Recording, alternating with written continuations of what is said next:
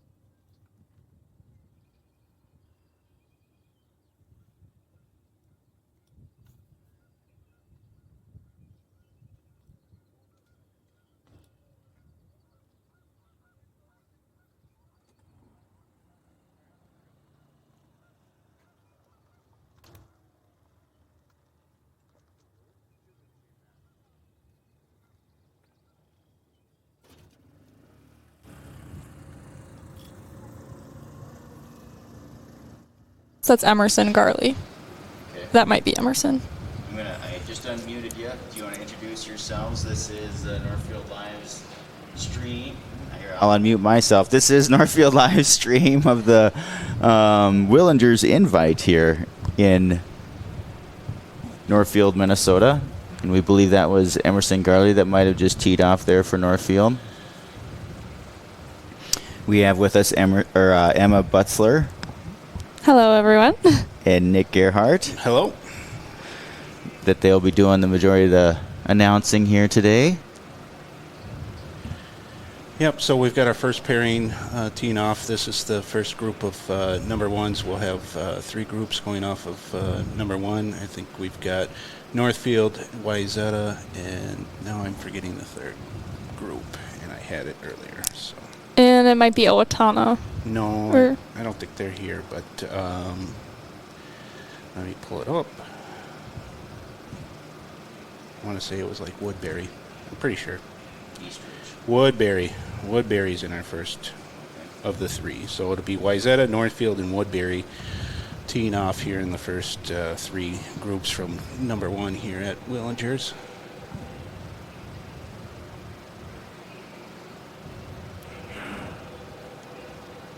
Emma, tell us a little bit about this first hole. So this first hole is a par 4. It goes up and to the right. It's a pretty simple hole for the most part, except for the water on the both sides, which when teeing off can be an issue for some of the girls, especially me when I when I golfed this tournament. But yeah, tell us a little bit about your playing career and your time at Northfield and what you're doing now. Well, I know the Willinger's Invite very well. I played on the girls' team all throughout high school and then on varsity my senior year. And this is always such a great invitational. There's so many good girls here, good competition. And Mel takes pride, does really well planning it, so he's a great coach. Yeah, what's it like? Obviously, you play some great courses throughout the high school year. I'm sure you guys went down to Lake City and played the Jewel at one time or another, right? Oh, yeah. And but Willinger's is a great course. Tell me a little bit about the course and what makes it unique and challenging for golfers. Yeah, so other than playing it, I also do work here, and so I'm out here pretty much every day, and it's just a beautiful course. I mean, the back nine is a lot more wooded, and just the nature out here is great, something you don't get in a golf course that's in town or a golf course like the other golf course here in Northfield. This one is just so full of nature, and the front nine is a little bit more open, lots more water. So it's definitely a difficult course, but it's beautiful, and if you get to get out here and golf, it's great. So yeah, absolutely. I think one of the laments I often hear from talking with people is if you're not very good, you can lose about a good dozen or more golf balls on this course. Definitely, yes. Yeah, this course is probably my top number one. This course has majority of the balls I've lost throughout my course of playing. I bet it's pretty good in the fall to find a bunch that. Oh you've yeah, lost throughout the definitely. year, so. When I'm driving around the Bev cart, I'll have my eyes open for some golf balls. I'll Yeah. zoom in on them out there if you want to. I don't know if you can see out there. That's funny because incidentally, I worked out here for a summer. I thought I could get free golf if I, worked in the kitchen or something like that. So it was great. I played twice, so Yeah. it really paid off. I know. But I was out here one time and I saw like a crew scuba diver was out there grabbing golf balls from really? the ponds and stuff. I've so. heard of that. I've never seen it actually. Yeah, it was pretty wild. I'm sure they get a lot, especially off that first hole. Well, you would hope not on the first tee shot. Yeah. but Oh, it happens a lot more than you think, even to me, a lot of the time. Yeah. So what are you doing now? I understand you're playing in college, right? I don't play in college. Oh, you just attend Winona. Yeah, I just Okay. attend Winona. And My fact guy, Lance, was wrong. oh, come on, Lance. I'm just I kidding. know. No, I don't play in at Winona. I know a lot of the girls that do play, and they love it. And the Winona girls team is great.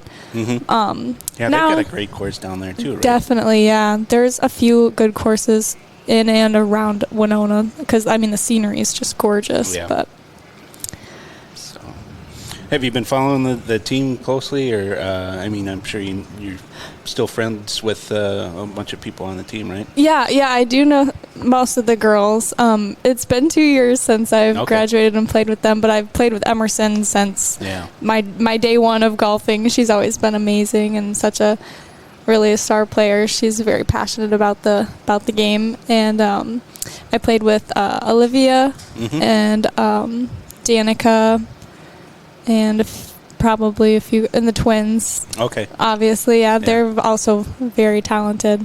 Yeah. So, it looks like we're heading to our second shots of the first group, and we might have just finished up there, and we're moving on to the green. So tell me a little bit more about this first hole and kind of your approach. Where do you want to be with your tee shot, and what's the best spot for an approach shot into the green? So for this first hole, you're going to want to end up,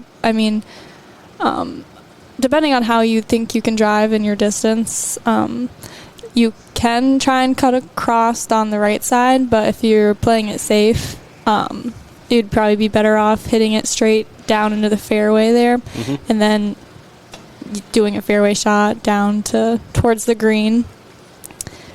But I'm sure a lot of these girls teeing off 1 and 2 will try and go right over the water.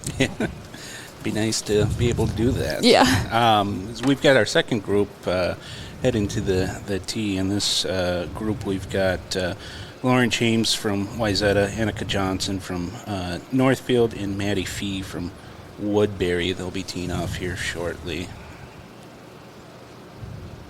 And our first group was Emerson Garley from Northfield, Waverly Wang from Woodbury, and Sachi Deshmuku from Wayzata.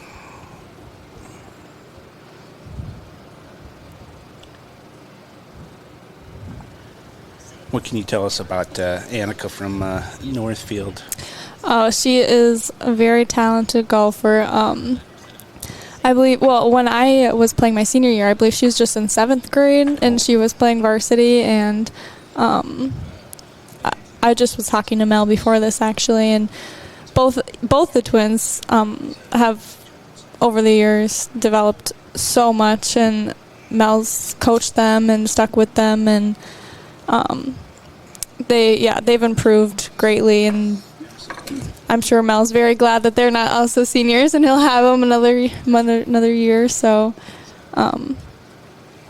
their grandpa too, I believe, is a ex-pro golfer. Oh, no kidding. Don't quote me on that, but I'm pretty sure. And he'd come to some of our practices and help us girls out, and so them having that too, probably. I think they're on the course all the time. Sure. Oh, we got a little feedback going on here. Do you want to mute your screen, maybe?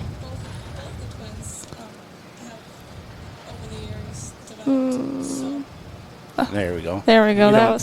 We don't need a repeater going No, on that's here okay. today, so once enough hearing your own voice is good.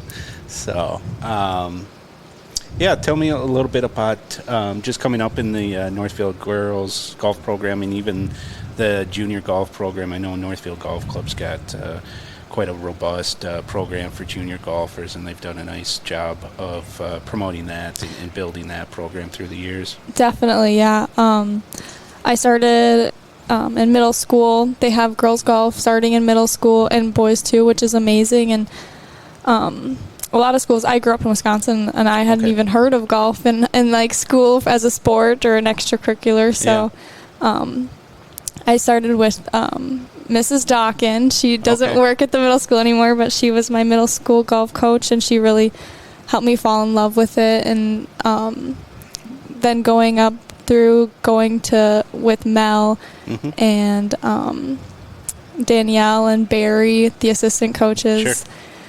They're all just so great, and they care for us girls, and they help us every step of the way, and they make it so enjoyable. So they make a individual sport really a team one. Yeah. And that's Northfield's always been so good at that. Yeah, that's the unique thing about golf. I mean, you're out there on your own, but you're also, part of a team, and your team score matters here. So it's unique in that aspect. Yeah, definitely. Looks like our second group is just finding their tee balls here, and everybody is in the fairway, right? Yep, I think so. Landing about halfway down the fairway. Yeah. So, let me ask you a little bit more about Mel and playing with him. And he's been the coach here for several years now, taking over for Brian Stevens, yeah, who had a tremendous program. I guess Northfield's always been pretty solid with girls golf. It's just been more recently that they've had kind of more depth than they've had in years past. I mean, when I was at the Northfield News, I covered Molly Stevens, and I played with her for a year or two. Okay. And I played with Molly, and I got Mr. Stevens for a while as a coach, and he's also amazing. He knows so much and has taught me a lot too. And I graduated with Nate Stevens. So definitely there's been a lot of good golfers, good golfing coming out of Northfield, and I think a lot of it, or most of it, has to do with the amazing coaching. Yeah. And how does it work with it being an individual sport and it being so unique, because you have to tweak this, that, and the other thing with your swing sometimes, or there's a certain aspect of your game. But when you've got a team, you've got a varsity and a junior varsity, and you've got, sometimes it's just one coach. It sounds like Northfield's got a couple of assistants to help Mel. What's it like trying to get individual time with a coach, and what can they help you with your game? Yeah, a lot of it is, they were always great at making sure each girl individually got their own time, or if they had questions that they'd take time and spend a little one-on-one with them. And a lot of it happens at the driving range for the most part when it comes to just your swing and your technique and the little things. But I had a whole day I think with Mr. Stevens, and he helped me. I probably improved 70% within 1 hour I spent with him. Just really the one-on-one time, you learn a lot if you just listen, and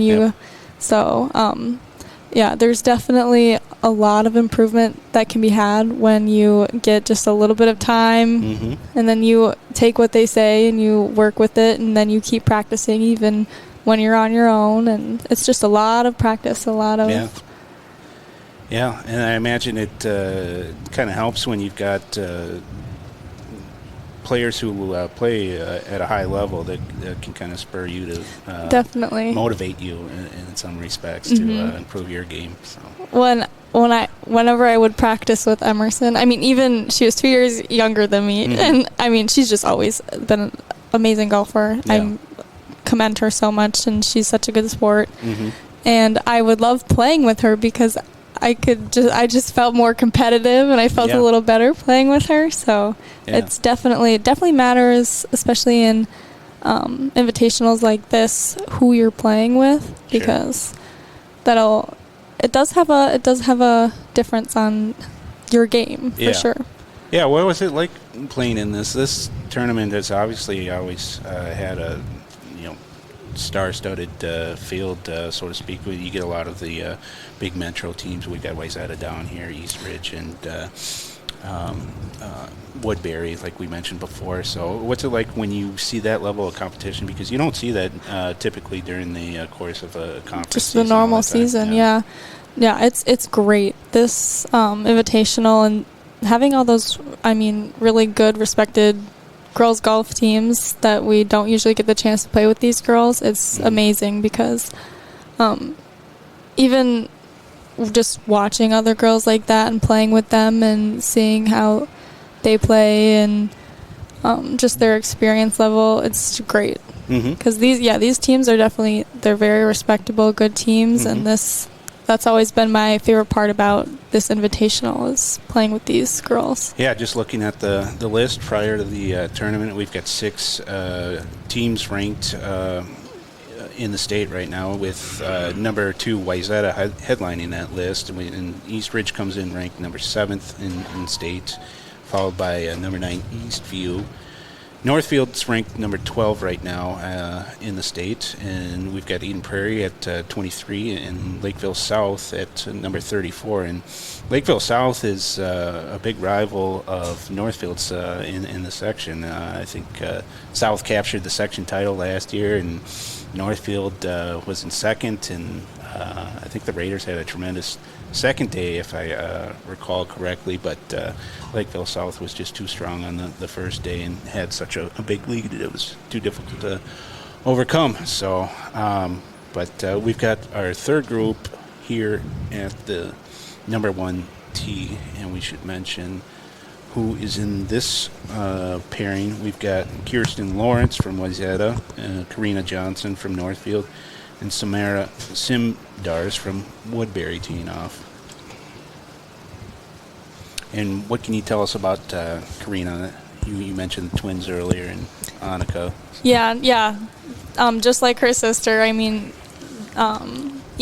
when they were younger and just in 7th grade and I was a senior, they've always been exceptional, and you can tell that they put a lot of time and effort into the game. And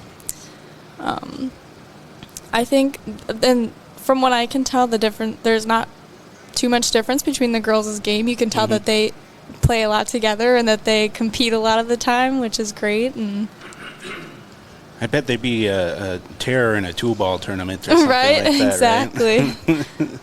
They never have to find a partner for it. No. They always got each other. Do you want me to? Sorry, do you want me to cut over to the girls that are coming up on 18 here? Sure.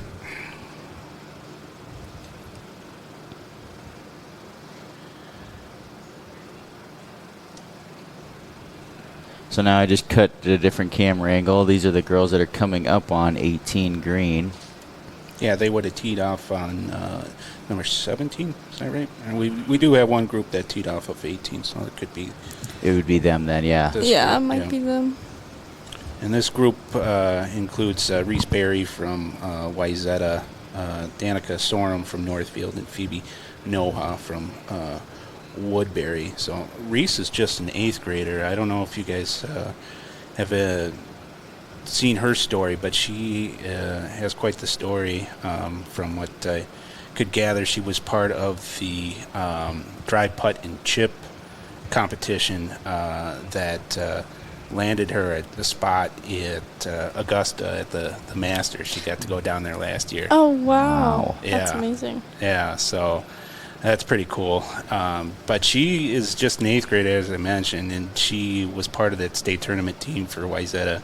She ended up finishing 49th as a 7th grader, so she's something to watch here coming up, and is just a tremendous talent, all things considered here. So it'll be interesting to see how she progresses as the years move on. That's remarkable. Yeah, one That of is 40 girls amazing. invited to the drive, chip, and putt tournament. So. I was just watching that on the TV actually you? the other day. Okay. Yeah. Wow, that's amazing. Yeah, what do you know about it? I wasn't super familiar. It sounds like one of those punt, pass, and kick things they've got for kids for football. Yeah, no, I mean, pretty much. I'm not too familiar. You don't get to play at cool places with that. I mean, you might get invited to an NFL stadium, but no, that's not definitely, the Masters. Yeah, it's definitely an amazing opportunity. You can probably meet so many amazing golfers, and just to be there and watch. And Someday for the rest of us. Yeah, right. I've had friends attend. Have you guys have you gone, Nick? I have not. No, I've never been fortunate enough. One of my uncles did go, and then a good friend Steve Cade from Northfield went last year to the Masters. So, yeah, that would be pretty cool. We have a guest joining us. Yes. Let's get him dialed in here. Mel, can you hear me? I can hear you just fine. All right. Let's. There you are. Mel Miller, how are you today? Fine now. We got everything started.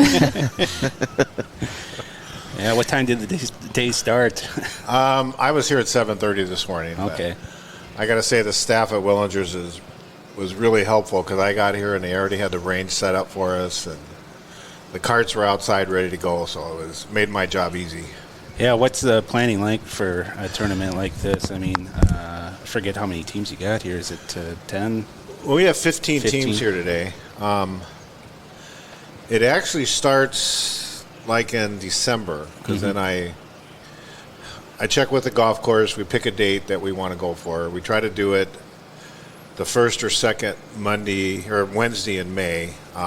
We're trying to stay away from as many AP tests. Yeah. And that's usually happens. Well, Wednesday's usually a pretty good day. And then right after the first of the year, we set out invites. We sent out about 40 invites this year. The ones that were in the tournament last year, they get the first invites. I send them out a little bit early before the rest of them. And we just see who can play, and we try to fill in as many spots. So the planning starts really in December of the year before, because we're trying to get in tournaments at that time, and then we know the other schools are looking to fill out their spring schedule. Yeah, and you guys have been hosting this tournament for I don't know how many years now, but I mean, do you recall getting this thing started or some of the history? I know it was before you took over as head coach. You've had this tournament, but it's certainly become one of the premier girls golf tournaments in the state each year. Yeah, I know Brian Stevens started it. He came out here. I think it's probably been going good 10 years. Oh, more than that. Yeah, I'm not even sure when he started it. But yeah, it is. We get some very good teams here. Like this year, Wayzata is number 2 team in the state. Yeah.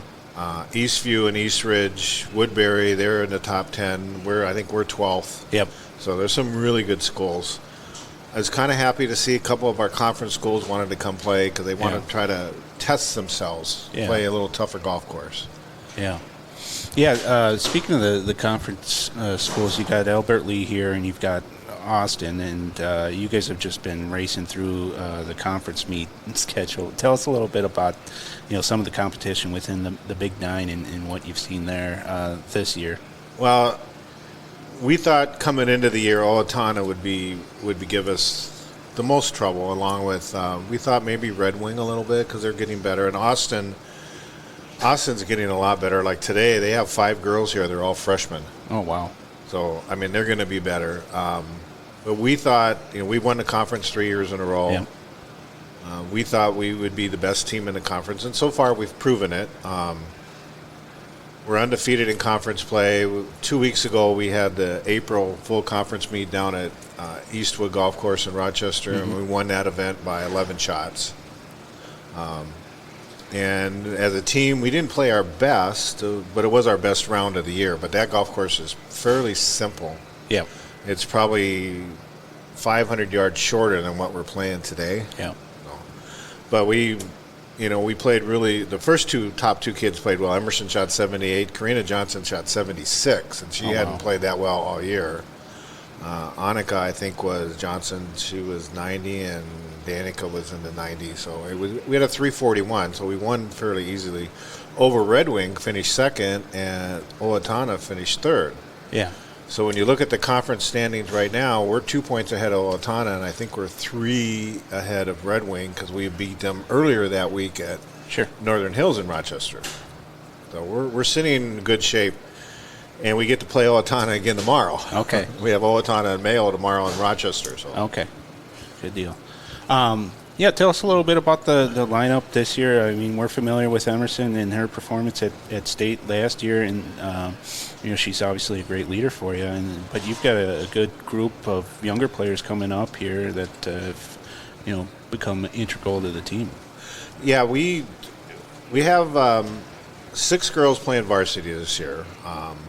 Emerson's our number 1 player. Karina Johnson and Annika Johnson have been flip-flopping on who playing 2 or 3. And then Danica Sorum, she's a junior. She's playing number 4 for us. This year, Olivia Cordium is playing 5, and normally Anna Jordan would be in the top 5 players, but her back's been hurt. She hasn't been able to play, so I had to bring up Anna Larson from the JV team, and she's been playing varsity, and she's getting better. I mean, her scores, you compare them from last year to this year, are probably 15, 20 shots better for 18 holes. So she's getting there. She had a 105 PR last week. Okay. Also last week, Olivia had a PR of 95. Her best before was 101, and she went to 95. So, and then we've got some young kids coming up. Annika Brisky's a 7th grader. I actually played her on the varsity meet on Monday when we played Faribault and Winona, and she shot 101. And then Kennedy Bauerfein, I played her. She's a 9th grader, and she shot 105 on Monday. So she's played well. So, I mean, and then Lola Bauman's an 8th grader. We brought her up. She's playing JV. And there's some other 8th graders we were going to bring up last week to play in a JV event because we had another JV event I was going to send the regular JV kids to because I wanted to see these 8th graders and what we got coming up next year. And there's a couple of those that are playing very well for the middle school.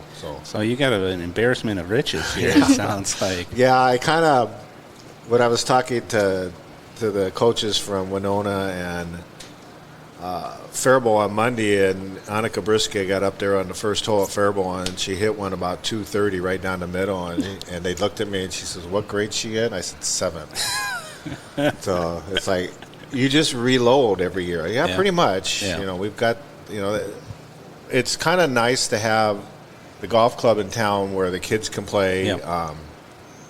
The head pro there, he encourages the girls to come out and play. Encourages the boys, too. There's a lot of young boys out there. Yeah. Don't have as many young girls, but they're getting there. I know there's some down in the 6th grade level that we'll be able to look at next year. So it's kind of nice. We're going to be up towards the top of the conference in the section coming forward. Yeah, it's been a few years since I paid close attention to it, but I know several years ago the Northfield Golf Club made more of a concerted effort to build up that youth program. What have you seen out there and the things they're trying to do to build that up? Well, I know this last year, Kyle, the head pro out there, he started a winter program for the girls. They were hitting inside into the simulator, and he's the one who turned me on to Annika Brisky and Kennedy and Lola Bauman, and Anna Larson played in it. He said, these are the girls that could probably play JV for you this year. So we started with that. When we bring somebody up from the middle school like Annika and Lola, we had to offer it to all the girls that are in the middle school program to see if anybody was interested. And those 2 were interested right away. And then there was another girl, I think it's Cece Vandewalker. She was interested, but then she thought it was going to be too much with school. Okay. So she's waiting when she's 9th grade next year. She's a good player, so she's going to help us out a lot. In fact, next year we're going to be having 5 or 6 kids playing for 2 spots each week. The top 4 back, and then you kind of go from there. We'll see what happens. So. Yeah. Yeah, going back to this year, I mean, you mentioned that you've got Emerson at usually in the number one spot, but she's got some competition there too for low scores from your team, and it's not always the case with every team. Usually, there's kind of a clear-cut number one. Yeah, well, Emerson really is our clear-cut number one, Okay. but she didn't win the full conference meet 2 weeks ago because Karina had not played that well all year long, and she played well that day, which Okay. was great. She kind of broke out of. She'd been in a little doldrum. She just wasn't hitting the ball right, but that day she played really well. She struggled the last couple meets. I moved her down to 3 today because her sister's playing a little bit better than her. Mm-hmm. And when I've done that in the past, Karina responds. Okay. So I'm looking for a lot out of her today because she can play. You know, it's the coaches in the conference always mention, well, you got the Johnsons back again? I says, yeah, and they're only sophomores. And, they shake their head like, 2 more years of these girls? Yeah. Then they say, well, Emerson's a senior, right? I says, yeah. Yeah. So, Yeah, and I imagine Emerson's got some high goals this year coming off of last year's state tournament. What have you seen out of her this year with her game and ways she's trying to improve to do better? she's working hard at her game. We practice out here on Tuesdays, and she played 9 holes, and then when she got done, her and Karina played 9. Annika, I think, played like 4, and then she went up to the range and hit balls. And 5:45 last night, I was leaving, and all 3 of them were up on the range hitting more balls. And then I think they went over and putted for a while. They were probably here till 7 o'clock last night. So they just have that work ethic. That's what they want to do. Sure. You know, it's you can't coach that. No. You know, they have to want to do it. And even Danny yesterday, she came out because she had an AP test yesterday, so she was late coming out. And then she hit balls, and she putted, and then she had to go study because she's got an AP test on Friday. So Okay. she's got to play golf today and tomorrow. So Yeah. sometimes school gets in the way, but it's the rules that we have.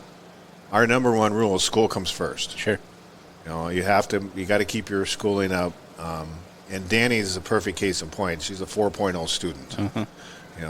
She's the best student on the team, and I think if you look, I know Olivia's a 3.6, and I'm sure the Johnson girls are probably 3.9 or 4.0. They're right there. And Anna Larson, she's in that 3.7, 3.8. So, they all take school important. Yeah. They know they've got to do the school stuff first. Yeah. So, going back to kind of getting ready for the section meet, we talked a little earlier about last year's section tournament and you guys coming up short against Lakeville South.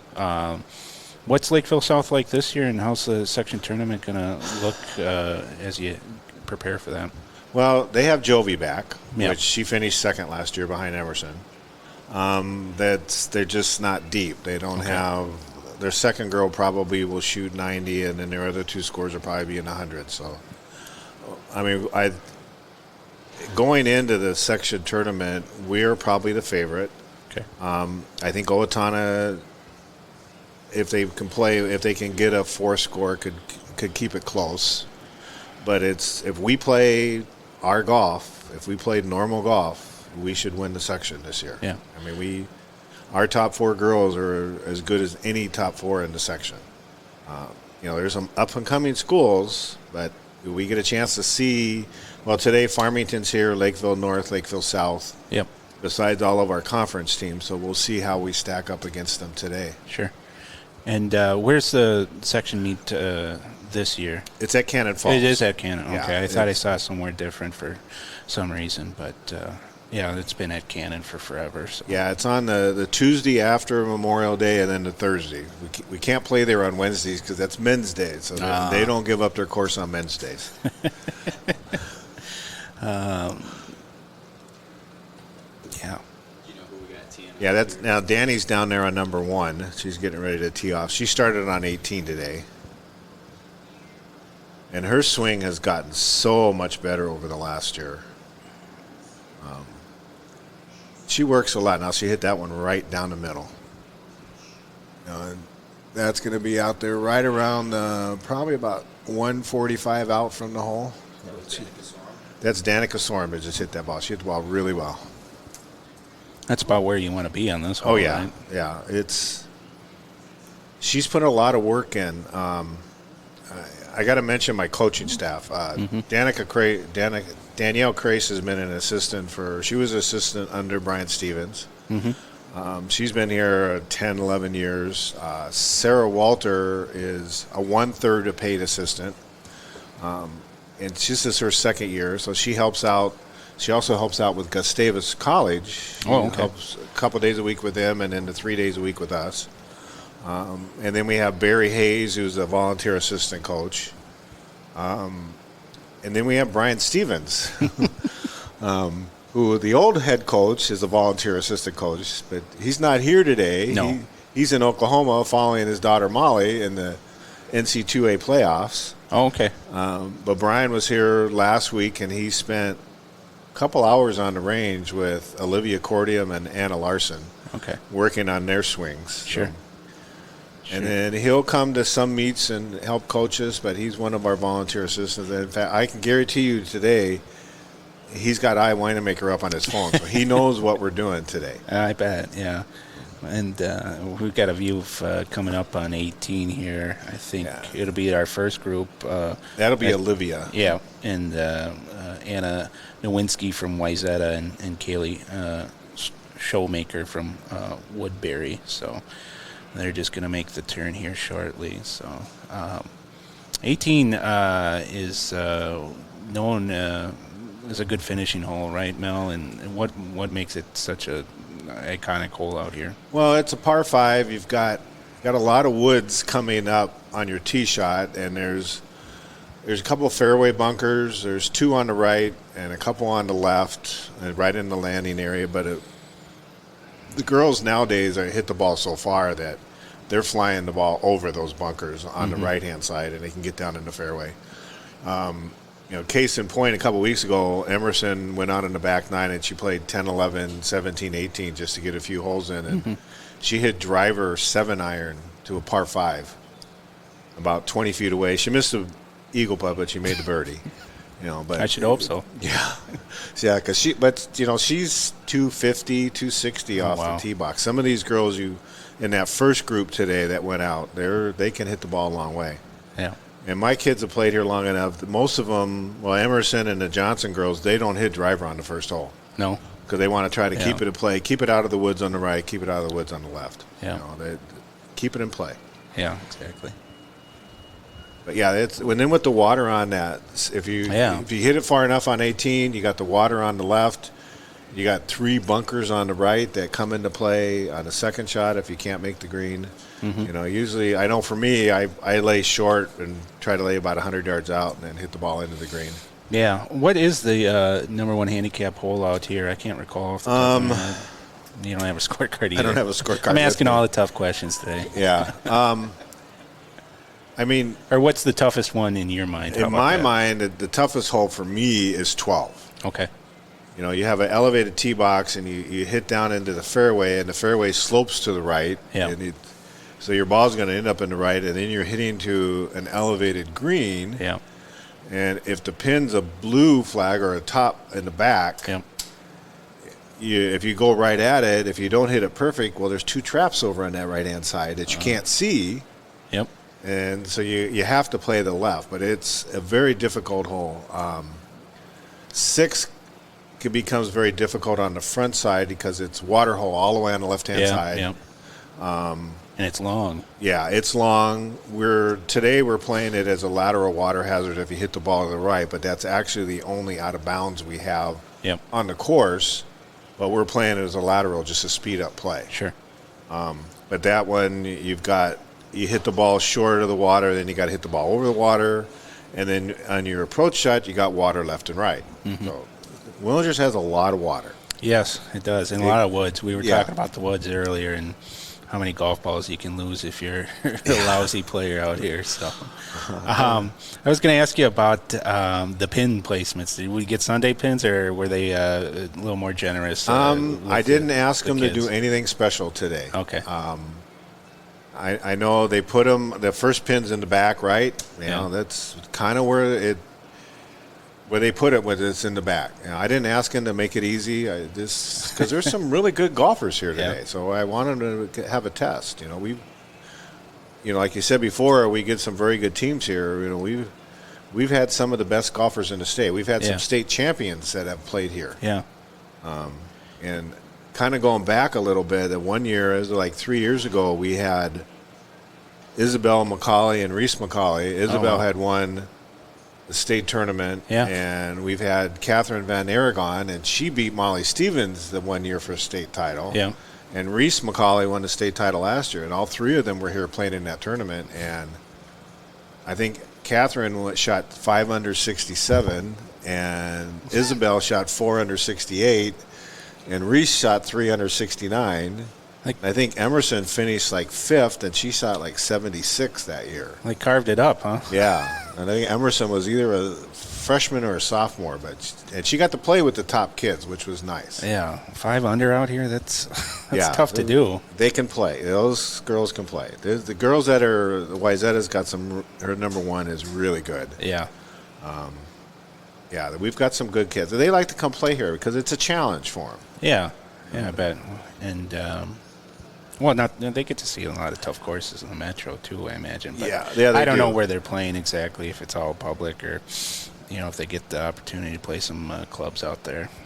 And they try to play in as many invitationals because this is where you get better when you see the better teams. Yeah. And I know my kids were looking forward to playing today because they're going to play some tough teams. And I set it up on purpose for us. I wanted to play with Wyzetta. Mm-hmm. And I wanted to play with Woodbury because it makes a big difference. But yeah, they're going to get to play with some good kids today. Mm-hmm. So I think we've got our second group from 17 coming up on 18 green. Is that right? Yep. Okay. Do you want to stick with that one, or do you want to talk about the girls that are teeing off? Yeah, this should be the second group the first group was 17 on the number 1 tee. Yeah, so they started on 17. So this would be Olivia Cordium's group. That's her in the left there. Oh, okay. So this would be the first group from 17. Yep. Okay. So they've already played 17 and 18. This is their third hole. Gotcha. Yeah. And then that's who's teeing off here. Yep, that's Olivia right up there now. Yep. Okay.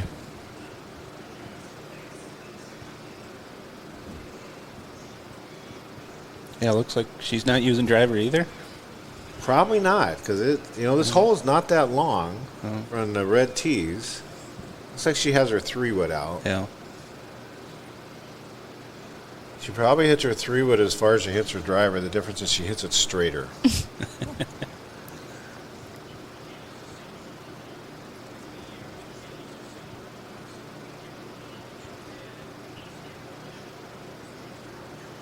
And she didn't hit that one very well. She hit it in the water. Yeah.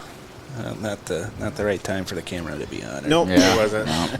So. I'll cut over. We got girls chipping on to 18 here. Yeah. And now that's Anna Larson is up there in the white. She's going into the bunker. Okay. She's playing number 6 for us. She's the one that we had to bring her up from the JV because with Anna Jordan being hurt. And she's kind of stepped up for us. Mm-hmm. And more than likely, she's going to be playing the rest of the year. She's going to be playing at number 6. So Okay. we need her to come through. Yeah. Mel, when you're out there on the course going from hole to hole and checking in with the girls to see how things are going, what types of conversations are you having? I mean, obviously you can't watch every shot, but there's certain things you want to communicate with each golfer? I kind of leave it up to them what they have questions. I'll come up to them. What can I do for you? Do you need something to drink? Do you need some water? Because I usually have water, a gator with me, or a snack. Or they'll say I don't need anything. Or and there's times when I know at the state tournament a couple years ago, Emerson asked me. She said we're on a par 5. She said, "What do you think?" And she was in the middle of the fairway. I said, "Hey, go for it. You got nothing to lose." It was her first trip to the state tournament, and it was the second day, and it's like, try to go for it, see what happens. And she got it up pretty close. I think she did get on the green, and she two-putted for a par. But they'll ask a little bit about where they should hit the ball. A lot of it's course management, especially here, where you need to stay away from. You need to keep the ball in play. And that's the most important thing, because it's with all this water, with the woods, you need to play on the short grass. You got to keep it. You got to keep it in play.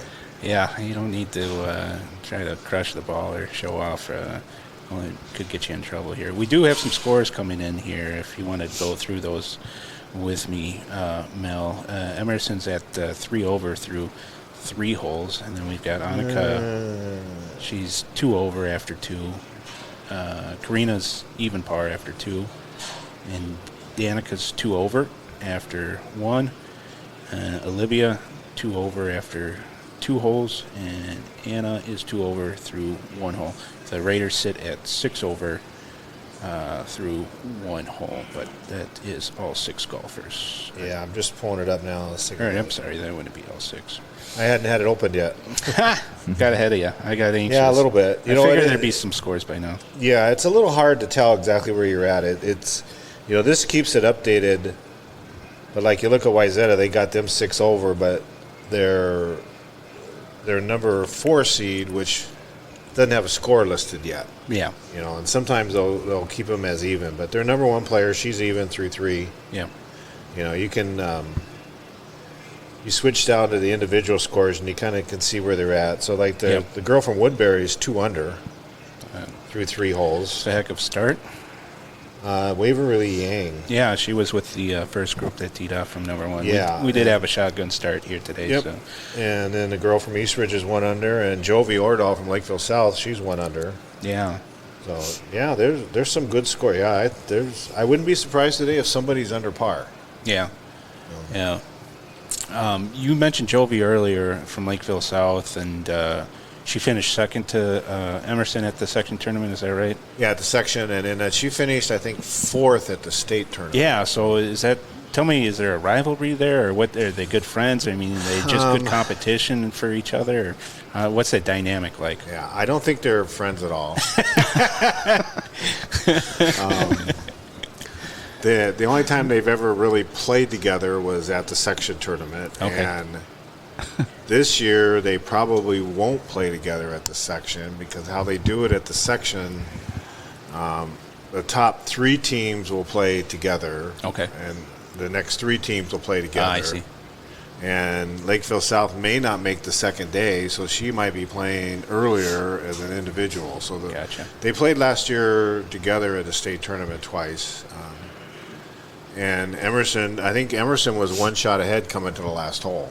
Oh, really? And Jovi hit it into the water on 18, and Emerson pounded it over the water, and then had an iron into the par 5, and she was just short, chipped up, made the putt for birdie, and I think Jovi ended up with an 8 on the hole. So she won by 5 shots. But yeah, I think that gave Jovi a little incentive to try to do better at state tournament, and they played pretty close together. They didn't play together there at state tournament either. But does that course sets up different from other courses? Doesn't it play a lot longer than normal courses you'll see during the regular season? It's been a while since at Bunker Hill at the state tournament. Yeah, they play at about 5,800 yards. Okay, so that's a lot longer than we normally play. Yeah. And how does that course set up for Emerson? I mean, how does she attack it, or how did she approach it last year? You mentioned some course management. Yeah, she tries to hit driver a lot, which she can, and she tries to. Eddie needs to talk. Yep. We got to let Mel go here. He's got course management stuff to go take care of with running a tournament, which is incredible to have to try to coach and manage this tournament at the same time. As he mentioned before, it's a 15-team field here today, and we've got some of the state's best golfers out there today. So I'm upstairs. Yeah. We'll try to check in here with some of the other team scores we've got going on here. Just a quick glance, and It's looks up in, like on we've I-1 got right Eastridge at 3 over as a team through one hole, and Woodbury as well at 3 over through one. Of course, these are all scores coming in through the Wanamaker app, and so as Mel mentioned earlier, it may not be the most accurate or up to date. It does tend to lag a little bit. We've got Lakeville South at 4 over as a team, Eastview at 5 over, Wayzata sitting at 5 over as well, and Northfield at 6 over, followed by Lakeville North at 6 over, and rounding out the rest, we've got Albert Lee at 7 over, Eden Prairie 7 over, Austin 9 over, Farmington 10 over, Rochester Century 15 over, Faribault 17 over, Winona 18 over, and Burnsville at 24 over. Of course, we can check in to see some of these individual scores with these teams too. If we can pull that up on this app. Right now, as we mentioned earlier, Woodbury's Waverly Yang is leading at with a score of 2 under through 3 holes. Previously, we mentioned Jovi Ordal from Lakeville South, a senior. She is 1 under through 2 holes, and followed. She's tied right now with Ella Winery from Eastridge, a junior, who's also 1 under through 3 holes. Northfield's Karina Johnson, just a sophomore, is at even par through 2 holes and sits in 4th place. She's tied with a gaggle of golfers here. Eastview's Serafina Swanson, a senior, is even par through 2. And Austin's Alani Thuravong, a freshman, one of those freshmen from Austin that Mel mentioned, who are up and coming and could be a real problem through for the rest of the Big Nine in a couple of years. She's even par through 2. Lakeville South's 8th grader Claire Steers even par through 1, and then Wayzata's Sachi Deshmuku is even par through 3 holes. She is one of the top ranked golfers in the state this year. I'm just going to pull up some of the rankings of Nick, can I see that? Can I see that app? I just want to make sure I get the correct app. I was going to type some of the leaderboards, see if we can do an overlay here. Yeah, absolutely. If you're following along online, you can search the Play Store or the App Store for MSHSL Golf and download the app and follow along that way.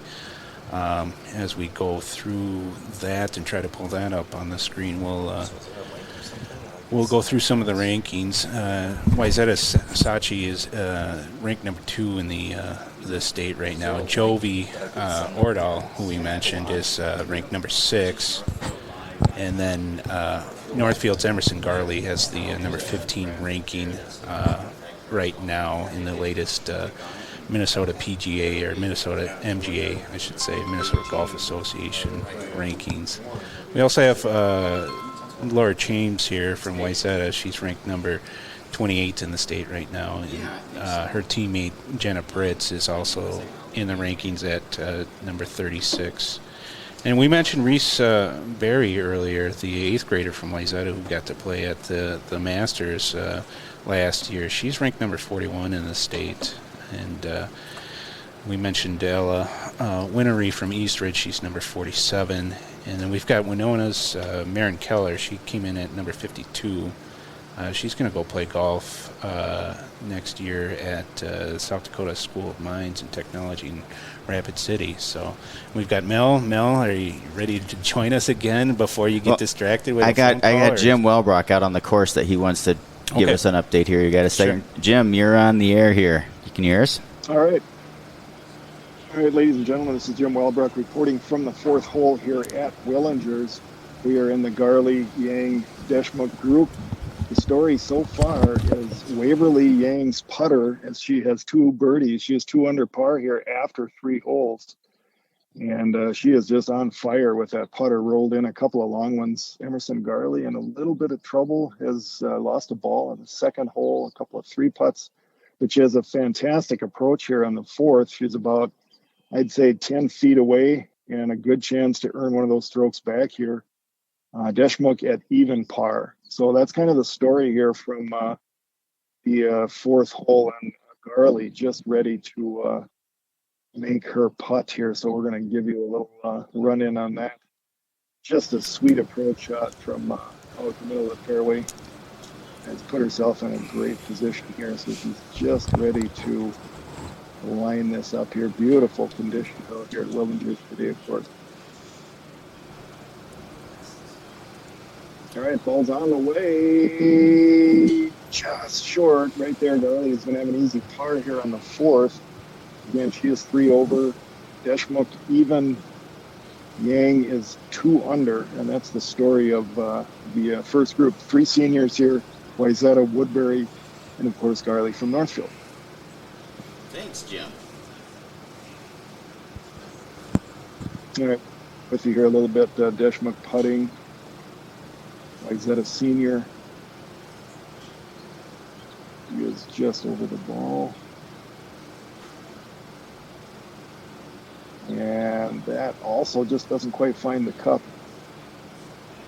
Tricky greens out here. Anybody that's played Willingers, you know there's a lot of slope. They put the pins in some difficult positions today. Of course, when you're in tournament play. Deshmukh rolls that one in. Yang coming up here. We'll stick with that, and we'll send it back to you here. So one more here. This is Waverly Yang from Woodbury. Again, she is off to the hot start from what I can see on the app. She is leading at 2 under after 3 holes, rolled in a couple of really curling, tough putts. And she's got another one here. Although I believe this is for par. And that does not go in. I think that's right. You'll want to check the ScoreMakers app, but I think we'll let you go for now, and they'll call again here in another hole. All right, thanks, Jim. All right, we'll talk to you soon. You've been listening to live coverage here on NorthfieldLive.com and also giving you updates on the Heritage Bank scoreboard. Send it back to you, man. Yep, thanks. Well, I think we got a new sideline guy. Yeah, we do. Jim's tremendous. Jeez. Thanks for the update. Yeah, he's out there with the first group of number ones, and which included Northfield, Woodbury, and Wayzata, and it sounds like they're tearing it up, or at least Yang is doing really well so far, and that'll be a good group to check in on throughout the rest of the afternoon. So, yeah. Mel, what are you seeing out there on the app? What scores are jumping out to you? Well, I'm a little disappointed, I think, with Emerson. I think but if she hit the ball into the woods on 2, that's going to lead. But she actually saved a bogey on that hole, which is pretty good. I think she'll straighten herself out. She's done this before. Not started out great, and then she'll make a couple birdies somewhere along the way. I'm really very happily surprised with Karina's even through 3 holes. I think my little experiment today worked, where I put her sister first, and that happens. She kind of focuses, and yeah, it's Emma Butcher. She knows what it's like. We've done that before. Oh, so. Yeah. Oh yeah. What? Tell us about your experience then. Well, just Mel has always, with the twins too, especially. You always use their sisterly competition against each other. Yeah. And you can tell, I was just talking about how you can tell that they are always playing together, like their game goes back and forth, because you can tell that they watch each other and they see what works, what doesn't. So. Yeah. Is there a little bit of a rivalry there? There is, and it if Karina has more natural talent than Annika, but Annika outworks her. Okay. And this season, Annika's playing better, and Karina wasn't. And I was going to switch them at the full conference meet, but I'd already put the lineup in, and then Karina shot 4 over 76. So it's kind of like, that was great. And then I decided to do it today because I think I needed to get that little push in for Karina to get her to play better. And Annika was struggling a little bit this week, and she's struggling a little bit today, but not too bad. Made a double, but I think she'll come around. She made a double on 3. But, she's Annika and Karina are the kind of girls that can get a couple birdies in there or play 5 or 6 holes even par, and that helps out a lot. Do I need to log in or Yeah. that's probably why. We're just trying to get Lance set up here so he can follow along with the leaderboard. Hopefully we can get that up on the broadcast here so you guys can see that too without looking at your phone and missing the live. So it looked like when Jim was giving us the update that Waverly Yang, she did bogey number 4. Okay. So she's back down to -1. And then you still have Ella Winnery from Eastridge and Jovi Ordahl, they're -1. Karina's even through 3, and she's in 4th place all by herself right now. So we're looking pretty good so far. But this course, it can jump up and bite you at any time. Yeah, that's for sure.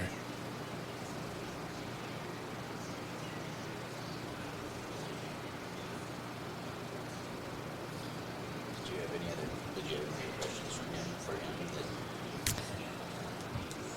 Let me see here. Oh,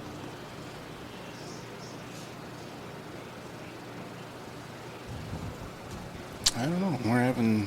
The app doesn't like Lance, so we'll just follow along as best we can. We're all kind of got our heads buried in our phones as we're looking for these updates. But yeah, you can't beat this weather here today out at Willinger's. I don't know. Was there much wind out there that they have to contend with? It looks pretty calm. No, there's hardly any wind compared to what we've been playing through this year. Mm-hmm. It seems to be windy every day. There's a little bit. The flag's blowing a little bit on 18, but it's come up. It looks like it's right out of the north, but it's not cool out there. It's actually pretty good.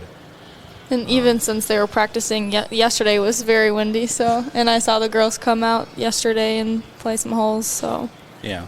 this is great conditions. Yeah, I couldn't imagine if the wind's whipping out here. I mean, I think some of these holes are probably protected with the trees and whatnot, but The back 9 is pretty protected. Yeah, front nine's pretty wide open except Yeah. for the water. But yeah, it's now we're going to coming up to number 1 here. This will be the first group that Northfield's not in because this is Austin and Winona and I think it's Burns. Is that Burnsville? Yeah, it's Burnsville. So yeah, Austin, Winona, and Burnsville are going to be coming up here. They're just stopping to get some refreshments here at the turn. We have the parents from Northfield are really great, donating some water and Gatorade and snacks for the girls to stop and grab when they come by after number 18 or after number 9. They can grab something. Hey, it's getting close. It's almost 11 o'clock. We're getting close to lunchtime. But now these girls here have played 15, 16, 17, and 18. So they finished 4 holes in less than an hour. So, which is really good. Our pace of play should be right around. We're hoping for 4.5 is what we're hoping today. that would be something. You never know with these shotgun starts. I mean, in multiple groups going off of the same hole, but of course this isn't a 4-man scramble, and so you're not looking over a putt for a half an hour. And one of the things, like when we have a regular meet, not on the varsity level but on the JV level, we play what we call circle 10. Okay. So that if once they get to 10, then they just circle it on their scorecard as a 10, and then they just pick up, and because you could end up having some really high scores on some holes. So it's just to pick up the pace of play. Yeah. We want them to do that. But these are the number 1 players from those schools. So. Yeah, just pulling up the pairings here, and we've got Olivia Hansen from Lakeville North, and we mentioned Marin Keller from Winona. She's in this group, and then Burnsville's Bailey Tilley. They started on 15. And yeah, they were the first group off 15. Yep. So it's some good competition there, too. I mean, with Marin, who's obviously a college golfer, and Lakeville North has traditionally had strong golf through the years. I mean, they had some battles with Northfield back in the day. I don't think, are they still in the section? I can't remember. They're still, Lakeville North's still in our section. And Olivia's been playing, I think, since she was an 8th grader. She's been playing varsity golf. Okay. They had a that their last year they had all 6 seniors the last time they went to state tournament. Sure. Yeah. I was trying to remember this in my head, and I can't. My memory's not as good as it used to be. But Mel, has Northfield gone as a team to state for girls golf?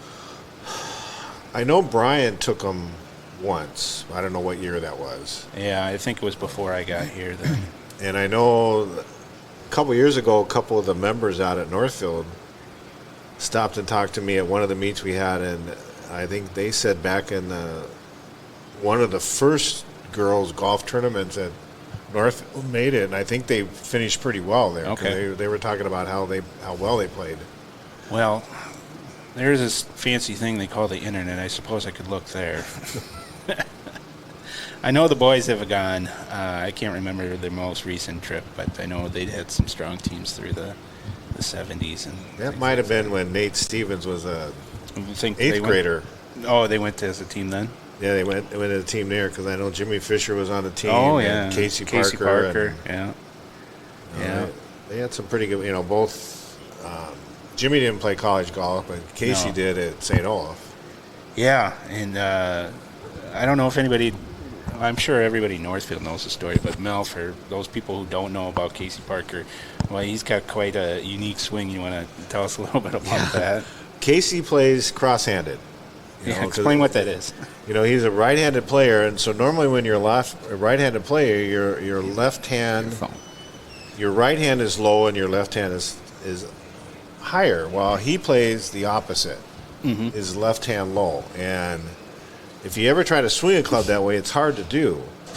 And I know a couple of the coaches that I saw when it might have been the year that they were up at the state tournament, or it might have been the next year, but Casey was up there, and one of the coaches, the kid on the team, says, "Can you teach me how to hit cross-handed?" Because Casey was playing so great, and he said, "How did they do that? Because it's not how you're taught." But that's how he was taught. And, I think he watched it. Somebody, was showing him who was left-handed, and so that's what he did. Yeah. He hit it like a left-hander, but he's playing right-handed. So, but yeah, Casey was a great player, was a good college player hitting cross-handed. You just don't see many. You don't see anybody do that. He's the only one I've ever seen hit the ball as well as he did, but hitting cross-handed. Yeah. That's wild because, like in baseball, they tell you never to do it. You break your wrist or something like that. So, we've got just pulling up the high school state tournament records here, and sure enough, we Northfield girls have 5 state tournament appearances. It looks like. I don't know if they're counting individuals or team appearances, but Northfield has gone 4 times, and then once when they had a co-op with Art Tech, the old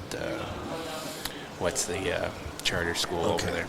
So we just got an alert that we got an official ruling out on hole 5. Oh, okay. So. Mel's getting called away to take over his tournament director duties here. Sounds pretty serious. We'll see. He said hole 5, right? Yep. What do you think that could be? Is that like a hazard or something? I don't know. Hole 5 is pretty straightforward. I mean, there's some woods on the right side and a little bit of a patch of some woods on the left side there, but could be an out of bounds. But I don't know. That's an interesting hole to have. Yeah. You ever had been a part of a ruling situation before in a tournament? No, not me. Not you? You stay clear of the hazards? Yeah, well, when I did play varsity, I made sure to just trying my best to hit it straight and safe. But off of hole number 1 just now, we had 3 nice drives, middle of the fairway. A lot of them cut right over the pond. Yeah. So Definitely some good girls. Yeah, that was our group of number 1s that started off on 15, if I remember correctly. So we've got a little bit of a break in the action here from number 1 tee, and nobody's really coming up on the 18 green. So there's there? They must have just teed off there on 18. I can see them through the woods.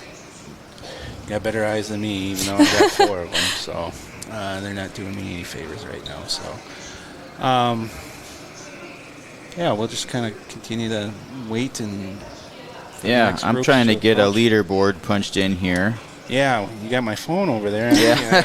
I'm just All the flying information's blind gone. here. Yeah. We need Emma to Yeah. step up here and share words of wisdom and things like. Well, tell us a little bit about working out here. How long have you been working at Willinger's? It's my third summer here. Third summer? Yep. Okay. Mel actually is the one that got me my job here my senior year of high school. So he sometimes works down in the pro shop, and I told him I was looking for a summer job, and he's like, "Oh, come out to Willinger's and work." And honestly, it's one of the best jobs I've ever had. Everyone here, I mean, is just so nice. The grounds people, they do Yeah. an amazing job. I love just being out on the course, and obviously the free golf is really nice, especially Yeah. for somebody who plays and enjoys it. So I love to get out as much as I can in the summertime, but Now you out here playing more than you're working here? sadly, no. I wish. If I could play every day, I worked, but right now I'm working like 6 days a week because No. I'm the only girl back so far. A lot of our Oh, girls sure. don't finish college or school until the end of May, so I'll be out here pretty much every day. I was here yesterday when it was super windy, and I actually saw some of the Northfield girls out on the course practicing, and I mean, which is just great for them. I'm so glad that they have Mel to get them out here. It probably really helps with this invitational every Yeah. year for these girls to get some practice in on this course, because like Mel said, it really is a difficult course, and it definitely pushes you compared to some of the other places we play at. So Yeah, it sounds like what I've heard through the years is some of those Rochester courses aren't as challenging as Yeah. you'd hope. Well, what were some of your favorite courses to play around the Big Nine when you were playing well, in high school? I know you're still playing. yeah, I always loved going. The drive was long, but I mean, I went to school there, but I loved going to Winona just because of just the scenery of like the course and everything it's like the that. bridges down there, is that the Yep. course? Okay, yeah. And so that was cool, and who knows, maybe that was what made me want to go to school there. Just Yeah. the thought in the back of my head, like, oh, I like golfing there. Maybe I like going to school there. Yeah. But there's so many courses, and that's Yeah. the best part too about playing in high school and getting to go to all these places, and you get to play so many different courses. You get so much good experience, and it really helps your game and helps you when you experience different types of courses and different difficulties. So Yeah, I suppose. Willinger's kind of unique because traditionally you've got conventional courses or courses that, and then you've got link style courses. And you've kind of got a little bit of that both going on, especially in the front nine. We talk about six, and it seems like more wide open, maybe a little bit link style, but not exactly. But you do see some link style courses right around the conference. yeah, definitely. You see everything pretty much. Okay. I mean, when you just go to all these places and play, and Willinger's definitely is a different type of course, and Yeah.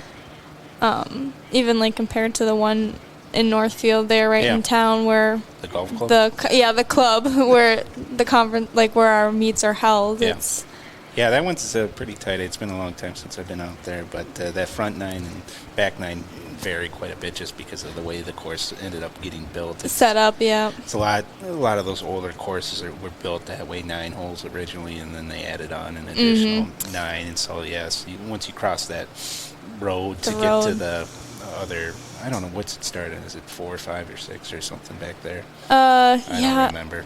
I'd have to think about it in my head. It's been a while since I've played there, since I get my golf here, but Yeah, exactly. So, and there too, it's the driving range is down the road too, Yeah. so that was always a thing for girls. The buses would always drop them off down there at the driving really? range first, and then pick them up and then bring them back, and that's just another thing with the course only being built with the 9 holes, and then Yeah. they add on. But Yeah. Oh, we have a leaderboard. We do. Look at that. Technology Crazy. working I'm trying. for us. I can't get. Oh, I think I'm not muted. I can't get signed into the app for nothing. I've tried creating an account, Yeah. etc. It doesn't like one of the characters on your keyboard. Yeah. There, so. Yes, it does. It does keep popping up as an error, Huh. like in my. But when I punch it in, well, I autofill my email address, so that shouldn't be it. But Yeah. I don't know. Well, who can we Sometimes it puts a chastise? weird space in before your email when you do that. I don't Does know. it? All right, I'll try and manually punch it in. And Yeah, maybe that's it. I don't know. We tried with Mel's email address earlier too. So, but since we've got the scoreboard up, we might as well take a look at it. You Yeah. want to run through the list and Yes, do sure. your best with pronunciations? Yeah. Well, we got Waverly Lang. No, She- that's wait. Wang. So I don't know why it's showing Oh. up like that, but yeah. All right. Well, great. Set Off you to a up for great failure. start. Sorry about that. For Northfield, Karina Johnson's still even through 3, but I think that was the same as before. Yeah. No? See if I can update it.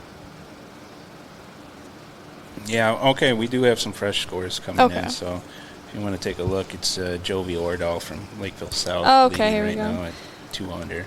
She's 2 under through 4, and then we got senior Waverly Yang from Woodbury under 1 through 4. Same with Ella Winery, junior from Eastridge, and she's through 4 under 1. Karina Johnson is still even through 4. And then we got a whole bunch of girls that are up 1. We have Jayla Mao from Farmington, McKinney Coburn from Eden Prairie. Oh goodness, Yeah, that's okay. I'm Emma, so my name's never been challenging. Yeah, yep, I understand. yeah, mine's Nick, but if I'm lazy, it comes out as Nate to people sometimes. So Yeah. I don't know. I don't think I'd want to be Nate. Yeah, I think we got a group coming up on 18 green. I think this will probably be their, hopefully, third shot, right? Coming in. Yeah, most likely from looks like there. we got- third or second. Yes. Yeah. could No, probably- second would be No, second would pro. be awesome for them. Try to think of who this group might be. Oh, are my pairings all screwed up now? Yeah. So this could be Looks like Lakeville North, Winona, and Burnsville. I'm going to go with that because I see yellow and nobody else out here's got yellow except bags. for Wyzetta, but they're mostly blue. So we're going to go ahead and venture a guess and say this is Abby Collins from Lakeville North, Callie Thompson from Winona, and Evie Burchill from Burnsville. They were our second group to, well, it could be, I should stop talking. This could be also be,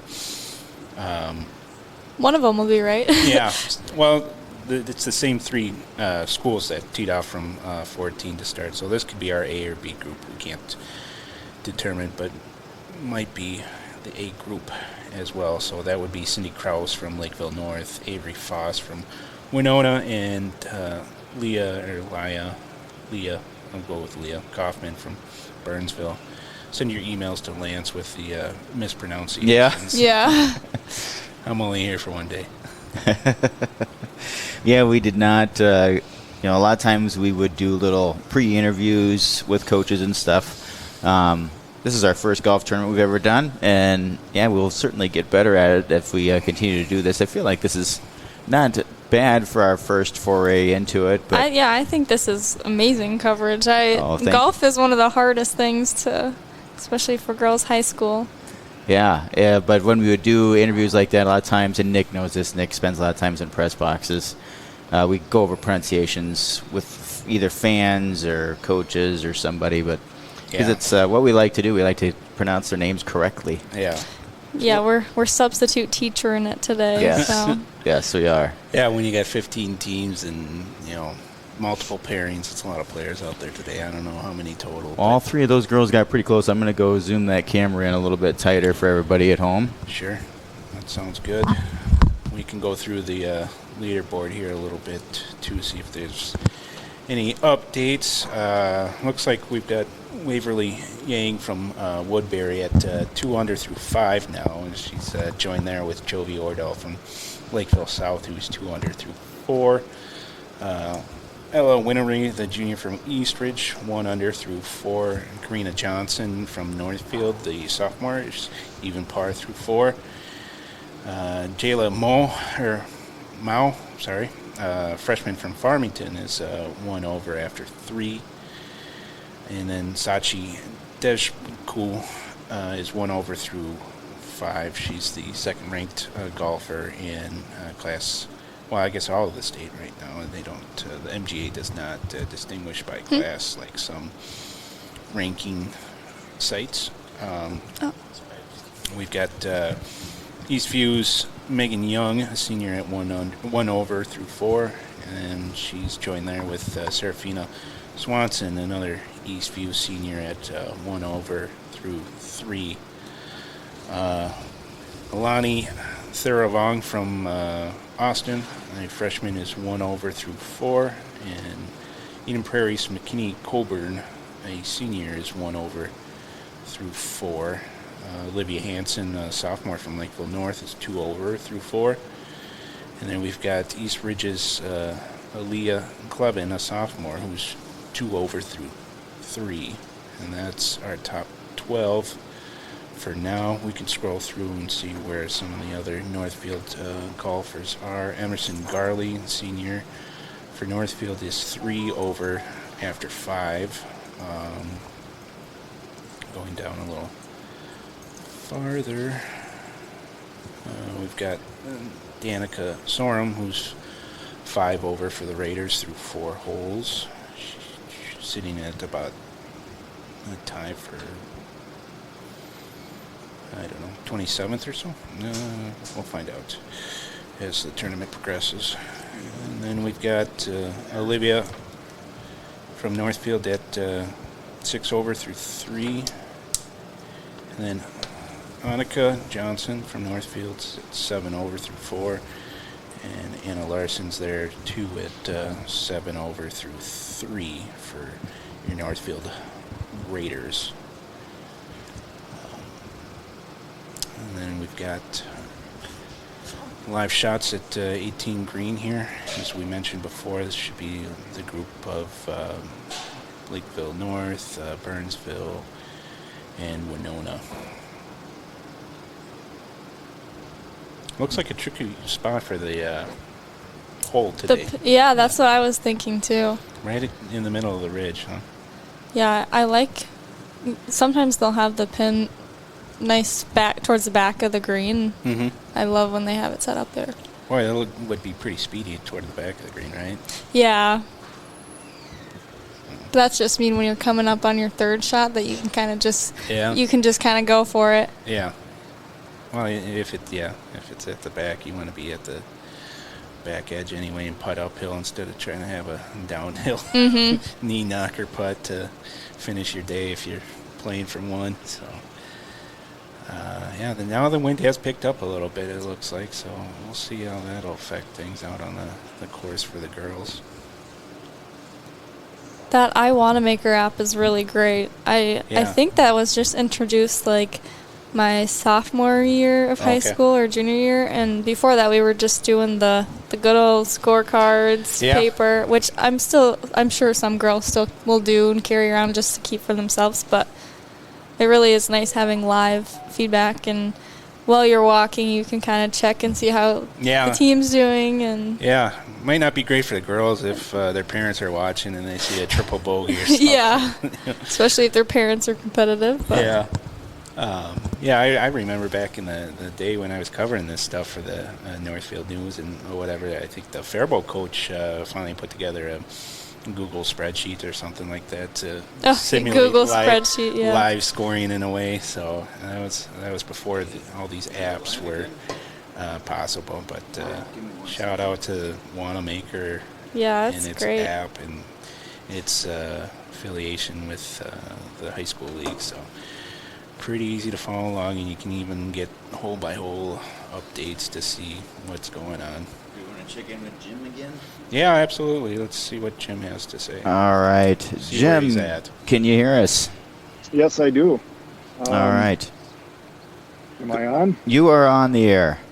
All right, ladies and gentlemen, Jim Welbrook again reporting from out on the course here. We are on the number 1 handicap hole, toughest hole on the golf course, the 6th. Anybody who's played out here, there is a ton of water on the left and some sand traps that make you play target golf. And the group of Yang, Deshmukh, and Garley have successfully navigated that water hazard and are in good spots here for their approach to the green. But a really tough hole and very, very wet with all of the rain we've had over the spring here. So we're just waiting for the group to finish ahead of us here, and then we can give you some play-by-play here as the girls make their approach to this par 5 for their from the women's tees. This measures 443 yards, and again, this is the toughest hole on the golf course. We are coming up to that confluence of several holes, so I think I'm going to probably stay at that little shelter, Lance, that we looked at, and we'll watch a couple of the other groups come through here. The Johnsons behind us. Let's probably switch groups here after this hole, but group that's on the green just finishing up here, so we're going to stick with you a little bit here, and we'll see how the approach shots go here for these 3 girls. Again, the story of the day so far is Waverly Yang's putter. She is just rolling them in, just rolled another one in back on the 5th for a birdie to get back to 2 under. So she's playing some great golf here. And again, the key on this hole is just to stay out of trouble, and everyone has done that here so far. So just finishing up on hole number 6 here as the group's just ahead of us. I think we're about, I'll give you a measurement here. Yang going to hit first, and she is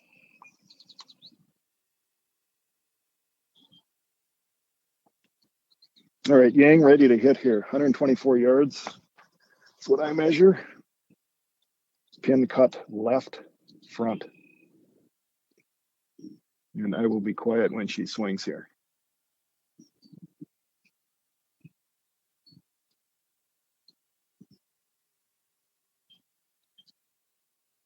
All right, Yang shot on the way here, and it's looking like a good one right up at the pin, and bounces in front, lands up, rolling up. Nice approach shot here. I'd say about a 15-foot putt there for birdie for Waverly Yang. Emerson Garley up next here. She is on the opposite side of the fairway, so I can probably talk a little bit through this. She is in the first cut, just made it over that trap on the left side. Oh, a nice approach here for Garley. Bounces, just rolls onto the collar on the back of the green, but that should be a good spot to chip back from. And Deshmukh, the Wayzata senior, up with her approach. Very left side of the fairway. She is in the fairway. Garley was in that first cut. Deshmukh ready. Ball's on the way. Right at the pin. This looking to be very good. Just on the collar on the back. So that's kind of the update here from the most difficult hole here at Willinger's. And again, I believe leading at -2 on the Heritage Bank scoreboard is Waverly Yang. So I'll throw it back to you, Lance, and we'll check in here again in just a little bit. Thanks so much, Jim. Yep. Yeah, that hole 6 is very difficult hole. Mine are usually going left in the water on that hole. Lost a lot of balls. Yep. So we've got girls coming up on the green here on our left, and let me unplug my phone from the board. There we go. And girls teeing off here. I got the camera on the green on the left. If you guys want to talk about that for a second, I'll take this phone call. Yeah, that's Lakeville North, and I think Burnsville and Winona. And I think that's their number 3s. The number 2s are on number 1 tee box, so that should be the number 3 players. So the pace of play so far is really pretty good. And I when I was out there taking care of the issue on the course, I talked to a couple coaches, and they had sent emails to their parents letting them know that it's on Northfield Live today. So I want to say this is really great that you guys are doing that for us. Yeah. That people can follow along and see their kids play. Yeah. Yeah, that's the one thing, too. And I was talking to Lance that girls golf, I mean, our parents come and, like, they can come and watch, but it's really just a hard sport to get your parents. I mean, it's all day. It's for multiple hours, and they'd have to walk along with, and you can't talk to them. So just having some coverage and just to have some updates on how the girls are doing, it's probably great for the parents. And Well, that's right. They can't talk to them on the Nope. course, can they? Only the Only the coach. coach. Yeah, you have to stay 25 yards away from the players. The parents do. The coaches can talk to them. We can't talk to them when they're in a bunker. We can't go down in the bunker with them. We can't talk to them when they're on the green. Yep. But all the way up until that point, we can talk to them. And you're only allowed to have 2 coaches that can converse with them on the course at one time. That's a state high school league rule. So most coaches, like today, my 2 assistants, the paid assistants, are doing most of the coaching. I'm kind of letting them handle it today. Yeah. And I'm doing rulings is what I'm doing. Yeah, hopefully not too many. Hopefully not too many. It sounded like you had the easy one there earlier. Yeah, on number 5. As long as and number 5 at least wasn't too far away. You just go 9, 8, and then you're at 5, and then Yeah.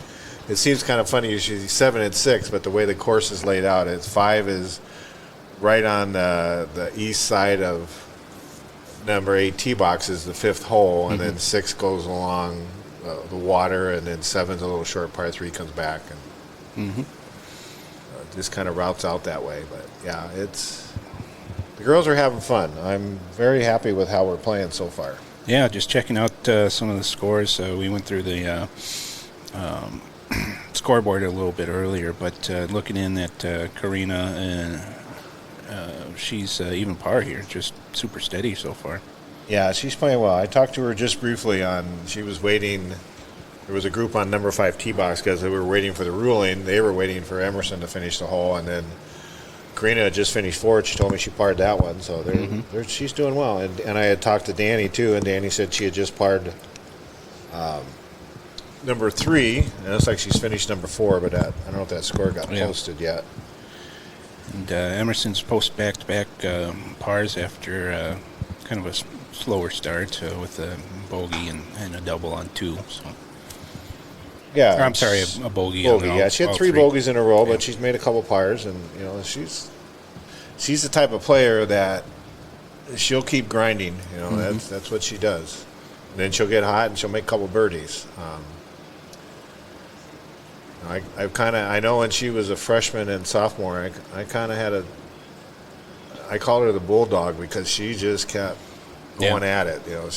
She's a hockey player. Yeah, she's a hockey player. Yeah. I'm looking at Waverly Yang from Woodbury. She had posted back-to-back birdies on number 2 and number 3, and then she followed that up with a bogey before recovering for birdie on 5, and so that's a solid round to start with when you birdie 3 out of the first 5 holes. Yeah, she's playing well. She's got a lot of talent. There's some talent in this. There's some very good players. We got Jovi Ordall's 2 under through 4, and the girl from Eastridge, Ella, she's 1 under, and then Karina's 4th, and it'll change a lot throughout the day. That's what happens. Yeah. Yeah, and you mentioned Eastridge, and they were state tournament team last year too, along with Myzetta, I believe. Yeah, I know. I had talked to the Eastview coach, and Eastview and Eastridge are in the same section. They're in Section 3. Yeah. And when we were playing last week at the Jewel in the Lake City Invitational, and the Eastview coach asked me, she said, "Can we play with Eastridge today?" Oh, yeah? Because he said, that's our competition for a section, so we want to get a chance to see him. So I set that up on purpose. And I think Woodbury, they're in the same section. Yep. So I put them with. I didn't want to put those 3 schools together because Woodbury and Eastridge are in the same school district. So Yeah. I didn't want them So I put Woodbury with us and Wyzetta. Mm-hmm. 'Cause I like our girls to play with the best. Yep. You know, they got to see what they need to do, and they enjoy the challenge. Yeah. You know.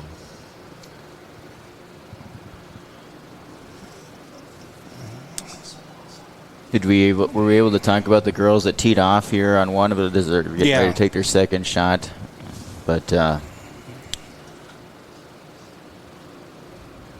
had to step away there for a minute.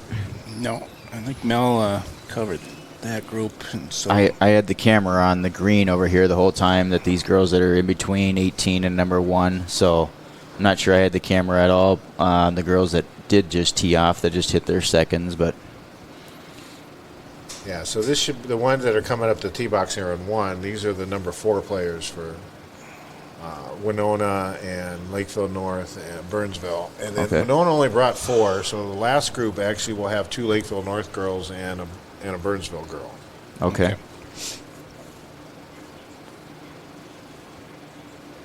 We did see Winona on Monday in Faribault, and he had told me he was hoping to get 6, but they've got something going on tonight, and a couple of the girls didn't want a chance missing it. And I think he had a couple girls getting AP tests today. Oh, yep. And you don't really reschedule AP tests for a golf meet. Yeah. Mel, you thinking this is one of the groups that teed off of 13?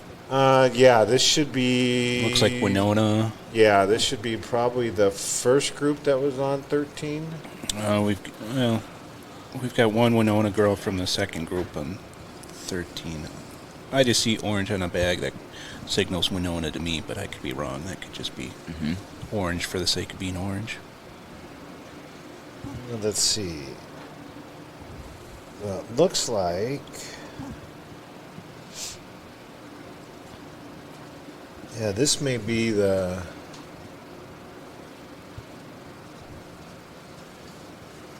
The 2s, the 3s. This should be the number 4s, though, for Winona.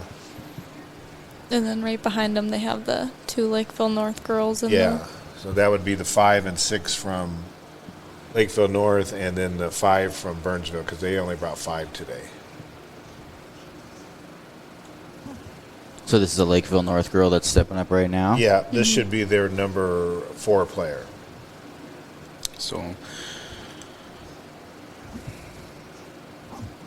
that should be Grace Kendrick. Yeah. They haven't posted her score yet on 18, but okay, this should be Grace Kendrick.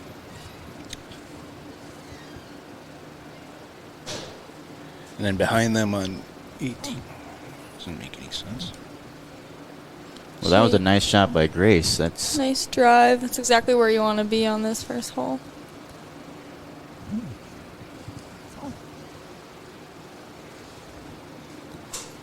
Sets you up nice and straight for the green going right.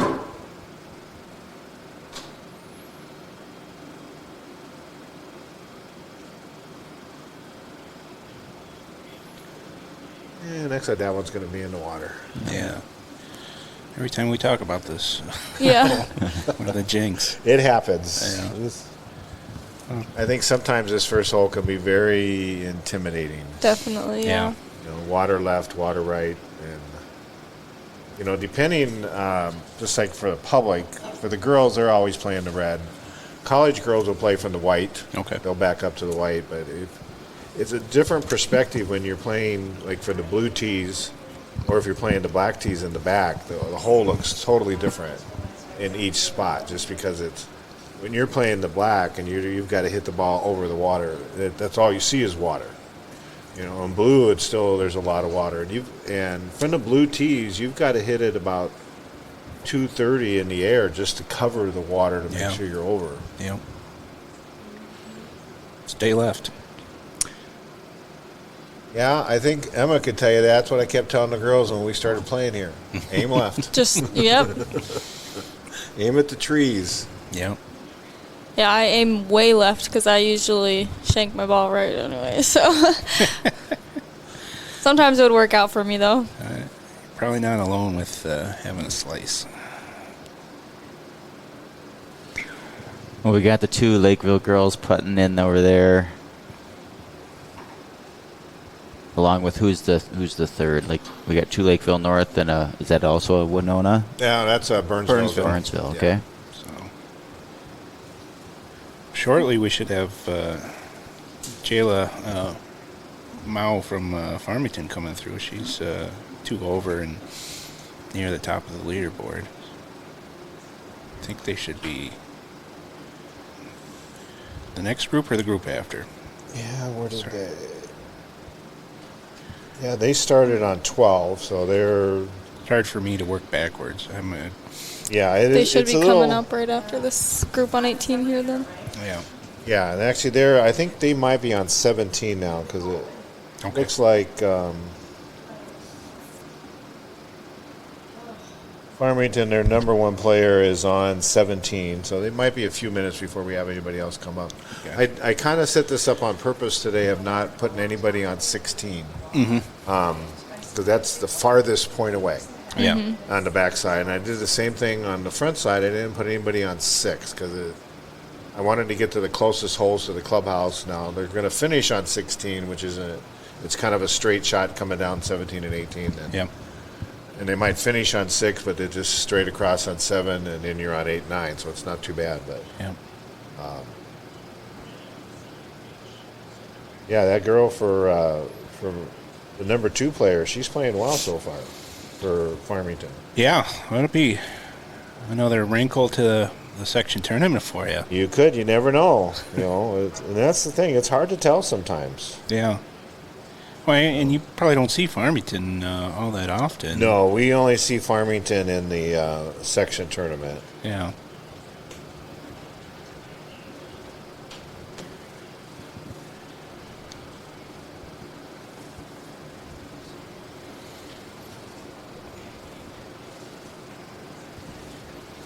Well, this silly scoring app does not want to let me in. Maybe deleted it and reinstalled. Yeah, that's a good idea actually, Nick. It That might is a- be. We might be have too many of them on my login too. I tried to create. I was just creating my own account, and I think Nick's right. Because I had actually put this app on here last year when Emerson was in the state tournament, and so I am going to delete the app and then try and reinstall it so that we can try and have a leaderboard on here. Mm-hmm. I did see Karina part number 5, so she's keeping the streak going.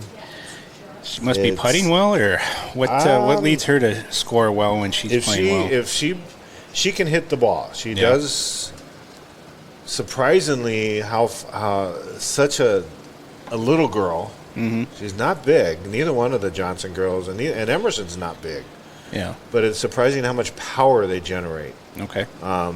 We look back to a last year we were playing in New Prague at the New Prague Golf Club, and I don't know what happened on one hole, but Karina hit the ball about 270. Okay. I mean, I think she just flushed it, and she got it way down there. And, it was a 300-yard hole, and she's chipping from 30 yards away on her second shot. So it's like, wow. She said, "Look how far! Look where I hit it!" She was so excited. Yeah. But at the time she was a freshman, so then you never know what's going to happen after that. That's and they're maturing. The Johnson girls. We get to play a lot with Emerson. I think that helps. Yeah. The top 4 girls are usually, when we practice at Northfield Golf Club, the top 4 will play together. Okay. And then we'll intermix the next group, depending. We might put Olivia and Anna Larson, and maybe we'll throw in Annika Brisky and Kennedy in there, because that gives them a chance to see where they compare with those girls. So we try to do that, and at times I'll even let Kennedy and Annika play with Emerson, so that they can see what they got to do to get to that point. Yeah. And they're so young still. It's just going to take a while for them. But the thing I was talking to Kennedy's stepdad yesterday, Scott Seuss, and he said she's so excited about golfing. She didn't play last year as an 8th grader, and she came out this year, and she's just so excited. And Scott's a member at Northfield Golf Club, and he says every weekend they're golfing. Oh, wow. Because she wants to golf. You know, Yeah, that's great. It hasn't happened before, and Yeah. he said he's so excited because he loves to play golf, and now he gets to take his stepdaughter out, and she loves it. So Well, that's awesome. I keep telling him, well, she needs a rangefinder, or she needs this, and she needs that. So I said she needs a cart, so we went out and got her a cart. So, Yeah. Yeah, that's crazy, all the technology the kids have, and they are permitted to use a rangefinder, right? And it's got to be a fairly specific type, right? Yeah, it can measure, it give you yardages. That's really all it's allowed to do. You can't have one that measures the wind. And you can't use an app, is that right? Yeah, they're not supposed to use an app, and because the apps will show you wind direction, it'll show you elevation changes. You can't do that. You can only use it as to measure the distance, how far you have to hit the ball. Okay. So it's like a scope type thing. Yeah, that it's they like use. a scope type thing. Okay. Yeah. And all the top 6 girls have. Well, actually, I think on my team, almost probably the top 10 girls have them. Yeah.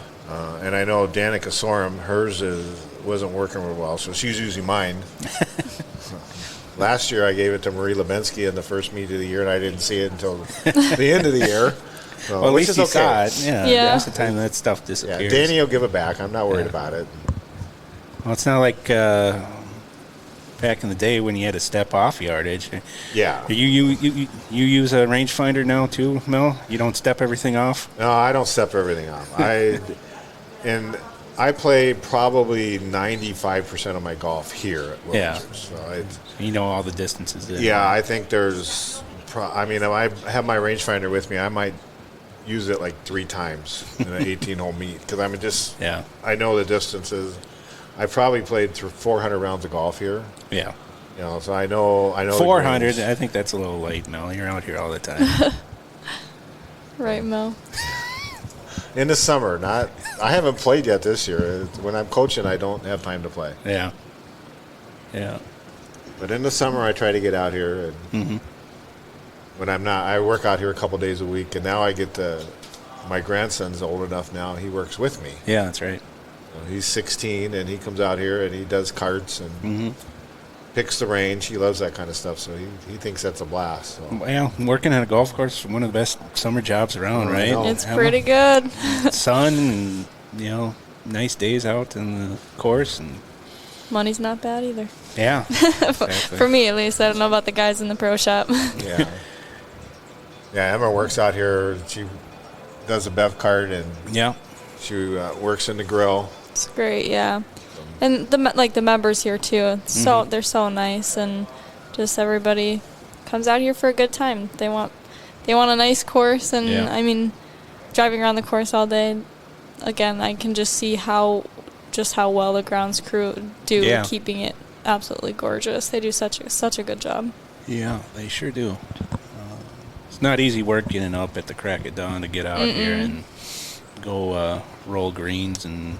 Definitely not. And I know the manager, I think his name's Riley. The superintendent. He's been working here for a while, and just he keeps it really nice and is always out here every day that I am out here and I see him. He's working and digging some kind of hole somewhere or something. I don't know. I hope not.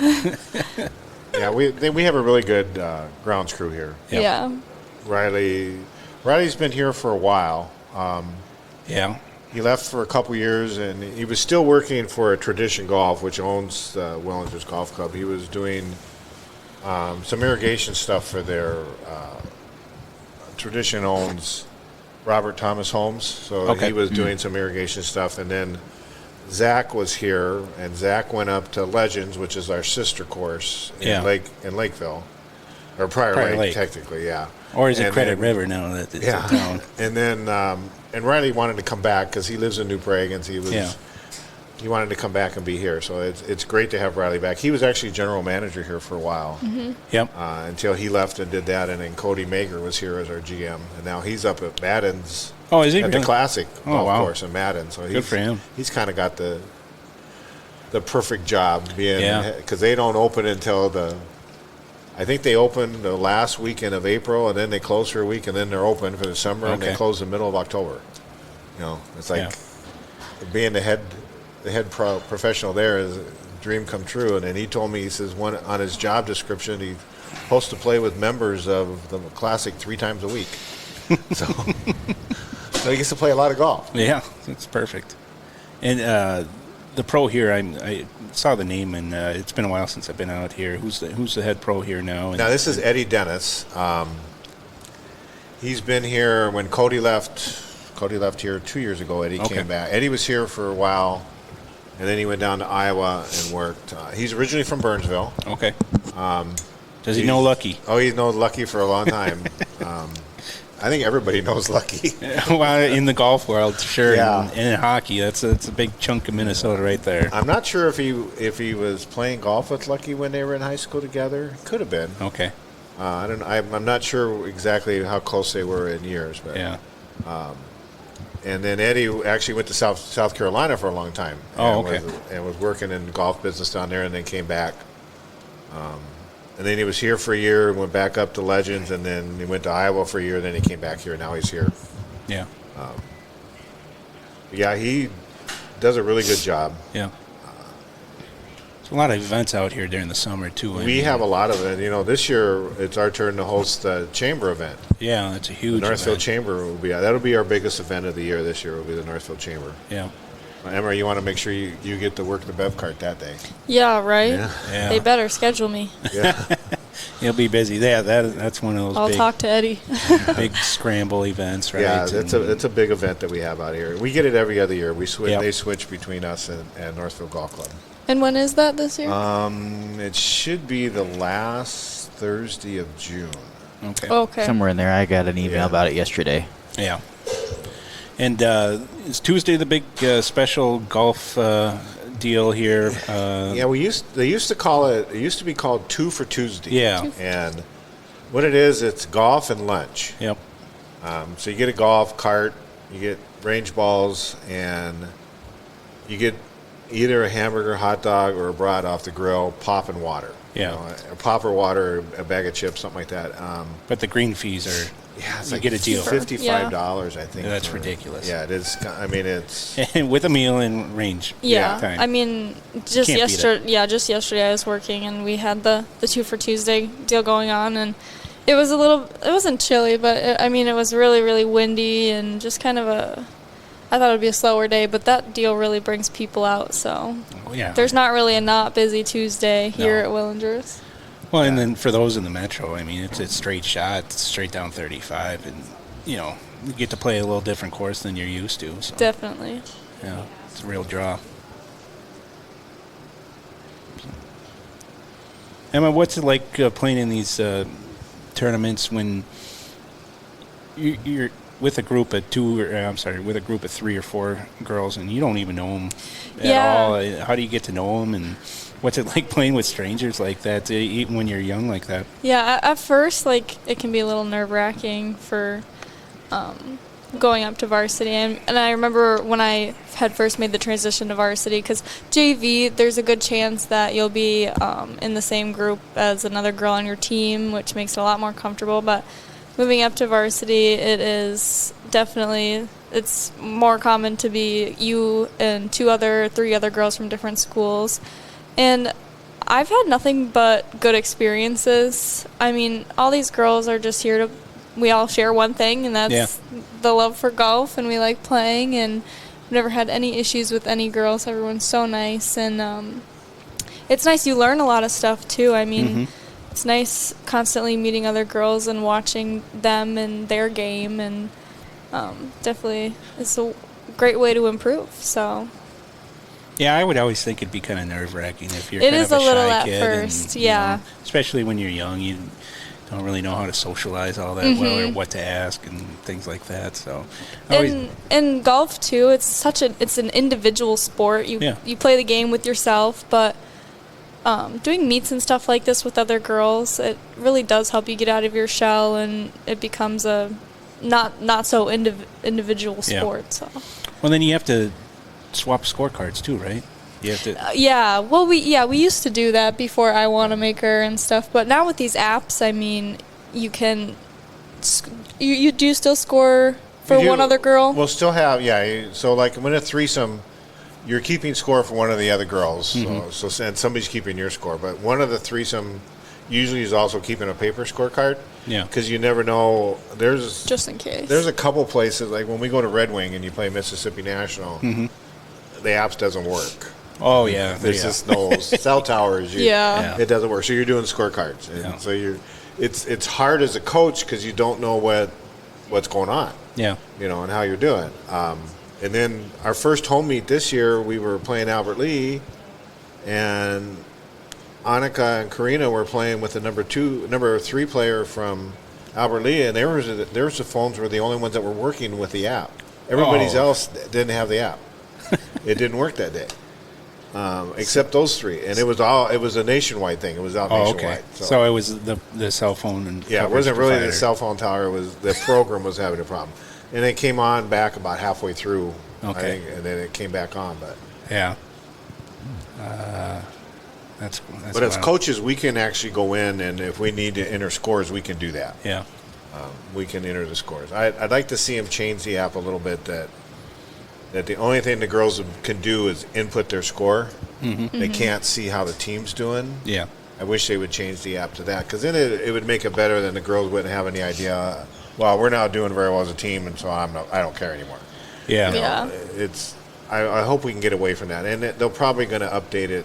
They updated it this last year. They'll probably do it again, because that's, I think, the biggest complaint from coaches is they want to be able to see them only input their score, and that's it. Yeah. You can't do any input the score for the person they're supposed to be scoring for, and that's all you can do. So they can go through and see how everybody else is doing right now. They can see how everybody. Oh, boy. Secretly, I like that, and I know secretly some of the girls do like that. But I can see how coaches wouldn't like the girls seeing how the other girls are doing, because it could definitely play some mind games. But yeah, like having the guy at the PGA events with the scoreboard following people around. It's like, it's hard enough to focus on your game, and then you're thinking about all that other, what everybody else is doing, and could be a recipe for disaster. So, well, it's finally able to get the scoreboard widget thing to work a little bit. So those girls just finished up on 18, and I put an overlay on there with an update on some scoring. Yeah, it looks like for us, Karina's still even through 6 holes, so she just got past the hardest hole in the course and parred that one, so she's doing well. Yeah. And Emerson, she's tied for, she's 11th place right now. She's +4, but she's doing okay. So now she's approaching 8, 9, and they're not real long holes, and they're not as difficult as some of these other holes. She's got 3 or 4 holes coming here up that she might be able to get some scoring in. Getting the backside 12 is difficult. 13, you've got to hit the ball perfect on 13 off the tee. Yeah. There's a lot of water left, a lot of woods right. You've got to hit the ball, and most of them, I know Emerson, she'll probably be hitting an iron off that tee box, trying to get it down into play. Was 13 the hole that had the big oak tree in the middle of the fairway at one 12 time? used to have one there on the left-hand side, and number 2 had one, and 12. And I know the members here were not 12. sad when both those oak trees died. Yeah. They took them down. Yeah, and I think that interfered with quite a few tee shots. Yeah, it did. Or at least I used to hear stories about 12 all the time. So. Well, and I've realized, too, coming back this summer, that they have removed quite a few trees from the back, too, it looks like. They tried to thin out some of the areas that were kind of overgrown. Yeah. So they took out some of the really smaller trees to give the other trees a chance to actually thrive, because there was too many in there. And they had too many trees in some areas. And then they're trying to thin out some of what we call the wooded areas to make them a little bit more playable. They've done that, because it used to be like here on number 1, when you look at 1. On the right there. To the right there were those trees. That used to be 3-4 feet high of grass. And now they keep that mowed down a little bit. So if you hit the ball over, you actually can play it out of there. Yeah, before you hit the ball in there, you're not finding it. So that's really nice. Well, we could talk a little bit about the history of this course. Melly, I'm sure you're familiar with what this used to be before they developed it into a golf course, more than almost, 30 years ago now? 1992 is when this course was built. Yeah. I know there was a bunch of investors in here in the beginning, and the family that lived out here, their last name was Willingers. Yeah. I'm not even sure what it was before then. Well, it's funny you should ask because yours truly wrote a story about it on the 25th anniversary way back when. It used to be an old tree farm out here. Okay. So 270-acre tree farm. So more than 40 acres of oak forest and 60 acres of natural undisturbed open water and wetland marshes. And you can still see a lot of the marshes out here, right? Oh yeah. Well, I know like Innebeck Construction, they were some of the original owners. Yep. Sawyer's from College City Beverage, they're still part owners. Yeah. And now right now Tradition Golf owns it, but it's still the principal owners are the Sawyers, Innebecks, and there was one other one I can't think of the name right now. Mulligan? But, I don't think they own any of it anymore. Okay. But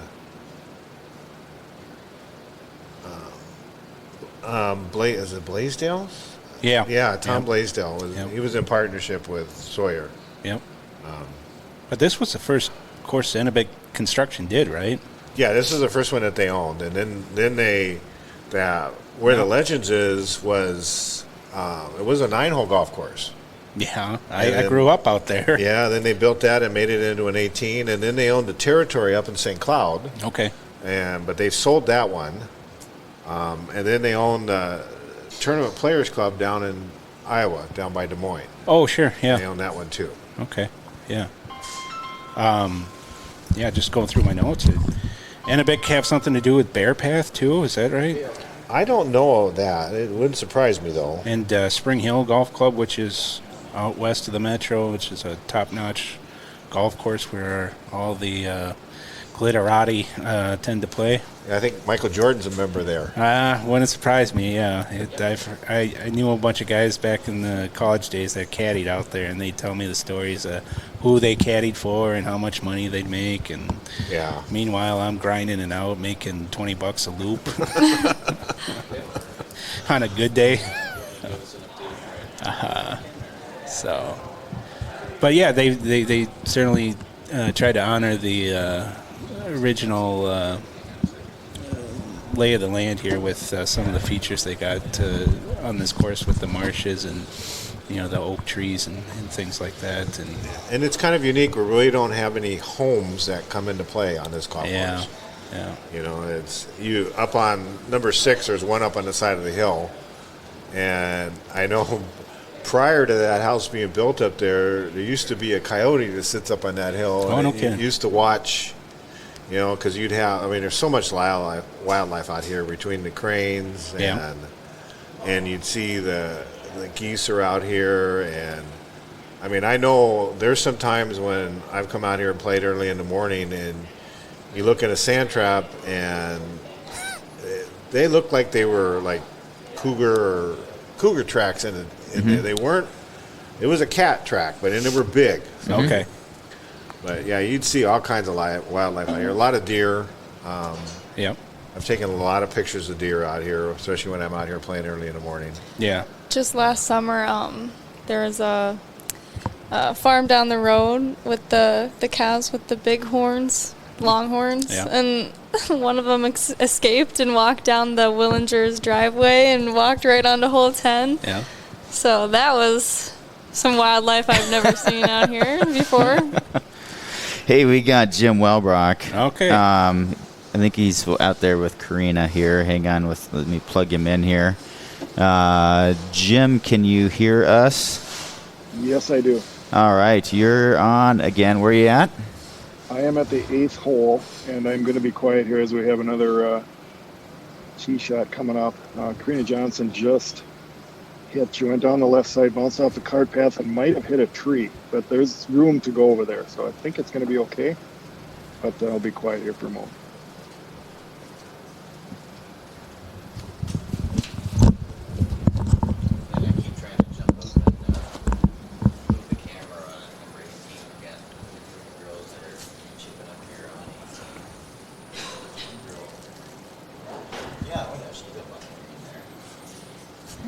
Yeah. got one using the rangefinder from the. I think that was a Woodbury player. I'm not sure who's all in this group here. Again, this is Karina Johnson's group, so third off. There was a 1C group this morning. I think we have a Wayzata player. Yeah, should be Wayzata and Woodbury there with them. Yeah, okay. All right, nice shot here. Oh, it's going to the left, but there's plenty of room over there. As long as you get through that first set of trees, that's going to be playing well. So we're going to skip ahead here. I'll check in with you again here in a few minutes. We're going to go up the 8th fairway here and see where these two shots land. You cannot see them from the tee box. So, Lance, I'll throw it back to you. All right, well, I'll let you call us back. All right, sounds good. Yeah, Thanks. just looking at the pairings, Karina's with Wayzata's Kirsten Lawrence and Woodbury's Samara Simdars, and in that group, and yeah, that's some good competition for her to face there. I think obviously Kirsten was part of that state tournament team for Wayzata, and she's I believe she's in the rankings for the state right now. I could be wrong. Yes, she's ranked number 61 in the latest rankings. She finished 62nd at state, so that ranking might be spot on. So I was doing some research on the players, and Kirsten's kind of got an interesting story. She, speaking of caddy, and she's one of the Chick Evans Caddy Scholarship recipients for this year. She'll be making her way to the University of Minnesota, one of 8 awarded that scholarship, which is a full ride scholarship to the University of Minnesota, and housing provided. They've got their own house on campus, so it's kind of a neat deal. So any kids out there, or parents looking to get their kids a full ride scholarship, look into the Chick Evans Caddy Scholarship and have your kid go begin caddying at a nearby country club for a couple of years and apply for that scholarship. It's a heck of a deal. Yeah, there's a lot of opportunities for kids to get scholarships for golf. I know, I think there are a couple college coaches out here today, because I know the coach from St. Kate's was going to be here today, and Katie Luckcraft had told me she was coming out today to watch, because she's got a couple girls that she's been trying to recruit, I think either from Eastridge or Eastview. So we do get coaches out here. I know last year, I think it was the Mankato State coach was here recruiting Emerson. Yeah. You know, and he's been talking to her. You know, and she committed last fall, which was great. She's going to do well there. Mm-hmm. I mean, that's a very tough conference. Yeah. Got some really. Augustana's really good. That's where Molly went. Yeah. And how many is Molly in her senior year? Or Molly's technically a 5th-year senior. Yeah, I was going to say. Because of that COVID year, she got an extra year. So I know, talking to Brian, he says she's taking advantage of that because she's getting her master's done. And she'll be done here with school here pretty soon, and with her college competition here really soon. If they don't go on from here, I think I saw in the paper this morning they were like 5th, I think, in that regional.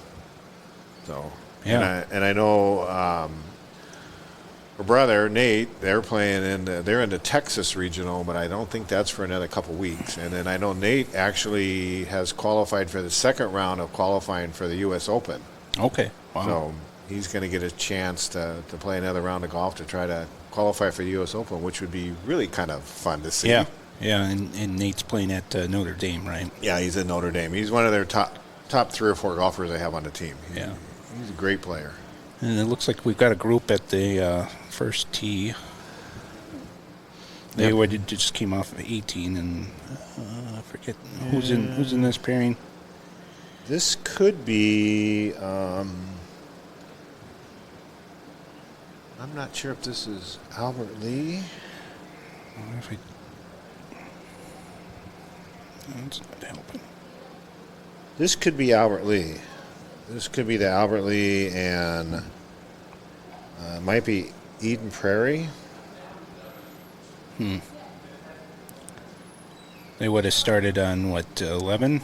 I think. I'm not sure if they. Yeah. If this is Albert Lee, it's either the 4s or the 3s. If this is the first group off of 11, this would be Eden Prairie's Natalie McNeil, Farmington's Annika Roos and Albert Lee's Ashlyn Burvin. If it's the 4s, we've got Eden Prairie's Lizzie Swart out, and Farmington's Scarlett Hendrick, and Albert Lee's Ava Murray. Ava is AYVA for those of you playing at home. That's a new one to me. Mm-hmm. I always enjoy the spellings of kids' names these days. Yeah. I thought it was bad when I had Maddies and all that back when I was writing these things, and then you had 4 different ways of spelling Maddie. So It's kind of like when I'm announcing hockey or basketball, and you're trying to go talk to the coaches so you can find out how you pronounce some of these kids' names, because some of those can be difficult. Well, yeah, speaking of Albert Lee, I mean, Mel and I do hockey games together, boys and girls. I run the scoreboard and clock, and he does the announcing in the scorebook. And we were over at St. Olaf this season, and the girls played Albert Lee, and Albert Lee's got a heck of a last name to try to pronounce. You remember that one, Mel? Yeah, it was I was like a Chicos or something. I don't know. Psychos. It was weird. Psychos, but Psychos, yeah. You never guess it by looking at it. Yeah, so she was a good player, too. Yeah, I think she's playing at Minnesota State Mankato or something. So. Yeah, I think so, yeah. But I think she's got one more year to play, though. I think she was only a junior this last year. Yeah, that was a plucky little team. Then they went to state 2 years ago. They knocked off Dodge County in an upset. So. Yeah, so it's fun, I know when I'm announcing games and I'm looking, especially our conference teams, I'm looking back to see, any of these kids were golfers. Mm-hmm. And I'll go through, like the Paige Thompson girl from Owatonna, she played hockey. And so you get to see them. But or even when I'm doing basketball, same thing. I think Mel's being called away for tournament director duties once again. That's fine. Can talk a little bit about Mel while he's away. Yeah. One of the fun things about Mel is he wears about 1 million different hats. Yes. So he's been the announcer at Northfield hockey games, boys and girls, for, I don't know, probably 10, 12 years by now. I know he started doing that when Mike Luckcraft arrived as boys hockey head coach. I believe that was in 2014 or 2015, somewhere. No, 2014. About the same time I arrived in town. That's how I remember it. In addition to that, Mel he does the basketball games, and back in the day he used to be an umpire for softball, and some people might remember him as the postmaster in Northfield. Oh my gosh, I didn't know that one. Yeah, he was the postmaster for many years, and now in retirement, he's not even retired. All he does is work, but he's got all these great little side jobs that are not real taxing. So in addition to coaching, he drives bus in the morning too, and man of many hats, that's for sure. Well, that's great because for our meets, Mel. It's great too because for our meets, Mel can drive us to the meets as our bus driver. Oh yeah. We don't have to hire somebody else. Yep. Well, and he gets paid twice. He's no fool. Yeah. Oh my God, Jim Welbrock giving us a call back here. Should we join him quickly? Yeah, absolutely. All right. All right, Jim. We got you on the air here right away this time. Okay. Let me know when I'm on. You're on. Okay. All right. We are on the 8th hole. Karina Johnson, everybody, all 3 in this group had tough second shots. Kind of a side hill lie. Everybody not hitting those well. Johnson is in the trap. Greenside bunker here. Looks like she's got a good lie, not buried, not under the lip or anything like that. Not a fried egg. And she is readying to hit here. Ball is up and out, but she caught that a little bit fast, so it hung up on the collar. That is her 3rd shot, so she'll need to hold this to stay at even par. That's kind of the big story in this group. She's at even par in about 4th place, I think. And then we have, again, Wayzata and Woodbury players coming up here along with her. But everybody having trouble with that second shot. I think it's kind of a false view. It looks like it's flat, but it actually leans away from you, and there's water to the right, there's bunkers on the left, and it just makes you flinch when you have to put that shot in the air. So, all right, Johnson's, I think, now the Woodbury player's out. She's going to chip here. She's about 5-10 feet off of the green pin cut front right, and she has slid that past. That catches the collar on the other side, so at least not in the bunker.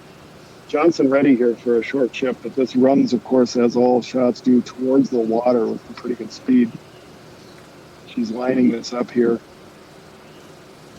And boy, this is a delicate little shot. It's one of these you have to decide if you're going to bump and run or you're going to flop it. And she lands that nice, but is it going to stop in time? And it runs past about, I would say, 10 feet. So we'll stick with you here a little bit as they're playing along a pretty good clip, and then we'll follow these girls in on the 9th and then decide what to do from there. So again, breeze is picked up out here on course a little bit. I don't think it's enough to have too much effect, except on some of your tee shots a little bit. You might want to think a little bit about where you're putting your tee shot on some of the tighter holes. But the Wayzata player here, long putt in. She lags that, and that's pretty good from that distance, about 3-footer left. She was about 35 feet away there. That is a tough putt. Long, narrow green here. They pull the pin. She's going to finish up here. And in for the player from Wayzata. Again, we're in that third group, the 1C group. Johnson ready to putt here. We'll follow this out. She's got about a 10-footer here. Ball's on the way and just slides by the high side of the hole. So I think she'll have a pretty much a tap in coming back, and she's going to go ahead and take that 1.5. It's in. So we'll catch up with you here after they tee off in the 9th hole and kind of follow them in. So this is Jim Welbrock for NorthfieldLive.com out here live on the 8th hole, Willinger's golf course. So throw it back to you, Lamb. All right, thanks, Jim. Thanks, Jim. Yeah, we could take a quick look at the team scores that are kind of coming in here. We've got Eastridge as a team at 19 over right now, leading the tournament. Just 3 strokes back is Northfield at 22 over, and they're tied with Wayzata at 22 over through 7 holes. Lakeville South is in 4th right now at 28 over. However, they're through 4 according to the app. And we've got Eastview just 1 shot back at 29 over for 5th. Lakeville North is sitting at 35 over through 5 holes in 6th. And then we've got Farmington at 7th, 39 over. Woodbury 1 shot back at 40 over in 8th. Eden Prairie 41 over in 9th. Austin trailing them by 1 stroke in 10th. At 42 over. Albert Lee follows them at 47 over through 6. Rochester Century is 62 over in 12th. Winona 62 over as well, in tied for 12th. Then we've got Burnsville at 65 over and Faribault at 66 over for the team scores right now. We can take a look at the individual scores to see if there's been any movement there. It doesn't look like too much at this moment. We've got Waverly Yang, the senior from Woodbury, leading at 2 under, still through 9. I think she gave a stroke back at some point. We'll try to pull that up. No, she's been even par since just the 1 bogey. Yeah, she had a bogey on 4 and then came right back with a birdie on 5. Yeah, and she's been even parred par the rest since. of the way in. Yeah. So that's through 9 already. Yep. So yeah, her and So she comes in with a front 9 of 34, which is 2 under par. That's incredible. it's a pretty good score. Yep. Yeah, I think she birdied with 5 or one of the par 5s. Yeah, Emerson ended up plus 5 on the front, 41. Yeah. Yeah, Yang birdied the second hole, the par 5, 417 yards. Yeah, it's a little. So it's a little shorter par 5. Yeah, it's a little confusing when you look at like when it shows Lakeville South only playing 4 holes, and Yeah. what's happened there is their number 6 player, whoever's keeping score for the number 6 player, hasn't put anything in for probably 3 or 4 holes, so they're still counting her score. Yeah. So more than likely, the score is probably a little bit higher than that. Yeah. And it's still showing Karina even through 7, and I know she's probably putting for a bogey on 8. Mm-hmm. But when you look at it, I think we're playing pretty well. I mean, I just updated the scoring, and it's got Eastwood minus 21. We're minus 23 in second. Wyzetta's, we're tied with Wyzetta minus 23. Well, not Eastviews- minus 23. Or plus 23, I'm sorry. Get Minus on the right 23. side. We're playing scramble. Eastview's plus 30, Lakeville South plus 32. Okay. So, yeah, we're playing well. I mean, kind of how I look at it, when you take the 4 scores, even par is 288. Yeah. Okay? So if we're 60 over, we're shooting 248. Mm-hmm. And we should be a little bit better than that. And right now, the way we're coming in, we should be under plus 30 on the front. Mm-hmm. And that would be a good score for us. And if we can play that way on the last 9 holes, that'll be great. Sometimes this course it gets, you can play really well on the front and you don't play so well on the back, or vice versa. Sometimes it's hard to put 2 good 9s together. But I know the girls have played out here enough. When I started coaching after Brian left, and then we had the COVID year, so we lost that year. And then the next year when we actually started coming out that we could play, in the fall we were allowed to have a couple weeks of practice, and we came out here and practiced and played. The girls got a chance to see this golf course, and then because it's difficult for the boys and us to play Tuesdays at Northfield because that's Men's Day. Yeah. We come out here on Tuesdays and play. The boys are actually going to come out here and play. They're going to practice here on the 20th of May because we host a full conference that day, so they're going to come out here and practice. And the boys will usually come out here and play a match play event against one of the conference schools. Okay. And that's, we pay a fee to Northfield Golf Club. We pay a fee here. And the boys get to host an invitational there, and we host our invitational here. And Willingers is really good. Eddie's good. The girls can come out and play, and they can come out and practice in the summer. And he doesn't charge them to come out here and practice. They can come out and play. I mean, I know Emerson and Danny Sorum were going to come out and play Saturday morning, but it was raining, and he was going to let them play for free. Yeah. Because we do pay a fee to play out here, but it's like today, all the teams that are playing today are paying. It was $210 per team. Yeah. Which is cheaper than what the junior rate is. And then, except for my team, we don't get charged for today, which is really nice. I mean, it's a nice perk that the girls get to have another golf course to come practice. Yeah. And you don't find all those partnerships in every community. Some courses, I would imagine, kind of stray away from it. It might be a loss of revenue in some sense. Yeah, Northfield Golf Club is really good though too. We have no problem getting tee times. Monday, Wednesday, Thursday, we can get tee times. If the weather's not great on Friday, we can get tee times. Friday, usually we go out to the driving range and hit balls, and then come in and chip and putt. And then the members will make their own tee times, and then the girls will play on the weekend. But Northfield Golf Club's really good for us too. This year we're taking over the course on the 20th because we host a full conference. There's 12 teams there, and we're starting at 10 in the morning. That means the members can get out in the morning, but they got to be. We're starting on number 1 and number 10 tees. So with 12 teams, we're taking up a 5-hour slot basically. So that's difficult for the members they have to give it up. But luckily, we only get that once every 6 years. Yeah. So, and then it just so happens we have it this year, and then the boys have it next year. Okay. They have to.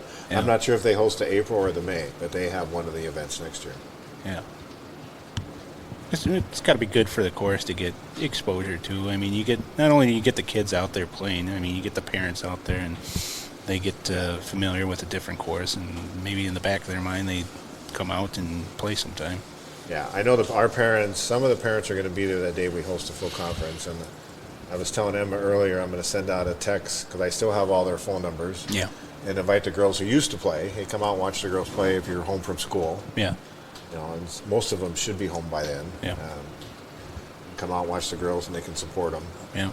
You guys do any alumni event? That would be kind of cool. Yeah, we haven't. I thought about that now, thinking about it. Maybe we should do some type of alumni event sometime. Yeah. It would be kind of fun. Even go back to when Brian was coaching, bring some of those kids back. Yeah.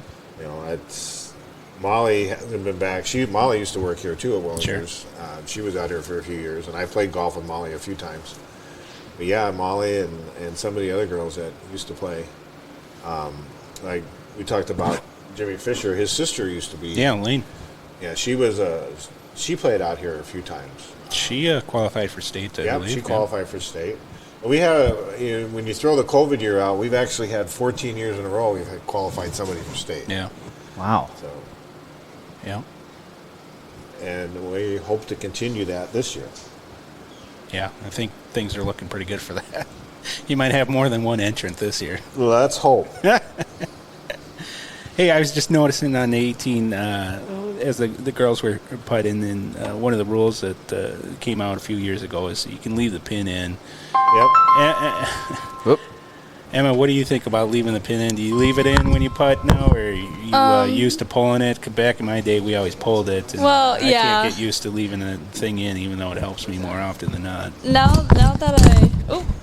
that I play just for fun and stuff, I'm not taking it out. I'll just leave the pin in. But when I would play at meets and stuff, it was still a rule either way to take the pin out when I played, I believe. But yeah, I'd always take it out and take your time and line it up. But now I just have fun with golf now, and I still enjoy it as much as I do.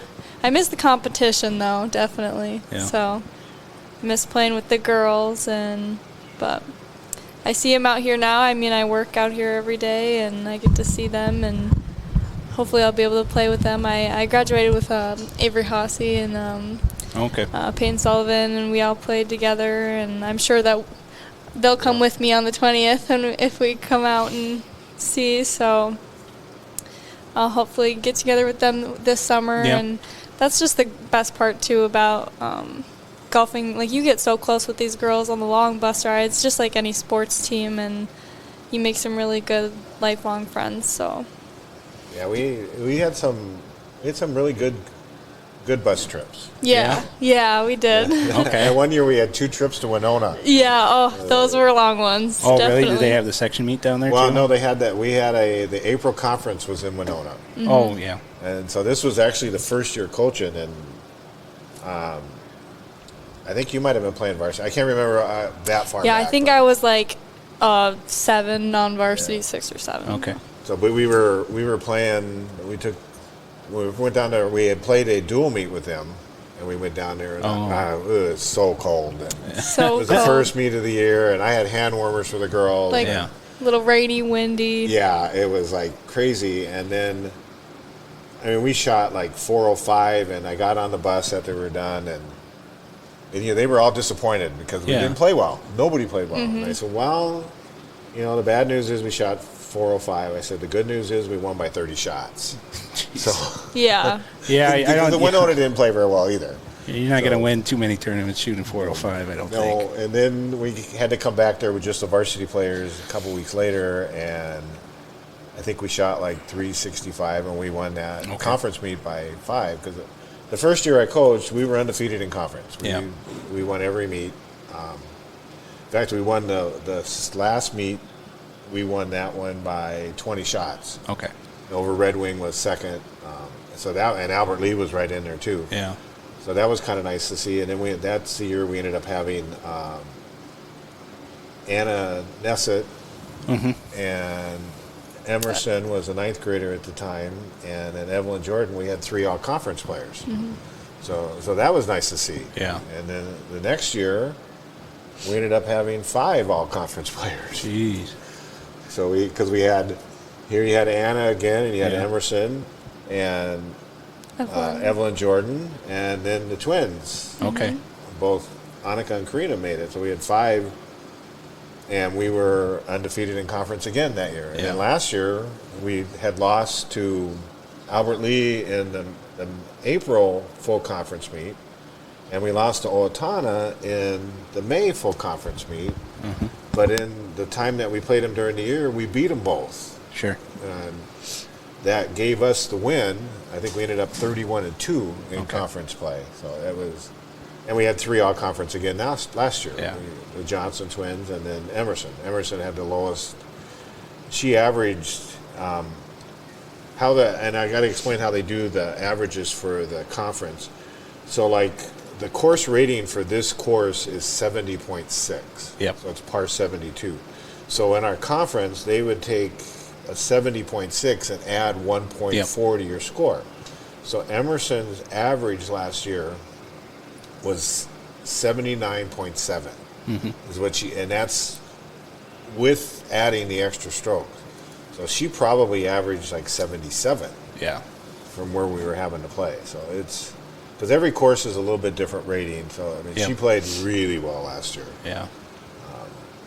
And she's going to get there. This spring was weird. Yeah. Well, every spring is. Yeah, it was even weirder than normal because I know, like here, Willinger's was open for like 7 days the first part of March. Yeah. And then they closed. Yep. And then they opened, and then they closed. And here we thought we were going to be outside the first day of practice, and we're in the dome. Yeah. You know, and but the second day of practice, we could go to the driving range, and then we were inside again for 2 weeks. What's it like with the course conditions in early spring? I mean, when you get a really rainy spring, it's going to dampen the course and make lies a little bit difficult. What are the things you encounter, or did you encounter in spring, Emma? What do you see, Mel? We really haven't had any really bad conditions this spring. The golf courses, the first one we played was at Northern Hills against Century, and I don't think they had just opened up 3 or 4 days before because they didn't even have the tee markers out where we were supposed to tee off from. And on some of the holes we just took where they normally would tee off. They just picked an area right there. So that was, and they hadn't raked the bunkers yet, and we talked to the girls about, just find a spot where you can hit the ball in there. Sure. But for the most part, where we've been playing, the conditions have been good. Yeah. Northfield Golf Club and this one is always in great shape. They both the maintenance crews for both those places do fantastic job. Yeah, usually so far this year conditions have seemingly been good. I mean, I remember my senior year, was it Red Wing where that hailstorm happened? Well, that's actually when we were in Winona on. That was Winona. It was sunny when we started. Yep, it was beautiful, nice weather. Great weather, and then the tornado sirens. And hailed, and then there was a tornado within like 7 miles from us, so the sirens went off, so we had to get off the golf course for 30 minutes. And you guys are at Mississippi National, or is Winona? This is in Winona. We're at the bridges, so we had to be off the golf course. And then you got kids all over trying to get them in because the tornado, it's the sirens are going on. Yeah, and we were halfway through the meet, and so some of us were on like the way back, back holes, back 9, and so that's just one of the probably the worst weather conditions I've ever had to play at a meet. And we tried to I think we finished it out, and we did finish it. Went out back out, and after half an hour, then the sun came back out. Yeah, then it was nice again. So. It was we had never seen that much change in the weather. We had everything. It was crazy. You speak about the weather. Last week we played. We've had one meet canceled because we were supposed to play in New Prague, but it was raining all morning long, and I know it was going to be really wet, and they canceled it. And then we played Lakeville North a week ago Monday, and it basically rained all day long, and we played pretty well in the rain. We won that event. And we had Eastview was there, Lakeville North was there, South wasn't there, but we won that event, which was pretty good, against the teams that were there. But that's been the worst weather. It's been cold. Yeah. It's been windy. Every day it's been just crazy windy. Yeah. Monday was just crazy windy. And every spring too, you're gonna have to deal with like the grounds being wet. And I know on hole 5 that. Right part there by the cart path is all mud right now, and it's just you step in it and you sink in. So that's just something that just comes with the spring weather is the ground being wet and your ball probably sinking in a little bit more. Yeah. Now, if you had your druthers in Wisconsin, they play in the fall. Would you rather do that? Because then you get all of August, you get a big chunk of August, good weather, and then September is good. We would start in mid-August because that's when the other sports start. Yeah. I mean, the positives to that is you get Number 2, there you go. I don't know. Okay. There you go. Yeah, you're number 2. Okay. All right. We're good. The positives to that, the golf courses are in great shape. Yeah. Okay. And when you get into September, they're starting to have less play anyway. Yeah. People are summer. I mean, it might be a little difficult to get tee times in August, but I think Yeah, because they've got their club championships and whatnot. But usually by the time we would start, But they're playing those on the weekends. yeah, we would be okay, but it'd be some invitational. I think course conditions would be a lot better. Yeah. You know, you could end up playing the state tournament the weekend before or the week before MEA, Yeah. or even MEA week because we play Monday, Tuesday, Wednesday. Yeah. So you could play MEA week. Yeah. I think the conditions would be better. The problem is you're going to lose some kids that are in fall sports. Sure. But you might pick up some kids that, Or they could do both. yeah, I've seen that before. yeah, you could, but I think a couple of the kids that we have out now are, they're soccer players or don't have too many volleyball players out. No. Usually soccer or tennis. Yeah. Well, you get a lot of hockey players. Yeah, they got that one hockey player. Yeah.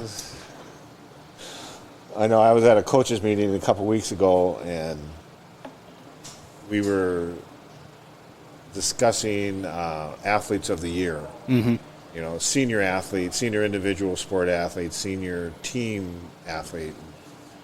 The girls hockey coach, Paige, got up there and she talked about her kids, and she talked about Emerson, and she said if Emerson would have put the same amount of effort she put into golf as she for hockey, she'd be a Division I hockey player. Yeah. But golf is her passion. Sure. She wants to play golf, and even during the hockey season, she's hitting balls. Yeah. Because she just wants to improve and get better. She played in that at the Northfield Golf Club in the winter and played in that In simulator. in simulator league. Yeah. Because it's a chance for her to get better. But she's a great player. Yeah. She's going to do well in college, and then hopefully they'll play somewhere close by. We can go watch her play. Yeah. Yeah. What course is Mankato's home course over there? I'm not sure if they play at North Links or they let them play the country club. I'm not sure. Yeah. Yeah. In college golf, it's different. Even the coaching aspect is totally different because, where we can't go on the greens with them. Yeah. College coaches are on the greens and they're lining up the putts for them. Are they really? Yeah, that's allowed in college. It's not allowed in high school. Yeah. So they can help them a lot more. Yeah. Are you seeing a lot of kids taking private lessons and things like that with Northfield or even across the state? I imagine, some of the premier players seem to do that. Yeah, the premier players are getting private lessons. Yeah. I know the Emerson and she sees Kyle at the golf club. Okay. And some of my younger kids are taking lessons from Kyle. Mm-hmm. Kyle's a great teacher. He knows the golf swing really well. I know the Johnson girls, they go to, I think it's Brent Schneider up in Hudson, Wisconsin, and Troy Byrne. Oh, wow. And they've been going there. That's where Nate and Molly Stevens went. So I Sure. think that's where they go. They've been going there for a couple years now. Mm-hmm. So, but yeah, they know the golf swing inside and out. Yeah. And Brian Stevens has taught me a lot about the golf swing and how we want the girls to swing the club. Okay. We've all seen John Daly swing Yeah. way past vertical. Well, Yeah. then and he hits the ball a ton. Well, if you watch John Daly and then you compare him to John Rahm, when he was playing the PGA Tour, his backswing is 3/4. Yeah. And he generates the same amount of power, but the power is generated with his hips and with his legs. Yeah. Well, we're trying to teach the girls the same thing: 3/4, and you gotta turn. You gotta turn your body this way. You gotta turn it to the right when you swing, and you gotta make sure you get it back to the left. You gotta use your legs. You gotta use your hips. Yeah. That's where the power comes from. That's where the club head speed comes from. And that's why when we get them on the golf course, we're using all these aids that help them to bring the club back. If they bring it up too far, it's hitting the aid. Yeah. They don't want to do that. And, Okay. I see the girls, and Brian will put the ball on the tee, and he'll put a ball probably 3 inches in front of the tee and just to the right. So when the girls hit, they have to hit the ball and miss the front ball. Oh. So that helps them keep that on plane and keeping it hitting it straight. And it's like, okay, the first time I thought it, I think, okay, they're going to hit both balls, and that second ball is going to go somewhere. Yeah. But that's a teaching aid that he uses to help. Yeah. But we use a lot of aids in practice to help us with trying to get that swing plane consistent. And when you're dealing with 9th, 10th, 11th grade kids, it's hard to get that swing consistent. Yeah. But you can see the better players. You watch their swing, and you can see how they swing, and the swings are consistent. Yeah. Yeah. Do you guys get into any video work? I know that was all the rage. Well, you will be at the driving range. A girl said, "Can you take my phone and can you video this?" Yeah. It's so much easier now. So they can see what they're doing. Yeah. And we'll do that. The girl, and yesterday I saw Annika Johnson up on the range, and she had her phone hooked up on her golf bag, so she could tape herself when she's practicing. Yeah. Well, it's like that. I don't know if you watch the Full Swing. Who's the one kid that records all his shots? The young kid, Matt something or other, played at Northwestern. I forget his name, but I don't know. It's just the analytics end of things have picked up too. It seems like so. I don't know. We want to take a look at. We got the 18 pulled up here, Lance. Yep. So we got 18 green pulled up here. And that looks like we still got, that's Albert Lee on there, I know. Yeah. Albert Lee, Eden Prairie. Okay. Yeah. Too many schools with red and black today. Eden Prairie, Lakeville South. And I think probably Farmington is with them. I think so. I see the Albert Lee coaches down here in front of us, and the Farmington coach down there. Okay. So could this be somebody from the started at 10? Could be, because it looks like that's their last group. Okay. So we're looking at the 5s and 6s possibly. Yeah. So Because most everybody's through 9 holes. They're pretty darn close. Yeah. So in that case, if it's the 5s, they would have teed off first from 10. We'd have Eden Prairie's Jacqueline Ian Falla, Farmington's Chloe Freeze, and Albert Lee's This Edie is probably Dawson. this is probably the 6s. 6s? It Okay. looks to me like coming up 18. That looks like that could be Jovi Ordahl in the middle of the fairway down there. Okay. So She's then if- Lakeville South. Yeah. If we look at the 6s, then we've got Eden Prairie's Kennedy Enriquez, Farmington's Alana Hansen, and Albert Lee's Paige Rasmussen. And they were the 10B group that started. So. Yeah, because it looks like, we've got some girls that are already through 10 holes. Mm-hmm. Like Karina had a couple doubles there to finish the front side, doubled 8, 9. Okay. So she shot 40, which is a good score. Yeah. Mm-hmm. So we'd have our first group from hole 9 coming in after this group from 10. And yeah, that would include Lakeville South, Jovi Ordahl, Rochester Centuries, Elizabeth Youngman, and Faribault's Mariana Hager.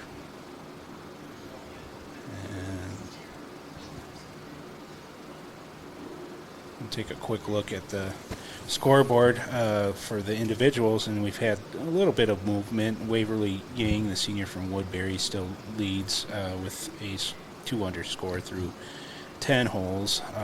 East Ridge's Ella Winery, a junior, is even par through 10. And then, as we mentioned earlier, Lakeville South's Jovi Ordal, the senior, is even par through 9. She was kind of flirting with a round under par earlier today as she started.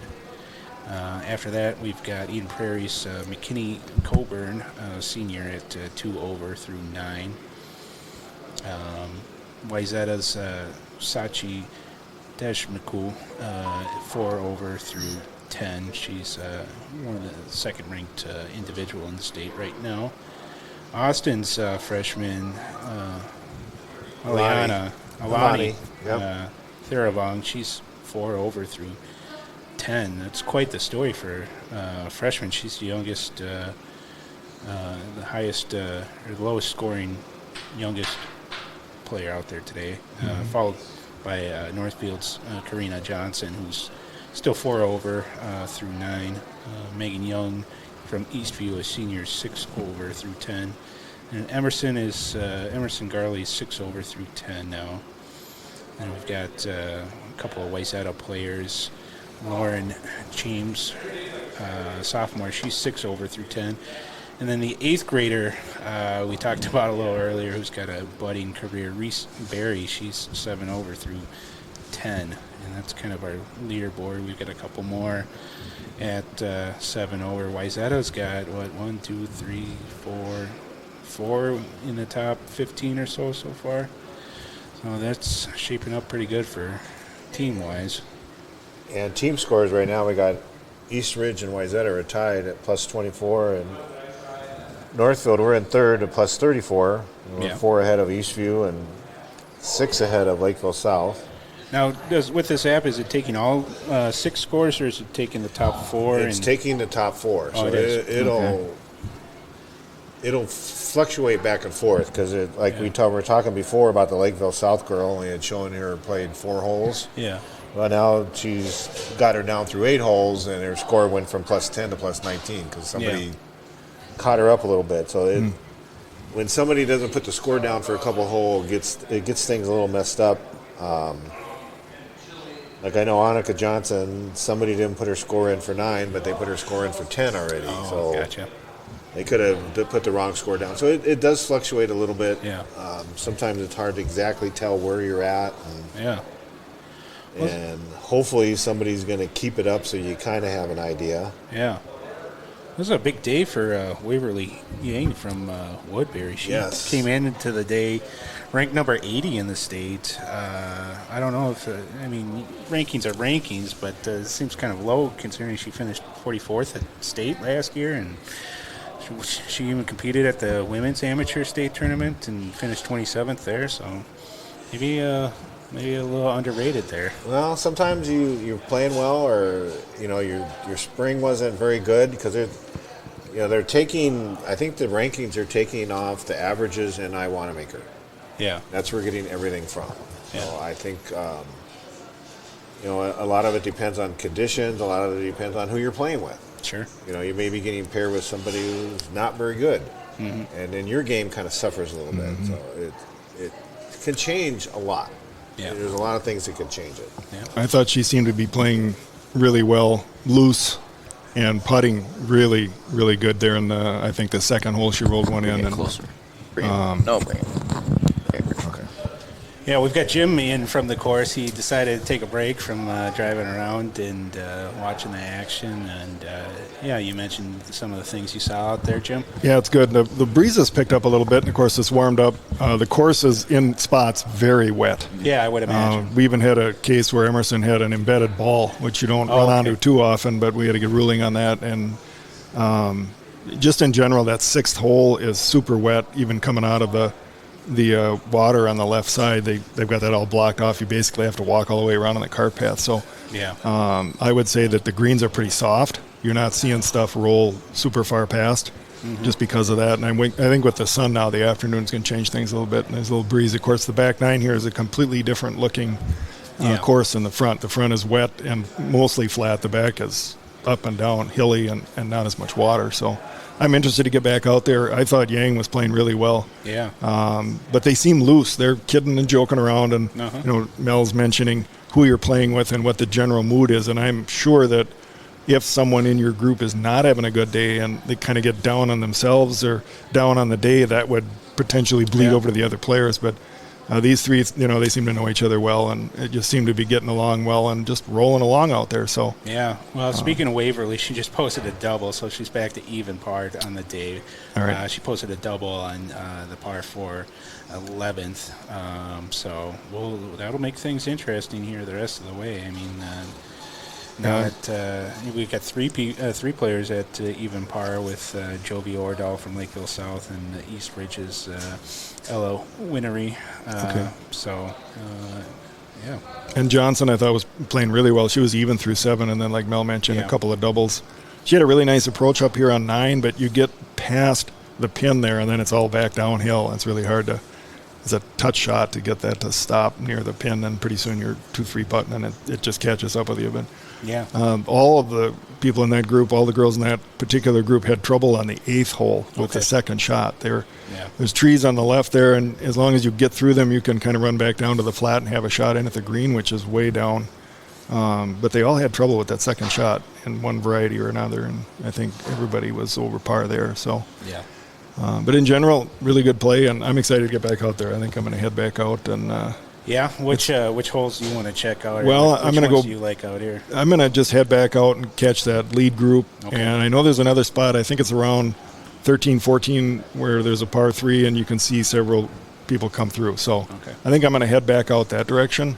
Just drive down 10. I imagine they're on 11 or 12 by now. If you said she just doubled on 11, so she's probably teed off on 12. Yeah. So maybe I'll kind of head out that direction and then check back in with you. But it's been really fun. It goes fast. You're following all these different groups and seen some really nice shots. Again, under pressure. I know, having played this course many times, that the water just it's always in your field of view, and you're always thinking about it. And if the breeze comes up, you're constantly working around that. But they don't seem to be too bothered by it.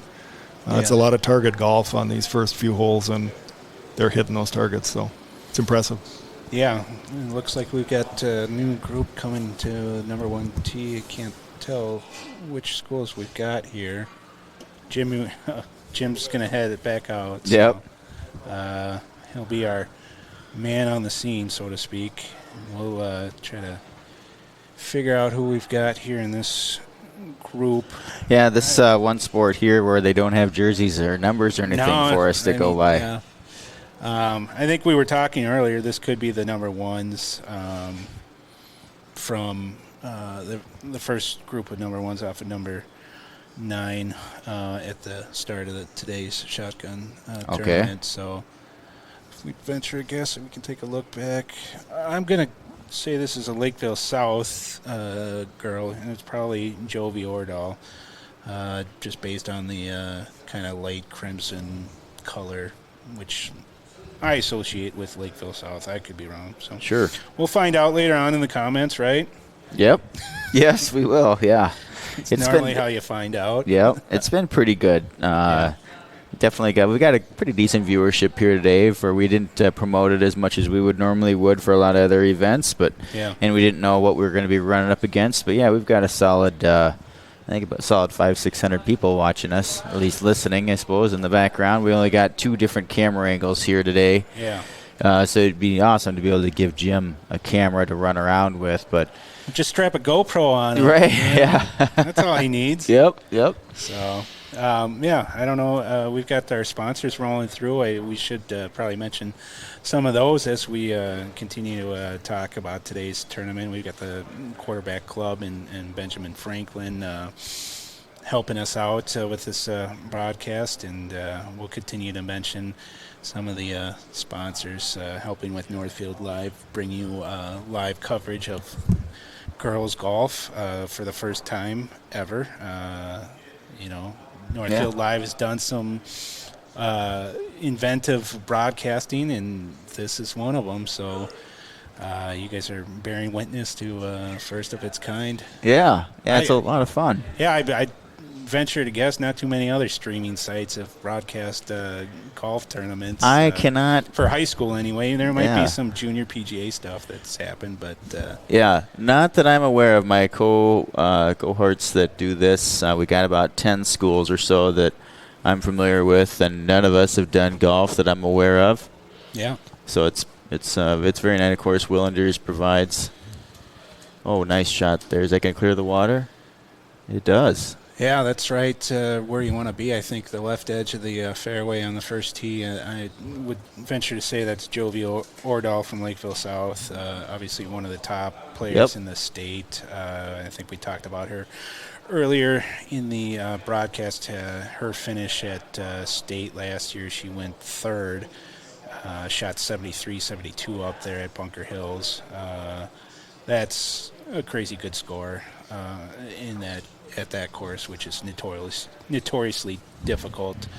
She also finished sixth in the Minnesota Junior PGA Championship last year. So that is some good competition coming out of Section 1 AAA that the Raiders will see later on this season. So we think that was Marina Hagar and Elizabeth Hagar and Elizabeth Youngman. That was also in that group. Yeah, from Rochester Century. Yep. I think Elizabeth is probably the one trailing the pack right now. But we got some fans out here following along. That's kind of neat to see. So Yeah.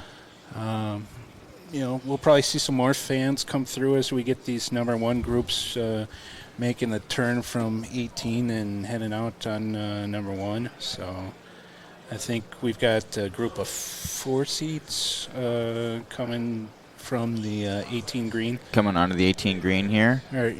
Coming over to number one. So Yep. Here I'll. that'd be Lakeville South, Francis. Oh, Platt. they already finished over there on the 18 week. Yeah, Casey Morrissey from Rochester Century and Faribault's Claire Anderson. And I'll continue to try to work backwards here on the pairings. So if we get some names wrong, bear with us. We'll get them right eventually. But certainly can't beat this day. I think we were a little concerned about weather this afternoon with a slight chance of rain, but I see nary a cloud of rain showing up anytime soon. So I think we're, knock on wood, for sure. Yeah, we set up inside today just in case. We've got the cameras outside, of course. They don't have umbrellas right now, but we could put some on, right? There you go.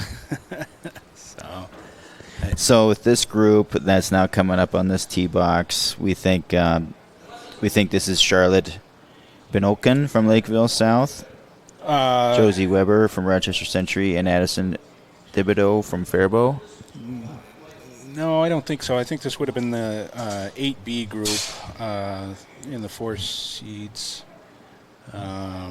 Okay. We've got a Lakeville South girl out there. Yep. Lakeville South's both in the Rochester 9B and Century. the 8B. Yeah, we got a Rochester Century girl out there, and it's hard to tell with Faribault. It's Lakeville South, Rochester Century, and Faribault, whether it's the 9B group or the 8B group. Yeah. It's the same. So, that's... Yeah. That's the difficult thing about pairing the same 3 schools together in Yeah. these groups is keeping track of who's who out there. But we'll do our best. They're waiting for the group in front of them to get their second. Yeah. Oh, boy, that's a heck of a Yeah, that's a tough lie there she's got up there in the hill. Yeah. Down below your feet and... I tried to hire a camera operator for during the day, but you know what? It's kind of hard to find high schoolers, which is what I use a lot for camera operators during a school day. Well, I imagine it's a union gig for other camera Right, operators. right. Good luck with the union, right? Yeah, yep. So, try to check in on the leaderboard, see if there's been any more movement. As we found out, the accuracy of the app depends upon the user. So. Yep. And the overlay that I am using, it does not allow me to click and drag, the names around. So I'm, for the most part, sticking with our top 8 or so, and then I'm just changing the numbers. But for the most part, the top 2 or 3 are the top 2 or 3. I'm going to take this phone call from Jim here. All right. See where he's at here in a little bit. Jim's doing a tremendous job today filling us in and giving us live updates, which is pretty nice to hear. And if we can't get a camera out there, the best thing we got is some audio from Jim Yeah. Wellbrock, who, speaking of capturing visuals, this guy's a top-notch photographer who provides a lot of photography for Northfield Live. And if you get the chance, check out his website at smugmug, jimwellbrock.smugmug.com, I believe, where you can find just some gorgeous photos of sporting events of your favorite Northfield Raiders. And throughout the year, he captures just about every sport. Ooh. So thankless job he does there. I mean, I'm sure he enjoys it quite a bit. From what I can tell in his extensive equipment that he's got, he digs it quite a bit. So Yeah, we are fortunate. Jim, can you hear us? Yes. All right, go ahead. Oh, well, I got to tell you, I'm just following Karina Johnson's group again, and she has put an approach shot on the 11th hole. That is one of the greatest shots I've ever seen from that flat. And there's the big valley, and you come back up to the green. And she put that thing about 10 feet away, had a birdie putt here, just slid by on the high side. But what a shot for Karina Johnson here on the 11th hole. All right. As we're watching a Lakeville South player tee off.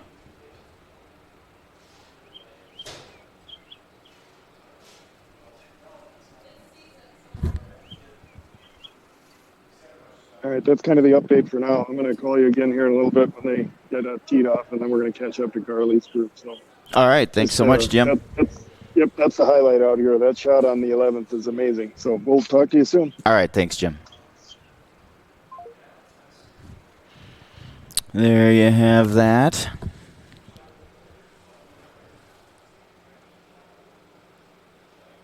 As we are not sure if which pairing this is that's on the tee box here in front of us, as we were talking about before.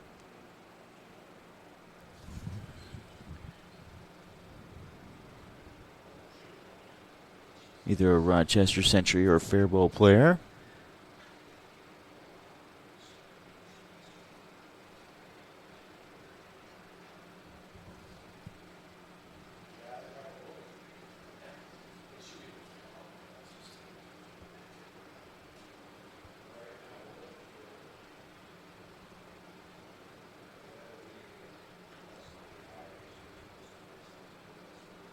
And that goes over the cart path. It rolls back onto the cart path there, straight away at that hill. I think it rolled back onto this side of the cart path for her.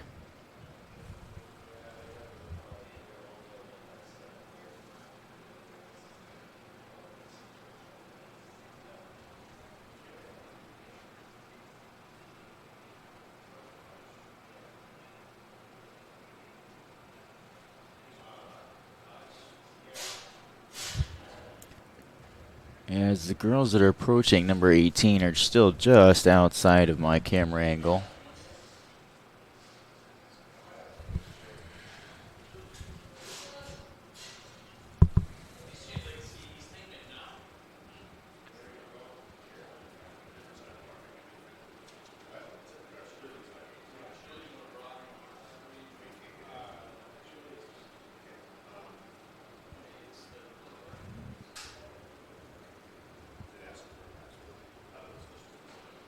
Looks like, again, a Lakeville South, Rochester Century, and Faribault grouping.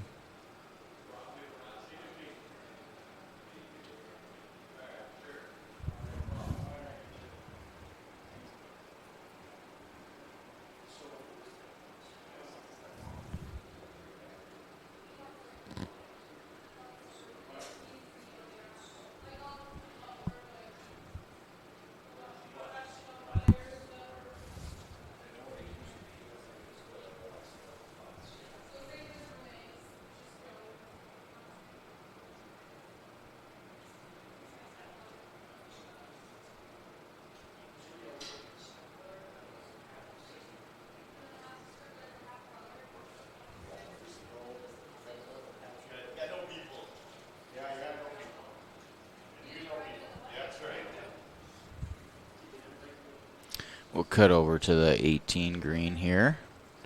As that was Lakeville South. She just hit it up there, but it's laying on just on the far left of the green there.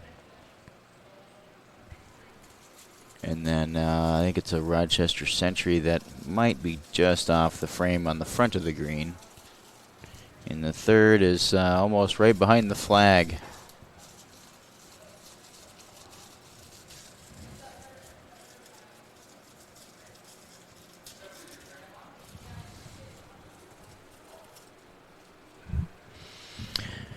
I can pull up the leaderboard here again, see if there's any updates.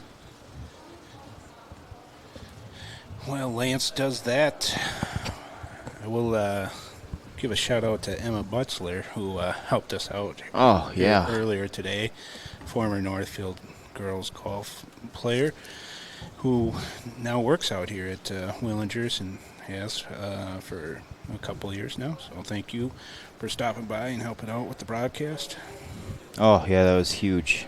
Yeah. Huge help. It's nice to get a player's perspective. I know Mel plays a lot, but, I don't know how many tournaments he plays these days. So, and Mel is quite the golfer himself. There's no doubt about that. I think he says he was a 7 handicap last time I talked to him, but that was a couple of years ago. So, yeah, he's a top stick.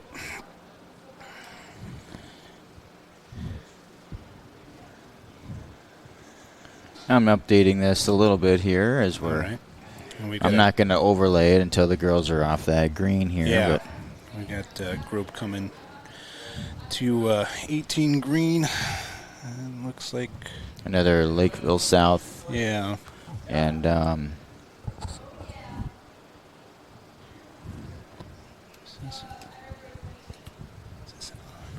what's that? That one should be muted. Let me take a look here where we're at. We got headsets all over the place. A little on-air production meeting. Yep. Try to get some of that background noise out of here. You don't need to hear what's going on. Yeah, here we'll do that. See, that's the part of the thing with these is they might be muted to the audience, but with the other buttons here, you and I still hear them. Yeah. In our headset. So there now, I took that out of play. There you go.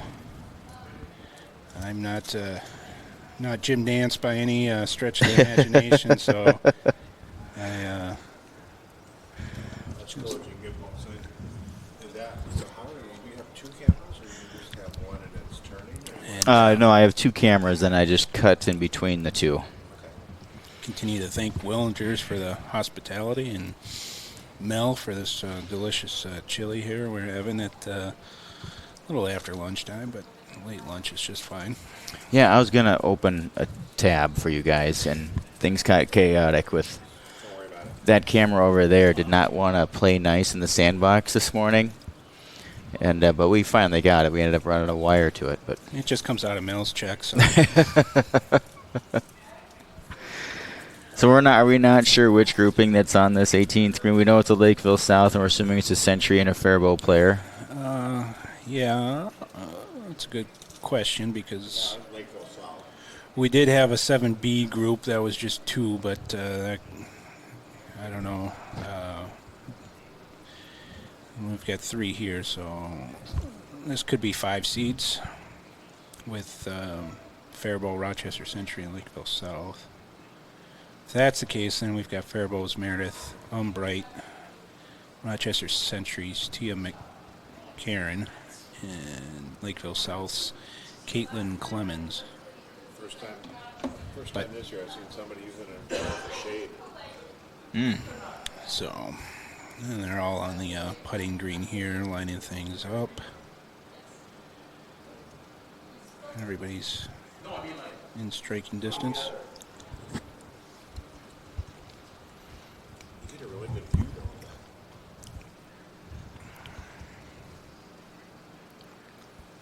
It's a good lag putt there, just a little.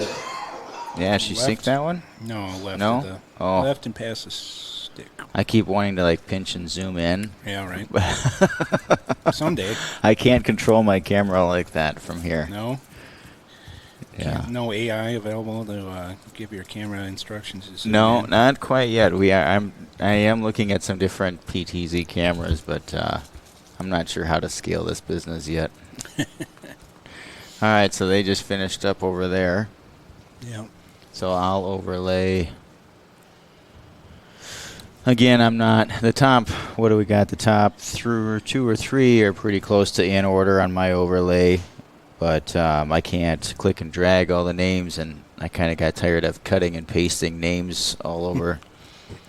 So you're gonna have to bear with me. But it is Waverly Yang that is still leading from Woodbury, even through 12. Yeah, looks like we've got a 3-way tie now. Yeah, yes. And Ella Winery, Jr. from East Ridge, is even through 11. And then Jovi Ordahl, who we think we just saw tee off here a few minutes ago, is even through 10. Yep. Followed by McKinney Coburn, senior from Eden Prairie, +2 through 10. Sachi, not sure, a senior from Wayzata, +4 through 12. And then Alani, Yeah. from Austin, +5 through 11. Yeah. And we've got a few. Then we got a few more. The notables here for Northfield: Karina Johnson, +7 through 11, and Emerson Garley, the senior from Northfield, +7 through 12. How many of you guys already had this conversation? I've been up and around a little bit. Mm-hmm. How many ranked girls do we have here today, give or take? Oh, well, the thing is, the rankings are pretty extensive, and like Mel mentioned earlier, they're kind of based off of scores. So the MGA puts out the rankings, and I think it goes through 80 kids, and we've got 1, 2, 3, 4, 5, 6, 7, 8, 9, 10, 11, 12, 13 ranked golfers, individuals, in the tournament today. 2 are in the top 10 with Sachi Demschkul from Wayzata, Okay. who's ranked number 2 in the state. Okay. Behind Reese McCauley, the standout at Simley, whose sister is Isabella at the University of Minnesota. And then we've got, outside of that, we've got Emerson Garley at number 15 now. I think she was ranked a little higher in the last round of rankings. And then we've got 3 Wayzata kids in the top 40 after that. And East Ridge's Ella Winery, she's ranked number 47. Winona's Marin Keller, she's ranked number 52. Wayzata's Kirsten Lawrence, ranked number 61. Megan Young of Eastview, ranked 62.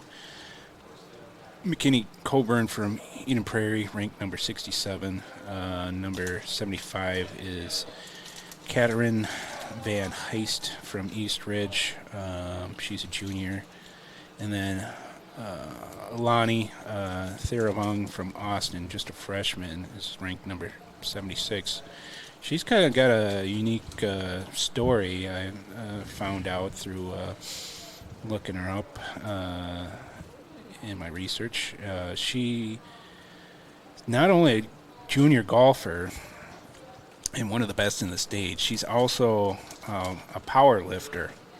Really? Yeah, and apparently she holds the top spot in the United States Powerlifting Association for her weight class and age division. Her best deadlift, 220.4 pounds. Top squat is 165 pounds. Her best bench press is 110 pounds. And as a 9th grader, I'm guessing she's pretty teeny tiny. Yeah. So being able to bench 110 pounds and deadlift 220, and that's pretty impressive. She also participates on the trap team. Wow. And was mayor for the day in Austin.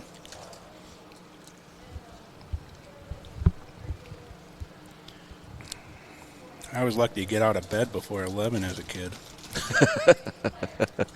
As we see the Lakeville South, we got Lakeville South girls playing here, both green, neighbor 18 green, and just teed off, and pretty nice shot there off the tee. And as our girls here are got some pretty, this looks like she's got a pretty long putt here on the far side of the green here. Yeah, the wind has been pretty steady blowing out is that probably southwest? I think the wind is almost, that's almost out of the north. Out of the It north. looks like that flag's blowing towards the south.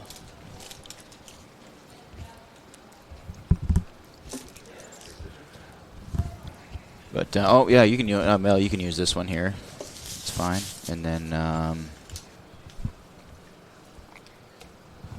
there you go. Now you're back on there. Okay, thank you. Yeah.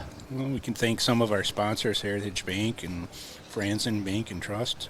You can go to for your banking needs. Service Master. Mm-hmm. The man, the yellow van. I love that spot. Yes, thank you to all of them, for sure. Heritage Bank is our scoreboard sponsor. Ritchie Eye Clinic, Merchants Bank, Valley Auto House, which is also going to be Northfield or Raider Automotive. Yeah, I was going to say, I thought I saw a name change. Yep. Valley Auto House, I think, is going to still stay as also a name for the towing business, from what I've understood. And then Raider Automotive will be the mechanics and auto body side of it. And then we got Community Resource Bank, Hometown Credit Union, River Valley Eye Professionals, Schmidt Homes, Professional Dental, Northfield Insurance. Hometown Credit Union. Yep. Hometown Credit Union, we're looking to something that you guys will both enjoy. And I don't want to completely assume here, but I'm pretty sure it's going to be happening here in the next couple of weeks. But we're going to get some new scorers tables for in the gym. Ooh. Oh, cool. And Hometown Credit Union is going to be sponsoring that purchase. So Very good. that'll be very nice for us to not be sitting at that rickety old one. And we're trying to get it all measured out to where Northfield Live will be announcing from the floor in the future. Oh, wow. So we will have 3 tables. And in total, a couple of 10-footers it looks and a 5-footer. So the clock, the guy that runs the scoreboard will be sitting, or no, I think we're going to have the guy that does the PA will sit at a 5-footer by himself in the middle. Northfield Live will be near the visitors bench, and then the scorers table will be near the home bench. Yeah. I think is how we're dreaming it up right now. So again, thanks to Hometown Credit Union I hope they sponsor it. They haven't signed the dotted line yet, but that's right now what we're looking at. We got NCC Builders, Century 21 Atwood, Northfield Retirement Community, Witt Brothers, and you've already named off some of the others, but yeah, we certainly appreciate all of them, and it takes all of them. Yeah. Absolutely. There's no way we could do broadcasts like the one we're doing today without them. No, it's Mel. What you said you had mentioned to the girls a little bit that we were going to do it. I had brought it up to Danica Sorum and Emerson, and they were happy. I was thinking about it. What was your response or that you heard? They were kind of happy that we were doing this today. I told them how you and I talked during the hockey season and wanted to see if we could make something work. And logistically, I wasn't sure how else it was going to work. And actually, it's perfect here because you can see, the 18th green. You can see the first tee box, and you can watch the girls. They seem pretty excited. I did tell both Emerson and Danny that you wanted to talk to them. We get them on when they get done. We can get them up there that'd be on great. live. Emerson will be one of the first ones in because Emerson sets the pace. Yeah, she likes to play fast. So. Yep. Oh, we got Jim calling us here again. Should we have him join us? Absolutely. All right. All right, Jim, can you hear us? Yes. We got you on the air here right away. You got an update for us? Yep, I do. I'm on the 14th tee box. So the lead group, the first group of the day, just finished up on 13. And the big news is Waverly Yang got in the first greenside bunker and had trouble getting out of there. Went over the green, and she has doubled the 13th. So I believe you should see an update that she is now +2 and is out of that tie with Ordal from, I think it's from South. Yes. So they're just getting ready to tee off here on the 14th, which is a par 3. So good drama out here. Some things happening on this back nine. Of course, you know how hilly this is.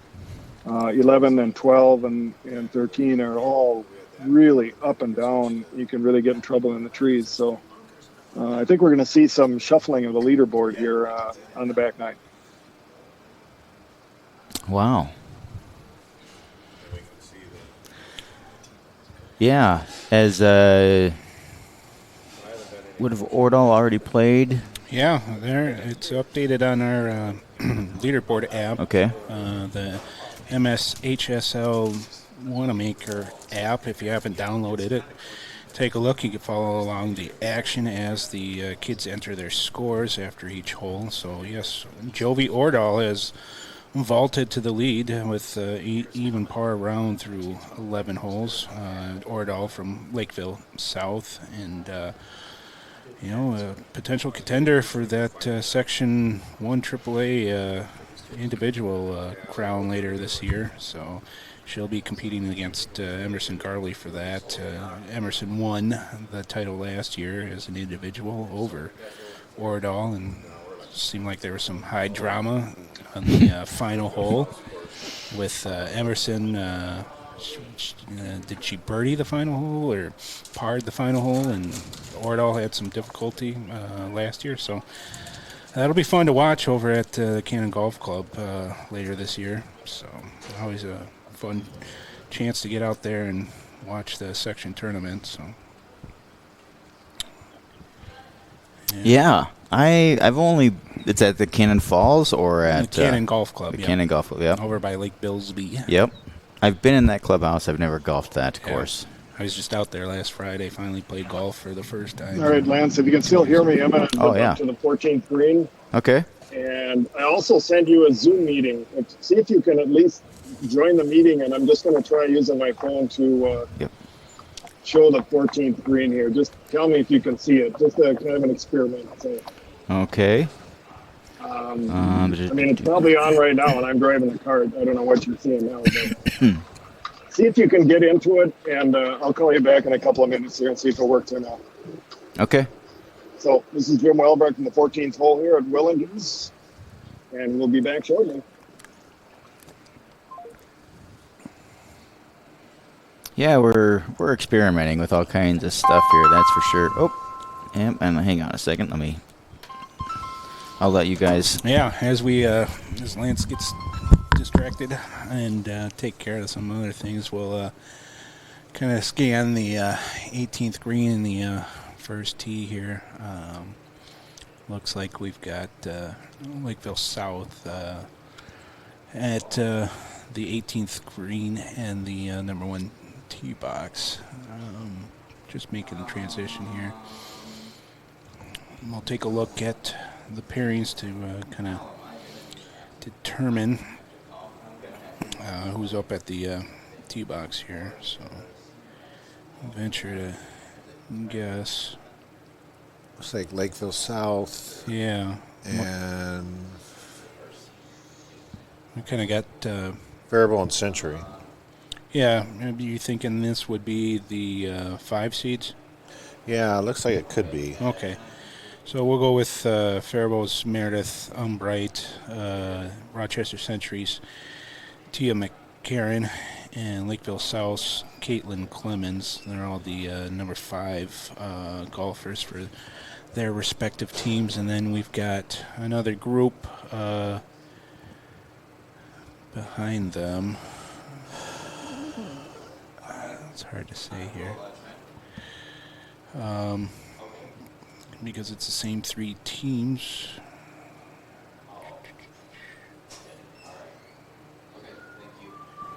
Yeah.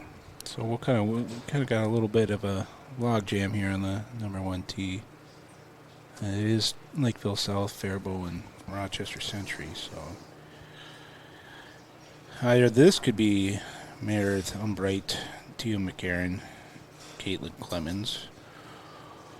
And the previous group could have been Cora Erickson from Rochester Century, Peyton Everson from Lakeville South, and Jersey Housen from Faribault. That group, the latter group, would have been the number 3 golfers for those teams. But we'll continue to see what develops here, and we got a little bit of the downtime as the previous group finds their tee shots in the fairway of the number 1 hole.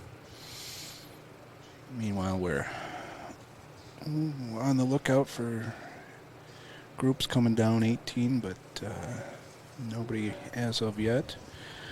So we mentioned the leaderboard. We can check in with the team scores. We haven't done that lately, so let's go to that and see how that's shaking out. Wayzata has established a 2-stroke lead over Eastridge right now, team-wise, with a 28 over par score for their top 4 players right now.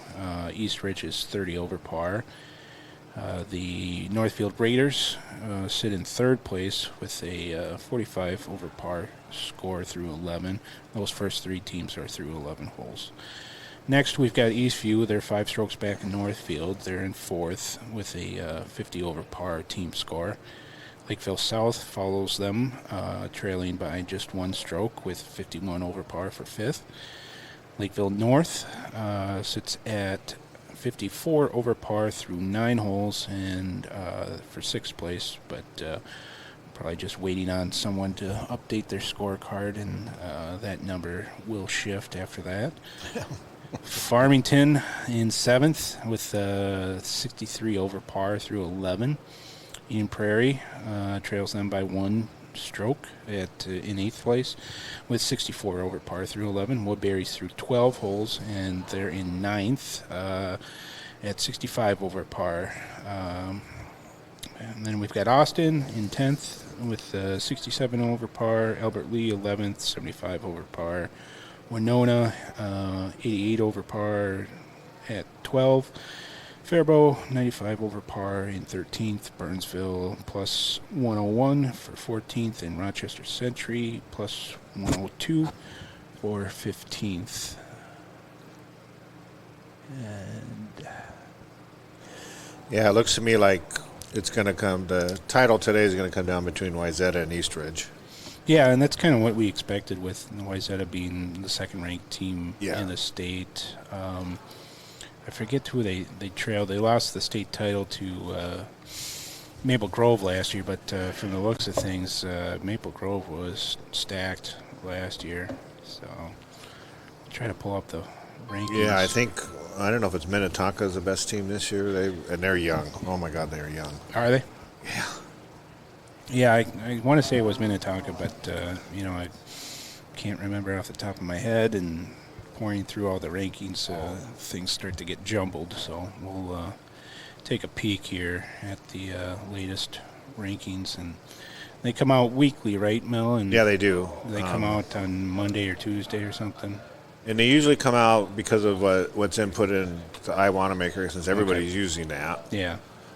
That shows you where you can look at it, either a 9-hole ranking or an 18-hole ranking, and you'll see the Yeah. team rankings. And Yeah, so it's kind of unique in that it's not based by class like your other rankings. So, yeah, we've got Minnetonka at the number 1 ranking, followed by Wayzata. Maple Grove is still ranked number 3, and then what's interesting is you've got Detroit Lakes, perennial class AA, right, Mel? Yep. Power, they're ranked number 4, followed by Lake City, another class AA Power.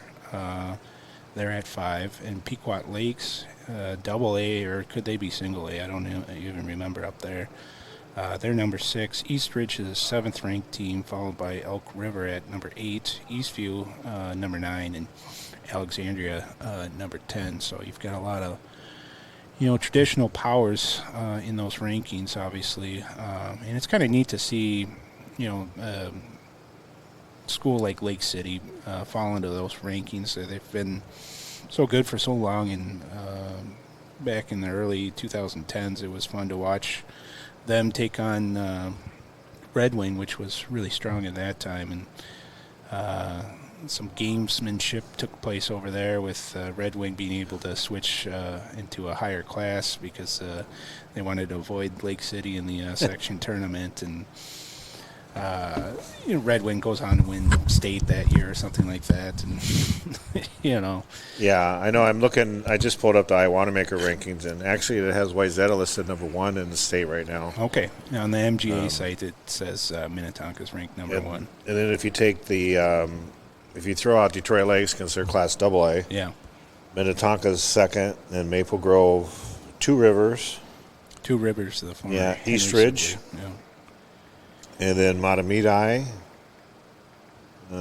Alexandria, Okay. and then you go down to White Bear Lake, and then Eastview, Brainerd, Mounds View, Elk River, Centennial, and Rogers, and then you would have Northfield, which would put us about 15th in Yeah. the state right now. Yeah. So, I mean, I'm fairly happy with where we're at, and everything's based upon, the Iwanamaker average, what you're putting in there. Yeah. Fun to be part of the rankings. Most people don't put too much stock into them, but it's nice to be part of the conversation, I imagine, right, Mel? Yeah, just to see where you're at and how you compare to these other teams. And, I think we compare pretty favorably to, the Eastviews and teams that are not quite so high. But,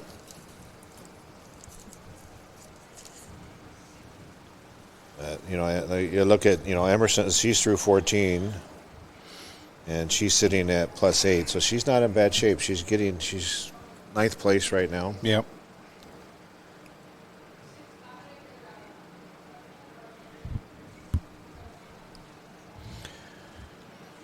So, but it doesn't look too bad so far. I mean, Yeah. It's, Par 72 out here, right? And yeah, so, par 72, 36, 36. Yep, I'd put Emerson right around the scoring average you were mentioning earlier, right? Yeah, she, if she pars out, she shoots 80. Yeah. Hard to pick up birdies on this course. I imagine. Depends on the hole. The good thing is now right now you can see them out here. Not on this, you won't be able to see them on the TV screen, but On two. the far area where you see kids standing there, that's actually 15, and that's a par 5. Oh, yeah. So she's got 2 par 5s left. Okay. She's got 2 par 5s, a par 4, and a par 3. Okay. Yeah, we thought about trying to set up out there, but one, I did not drive out there because I wasn't sure about power, and we also weren't sure about the weather. Yeah, power. There's no power out there. Okay. You need a long extension cord. We do have some battery packs, but not that many. The laptops here and that mixer you're plugged in do draw some amps. Yeah. But yeah, I would hope if we can continue to do this. We right now we've got like 5 cameras total. We're only using 2 today, but hopefully we could be able to start adding some more cameras. I'm looking at some other things. We would be able to start doing that and be able to use them for some other sports too, like hockey. Yeah. Yeah, how did that work out with the cameras on the glass there? We were able to finally get some good angles right on the goal lines, and we found that it was best to not pan those cameras, just keep it right on the goal line, and then it made good for replays on goals. The tough part is getting good camera spots on the face-offs. Yeah. For us, at least in our arena, but I think even in most arenas, it's tough to get at a good angle on the face-offs. But this here, with 2 cameras, we're able to switch back and forth a little bit. It'd be nice to have at least one more. I would like to have one on the 18th green like we have, and then I should be able to get that approach shot that they're hitting right now. But earlier this morning, I was running back and forth and panning that camera back and forth, and now I'm not. But I think we could easily add a 3rd camera here. I thought about aiming one out there where Mel was talking about, but it would be pretty much perpendicular to their shots. Yeah. I wasn't sure how good that would really be, other than just being able to see who was out there. But Yeah, because that area that we see off there to the right, that's the second tee box is the first one, and then 15. They're parallel par fives. They run parallel. And we've had people come out here and play, and they say, well, where's hole number 3? And they said, well, where are you at? And they'd tell them, well, we're up by 16. I said, well, you ended up playing hole 15 instead of 2. You know, and then I said, you got to come back down the hill and go over to par 3. Because they kind of get confused where they're supposed to be. Sure. We tell them just stay on the cart path, and it'll take you right to the tee box. So they kind of see a tee box right behind number 1 green. They think, oh, that's my tee box, and that's Sure. actually a 15. So if you want to play, have a short day, yeah, go ahead and play 15, 16, 17, 18, and then you're done. yeah, playing 3 holes. Yeah. I know I just saw a group coming down 18, so there'll be a few more minutes before we'll see them, and then they should be pretty steady after that. Yeah, well, Lakeville South, she just hit it up out of the sand there, did she? I'm not sure where that went, but... Well, we do have some developments in the leaderboard. Wayzata Sachi Deshmuku has birdied 2 of the last 3 holes. She's moved to 3 over now. Puts her in a tie for 3rd, I would say, with Eden Prairie's McKinney Coburn, who's 3 over, and Waverly Yang from Woodbury, who was 2 under at one point, is now 3 over. She followed that double with a bogey, it looks like, on 14. So kind of a struggle on the backside. She's got 2 doubles and a bogey so far through the first 5 on the back 9.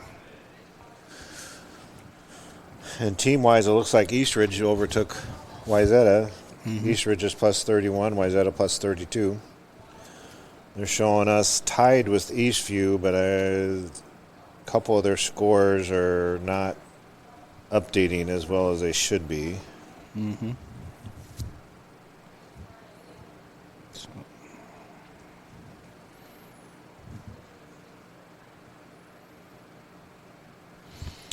Go through some of the front 9 scores. I don't know if we've covered that for Northfield now that they have made the turn.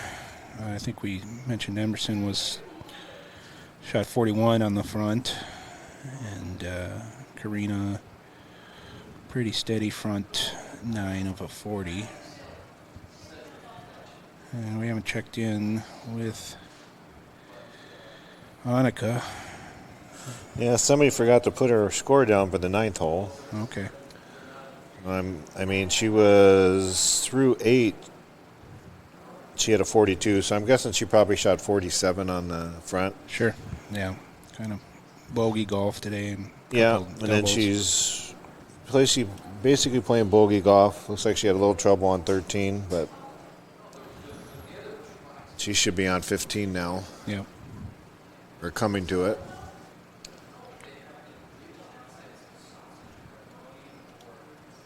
And Olivia is keeping with a 50 on the front. Olivia? Yeah. Olivia, sorry. 50, and then looks like, and Anna Larson also had a 50 on the front, that's a good score for her. Yeah. Yeah, she's not playing too bad today.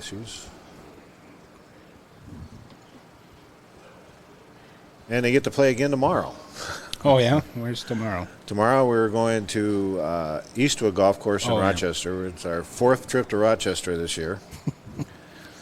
It's just the way it happened this year. We ended up having we had a dual meet with Century there. Then we had a try with Red Wing and John Marshall in Rochester. Then we had the full conference meet at Eastwood in Rochester. Now we go back down and we play Mayo and Owatonna in Rochester tomorrow. They still have the geese problem down there. Yeah. I thought I saw that was the course that put up the dog cutouts or something like that. Yeah, they did that at Northern Hills. At Eastwood, I don't know. I didn't see any the last time we were there. They must be keeping them away. I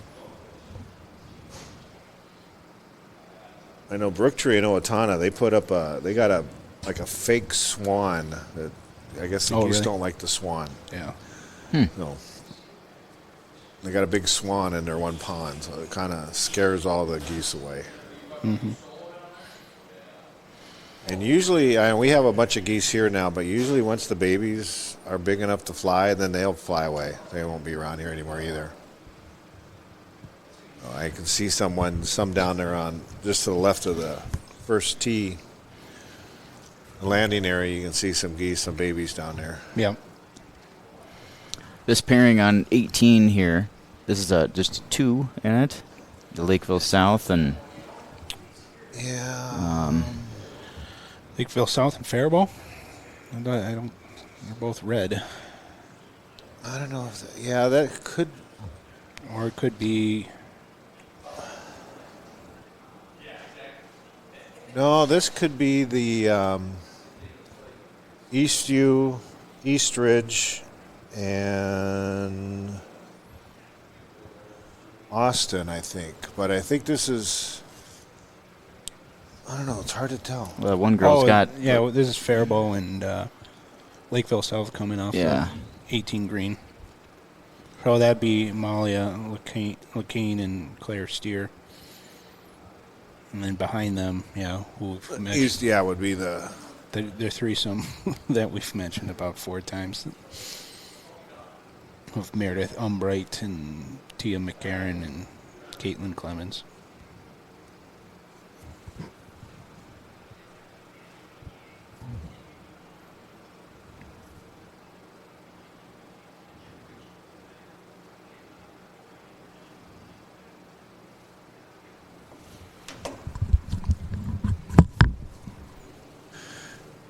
Yeah, because this is that must have been the Faribault goal because the Faribault coaches are right here. And Yeah.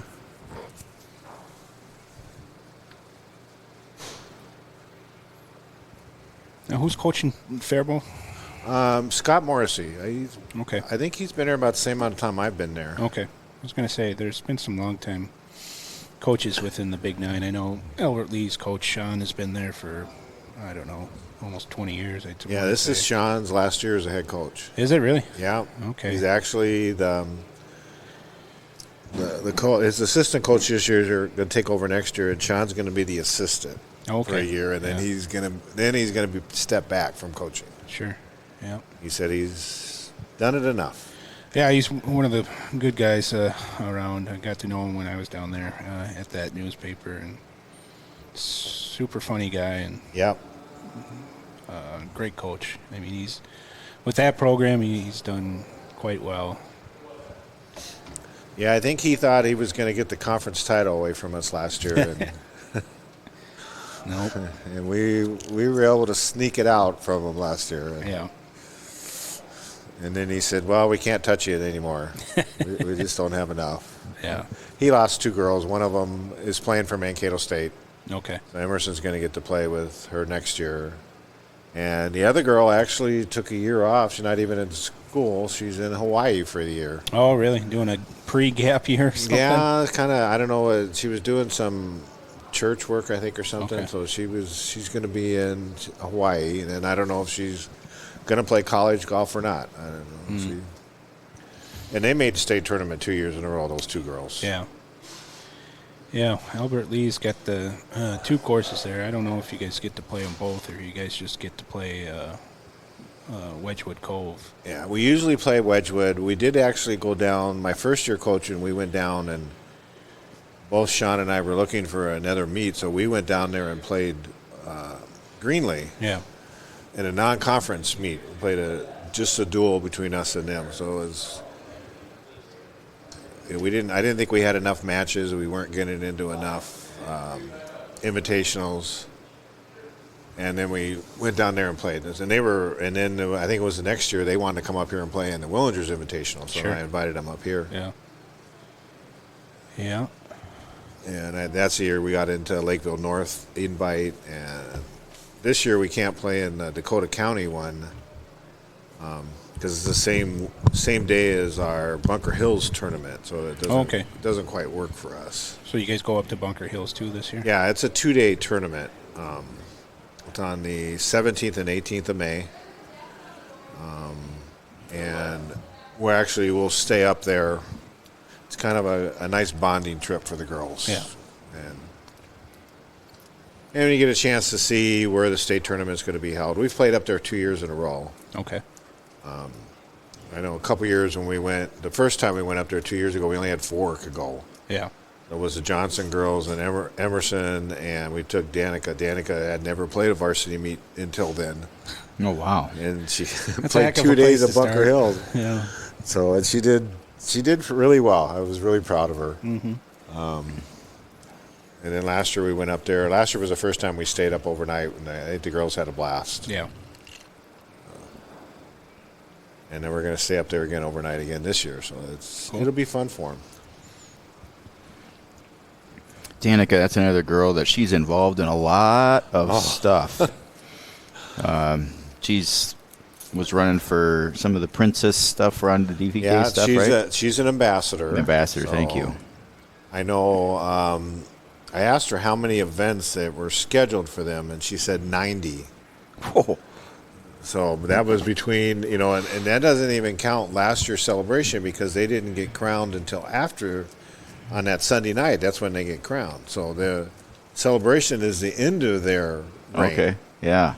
And so she said there's 90. And one of the girls goes to Minnesota Duluth, and the other two, I think, Danny's she's a junior, and I think the other girl's a senior. So they're here so they can get to most of the events. Yeah. She hasn't had to miss any golf events yet, which is nice.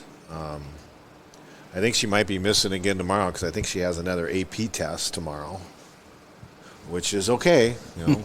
We'll make it work. Yeah. Got to get those college credits. Yeah. She's going to do well in college. She's going to do well in life. Mm-hmm. Yeah, she is. I met her a couple years ago. She actually came to. She was gonna. I think she wanted to do some of the stuff with Northfield Live. I think she came to a baseball game, but she didn't know anything about the game, and so she hung out with us. And but she was around us with some other stuff anyway. And but yeah, I just keep running into her. We go to cover this event or that event. I'm like, oh, there she is again. Yeah, she's as busy in everything. She's a dancer. She's on a Highlanders team. Yep, we covered her there. Yep. Yeah, but her, other school activities are she's got so much going on. Sometimes I don't know how she fits it all in, but she does. Mm-hmm. And so it'll be at a high level. I mean, to be that good of grades, obviously a varsity golfer. She's pretty good on the Highliners. Yeah. To be an ambassador, none of that. You just you don't just slide through life. Just slide through those things. So no, you don't. It takes a lot of patience. It takes a lot of work. To do the things that she does. So I missed the two girls that are on the tee box, or they're sitting there wait to tee off. We missed them on the green. Yeah, now these should be I'm thinking this is the East Ridge and Eastview girls. Okay. On the tee box on one. Okay. The other two girls they just left the tee box. And they should be the number 6 players, and then coming up behind them should be the number 5 players from East Ridge, Eastview, and Austin. That looks correct according to the school colors that we got out there. Yeah. We got pink tops and pink skirts, and no high school's got pink in it that I know of. Yeah, but the Austin girls got a red shirt on with the white. Yeah, you never know, though, because I know our kids they went out and bought their own black shirts that have Raiders Girls Golf on them. Oh, sure. We have white. This year we had switched the logo to the Northfield Raiders Girls Golf logo. And I'm going to put a plug in for FootJoy and Titleist because it's okay. The Titleist rep here, what Titleist has, and I got turned onto this by Katie Luckcraft from St. Olaf. She says you need to get a hold of the Titleist rep because they will give you special pricing if you order Titleist golf balls from them or you order from FootJoy. They give you special pricing. So like when I ordered golf balls last winter, I ordered golf balls for our season. We brought Pro V1X, which is one of the top of the line golf balls. They sell them for $60 a dozen. Most golf shops do. We paid $32.50 a dozen, and it had Raiders Girls Golf logoed on each ball Fun. because they give us a discount. And then when, like, the shirt that I'm wearing would normally be a $70 shirt if you bought it downstairs, and I got it logoed for $32.50. And we ordered our stuff I ordered it through Eddie downstairs, but because it said Northfield High School, we got a discount. Nice. The discount's even more than what Eddie pays as getting it for he can resell it Yep. retail, and he said, I can't touch those prices, but that's what Titleist does, and that's what FootJoy, the same company. So I'm very happy for them. When should I call you to put my order in? Yeah. December, you said? Yeah, it might say Raiders Girls Golf on it, though. Hey, Yeah. $32 is $32. And if you're getting Pro Vs at what? Yeah. Hey, I was gonna bring up because I'm by far the one that knows the least about everything that happens around golf in this broadcast. But I have kids that are in the school district, including a daughter that's still right now in the 4th grade.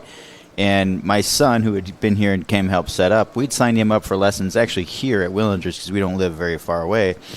But there weren't enough kids and so they canceled the youth program or whatever that year. And then he just never got into it.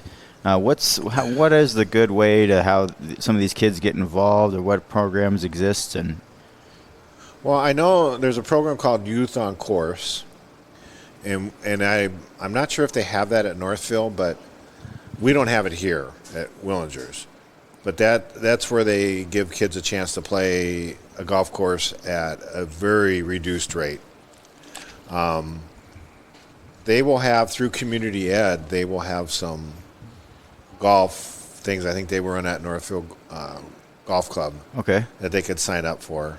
Kyle tries to get a junior program started there at Northfield Golf Club to try to get kids to come out and learn how to play the game. Mm-hmm. And usually in the beginning, it's just driving range or maybe chipping and putting. And, yep, Northfield has that one practice hole that you can hit from 60 yards, 80 yards, 100 yards, because they have 3 different flags on that one practice green. So, I mean, that's a way to get the kids involved. The Summit Golf Course on the other side of Northfield has that par 3 course. And that's a good place to take kids to learn how to play because, the longest hole is 150 yards. right. They get a chance to play that, play those kind of holes. And that's the closest par 3 course we have to Northfield. I know there's one up in Burnsville. There's one up in, I think it's Prior Lake, there's one. Because our middle school teams, that's where they usually go and play. They play at a par 3 course. So their home course for our middle school team is the Summit. We have a middle school team? We have a 7th and 8th grade team. Really? Yeah. Awesome. And that's through the school? That's through the school. And I that think, is fantastic. Yeah, Natalie Amy is one of the coaches for that. Really? And I think she's got about 8 or 9 girls out, and then I think there's 25 boys. They got a lot of boys. The boys program is going to be very, very good coming up. I mean, they've got a lot of really good kids. I mean, they're good now, and they're young now. He's got a lot of sophomores playing on the varsity level, and they're playing in Rochester today in an event. But they've got some really good young players coming up, and some of the best ones aren't even in middle school yet. Wow. There's some kids that I know, Rory French and Cade Kershaw. They're both in 4th grade, and they play. I know Cade played down in Florida over Christmas break. Played in a 3-day event down there. Huh. And Rory's played. I think Rory played down in Arizona this year or Texas. He played. And there's some kids that are really good. There's a lot of young kids coming up. Northfield's going to be a hotbed for for middle school and high school golf. And some of those kids, when they get into 7th grade, are not going to be playing middle school. They're going to go right to the varsity level. I think coming up, golf looks good for Northfield. We've got some really good, a lot of talent coming up. That is great. When a middle schooler comes up and plays varsity, do they have any challenges with the distance of the course? No, the one girl that is Annika Brisky that I brought up, 7th grader. She's bigger than any of the girls I have on the varsity now. She's a big girl, and she can just hit the ball a ton. The biggest problem is we're just not sure where it's going all the time. And that's just going to come with maturity, and you hone your swing a little better. Mm-hmm. But no, it's because we're not playing that big of distances. I think if she had to play at Bunker Hills, yeah, it would be because there it's 500 yards longer than we normally play. Mm-hmm. And that doesn't sound like a lot, but when you start adding 40 yards a hole, yeah, that's a lot because that's two clubs difference or three club difference. Sure. So it's a little different iron into the green, right? Yeah, a little longer. Everything's a little different for you. Mm-hmm. So we have two groups that just joined here a little bit. Yeah, we got a twosome that had to wait for the other twosome to clear out, and then we got a threesome that just came off, which would be the number 5s for Eastridge, Eastview, and Austin. And I think they have to go through hole 3, I think. Yeah, so this would have been the 4B group, you're thinking? Yeah, 4A. 4A. Yeah, the ones that are just leaving the tee box, they were started on 5, so they got to play through 4. Okay. The other ones only have to go through 3, so they're down to 3 holes. Yeah. So this would be the 4A group of Eastview's Anna Pitts, Austin's Gracie Greenman, and Eastridge's Ann Benjamin. They're on the tee box, yeah. Yeah. So, yeah, it's junior golf in Northfield it's going to be fun to watch. There's some really good kids coming up. Mm-hmm. That's great. Well, it looks like Wayzata's taking control now. Yeah, there's quite a separation between the top two teams. And yeah, the rest individually there, it looks like Jovi's taking control too. She's the only one. She's even. Yep. And the next 3 are +3, so it's like Jovi's taking control. Mm-hmm. And I wouldn't be surprised. We should be seeing a score from Emerson for 15 here pretty soon.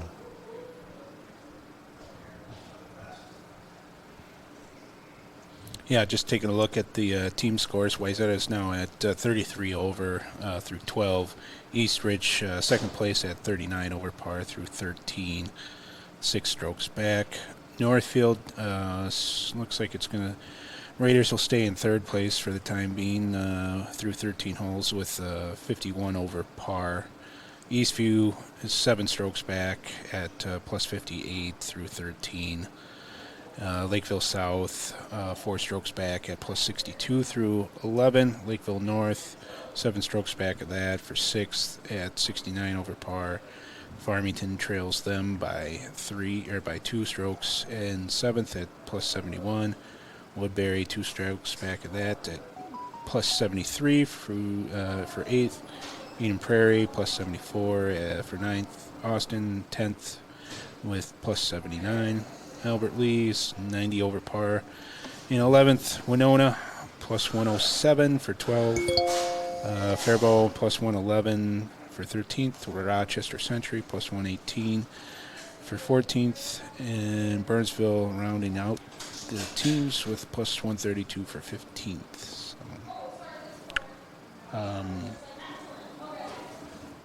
yeah, I think we talked about Owatonna a little bit earlier today. What do you think they would have done today if they'd been here? I would say right about now they would be probably 5th. They would probably be a little bit ahead of Lakeville South. Okay. I invited them. Yeah. But I know they had they played Monday. They played it in the Byron Invitational at Summerby, Mm-hmm.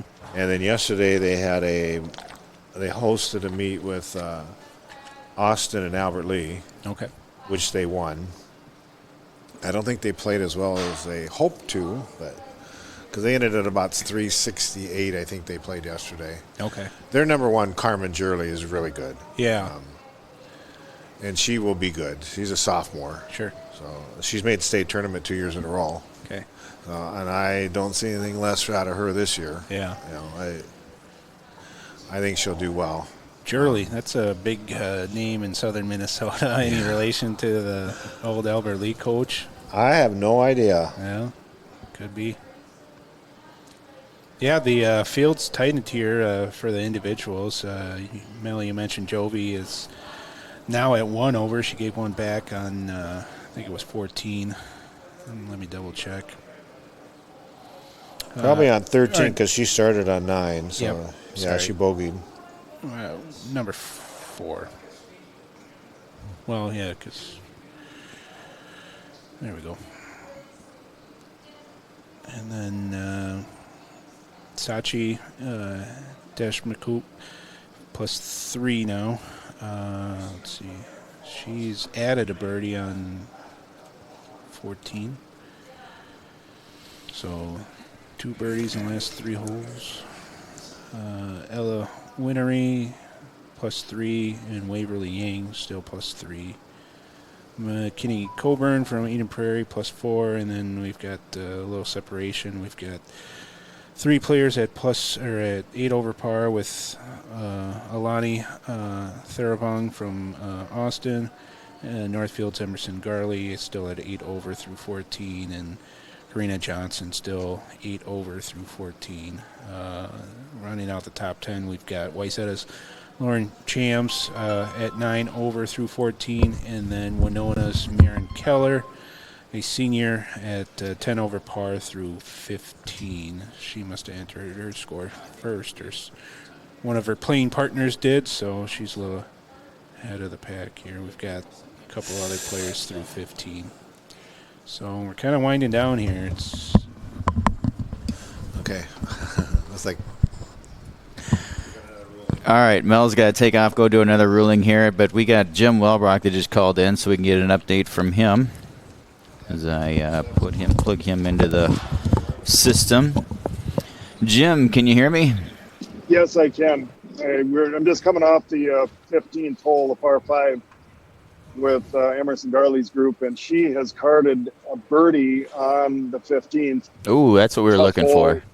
Water halfway out or so. She had a really nice second shot, and her chip on the green was fantastic, and then ran the putt in. So she is doing well here. And let's see, I think also Yang picked up a par there, a fantastic save after a double and a bogey for her in the last 2 holes on 13, 14. Here on 15, she had a really nice par save, so she should still be a 3 over. And we are just getting ready to tee off on the 16th. So we're down to just 3 holes left here. I think I'm just going to follow this group in and maybe try to keep track of the Johnsons behind me. But, yeah, some good golf being played. But definitely this back 9 is taking its toll with the hills out here. It has been some tough holes. But that was an exciting hole for that group. So, again, Emerson Garley with a birdie on 15. To get a little bit back. So I'll send it back to you, Lance. All right, thanks, Jim. Yep. We'll call you in a bit. Okay. Jim Welbrock there checking in as Nick of. So Emerson just birdied. good deal. Making some movement then. Yeah, as we've got We'll check in and some girls here both on the 18 green and on the number 1 tee box. Of course, at the same time, I'm going to keep it on the number 18 green here as our camera flickers a little bit. But yeah, if Emerson moves to 7 over, that would put her in 6th place right now. We still got 3-way tie for 2nd with 3 players at 3 over, and we'll wait to see the scores kind of come in, and we'll check in and see who we've got coming to the number 1 TF of 18, and venture to say it's, what do we say, East Ridge and East View and Austin, those schools.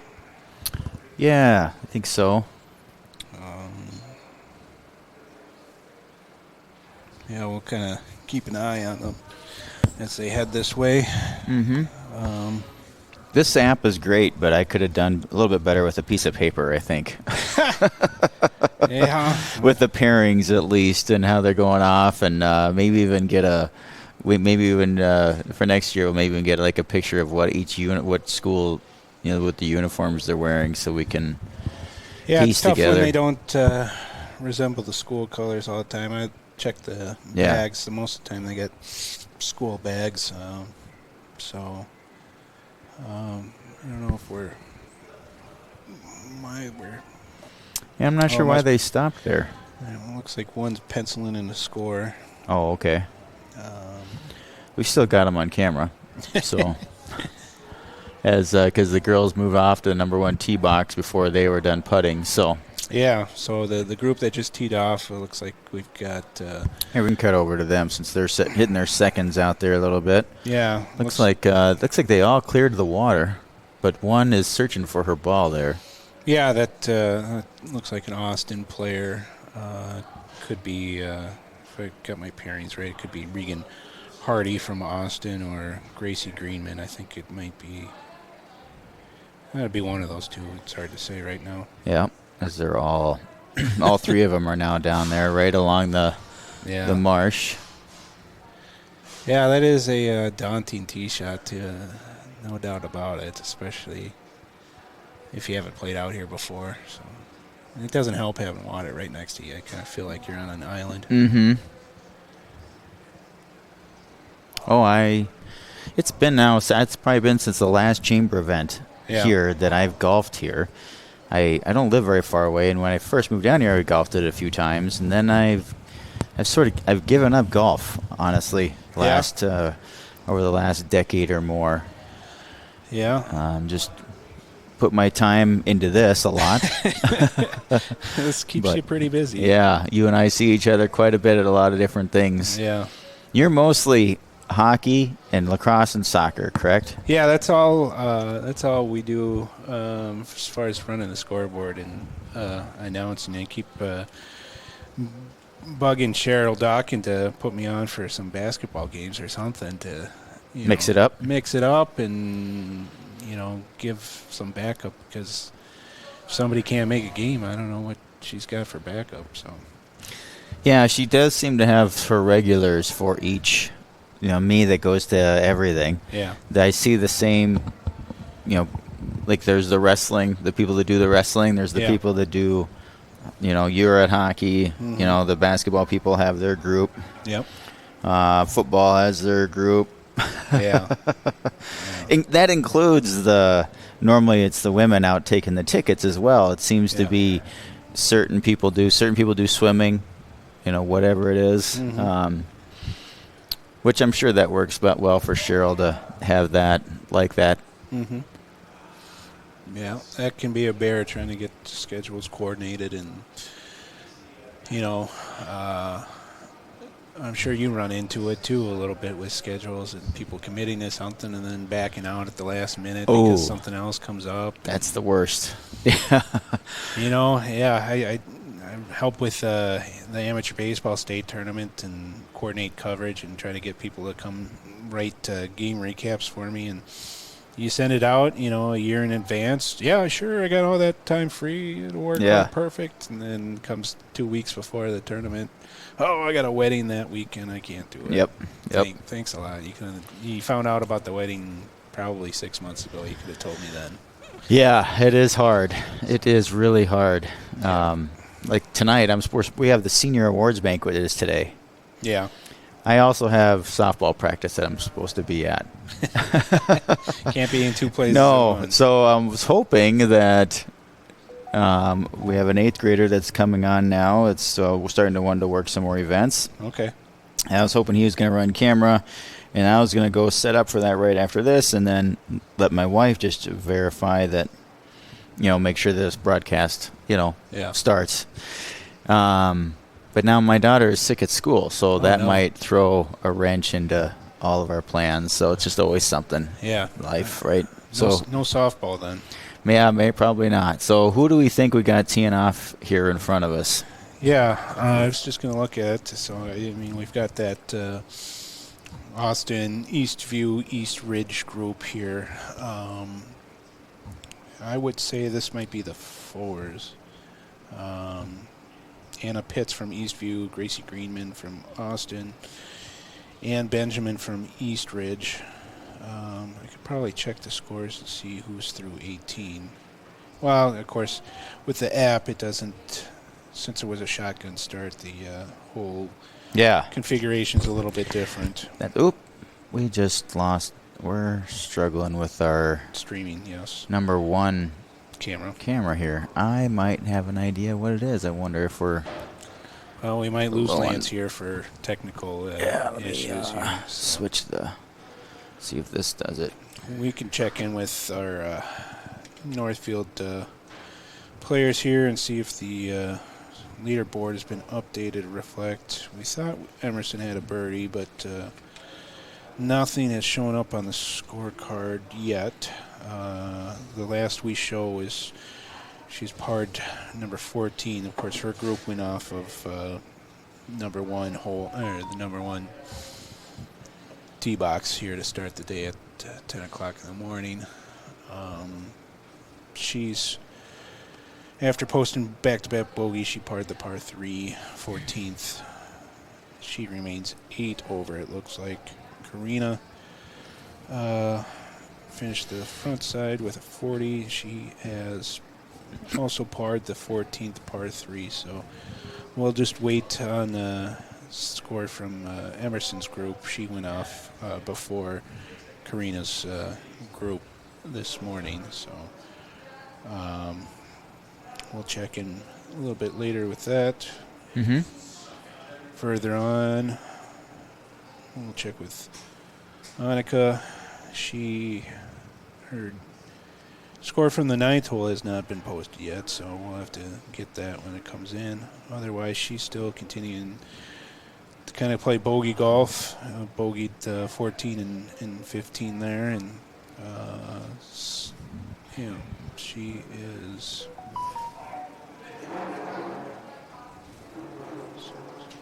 8 over on the back. And then we've got Olivia. Her scoring has kind of been intermittently entered. So it's hard to say. She had a 50 on the front.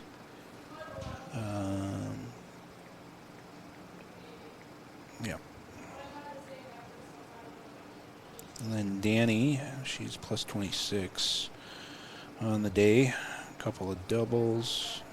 That number 13 is certainly giving Northfield golfers some trouble. A couple of quads from some of the girls today on that hole. That 13 is pretty tricky. I think Jim mentioned number 8 being difficult, but 13 and 12 are certainly tough back here too, and not always the nicest way to start the back nine with those two early on. Yeah, I'm gonna see if I can add in another leaderboard as YZeta definitely is taking control here. Yeah, and we've got some scoring updates that have come through. The leaders, top 3, have tightened a little bit. It looks like Jovi Ordal from Lakeville South might have given one back. She bogeyed the last 2 holes in the... would that be 15 then? Because they started on 1? Yeah, probably. She just bogeyed 15th, we'll say for now. And then Waverly Yang is still 3 over through 15. Checking that out. Yeah. She posted a double and a bogey and followed that with a par on number 15. And Sachi Jeshmaku still 3 over through 15.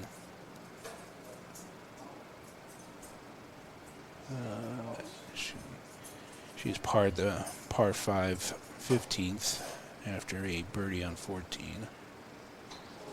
And then Ella Winery from Eastridge has given a few strokes back. She bogeyed 15 and tripled 16. She is now at 6 over and tied with McKinney Coburn from Eden Prairie. McKinney has bogeyed the last 3 holes after she birdied earlier. And we mentioned Emerson and Karina are both at 8 over par for the Northfield Braiders. Take a quick peek at the team scores. As Lance mentioned that Wayzata's slowly pulling away. They've opened up an 11-stroke lead over Eastridge. Wayzata's scores are entered through 14 holes. Eastridge's through 15 holes. I imagine that gap will probably tighten after we get the scores for Wayzata to have them through 15 holes. Northfield still sitting in 3rd place at 56 over par through 14. Eastview 6 strokes back of that in 4th place at 62 over par. Lakeville South 69 over par for 5th. Lakeville North 76 over par for 6th. Farmington 78 over par for 7th. Woodbury 79 over par to trail Farmington by 1. Woodbury is through 15 holes. Austin in 9th at 83 over par through 15. Eden Prairie 84 over par through 14. Albert Lee 96 over par through 14. Winona 115 over par through 15. Faribault 119 over par through 13. Rochester Century 126 over par through 13. And Burnsville 146 over par through 15.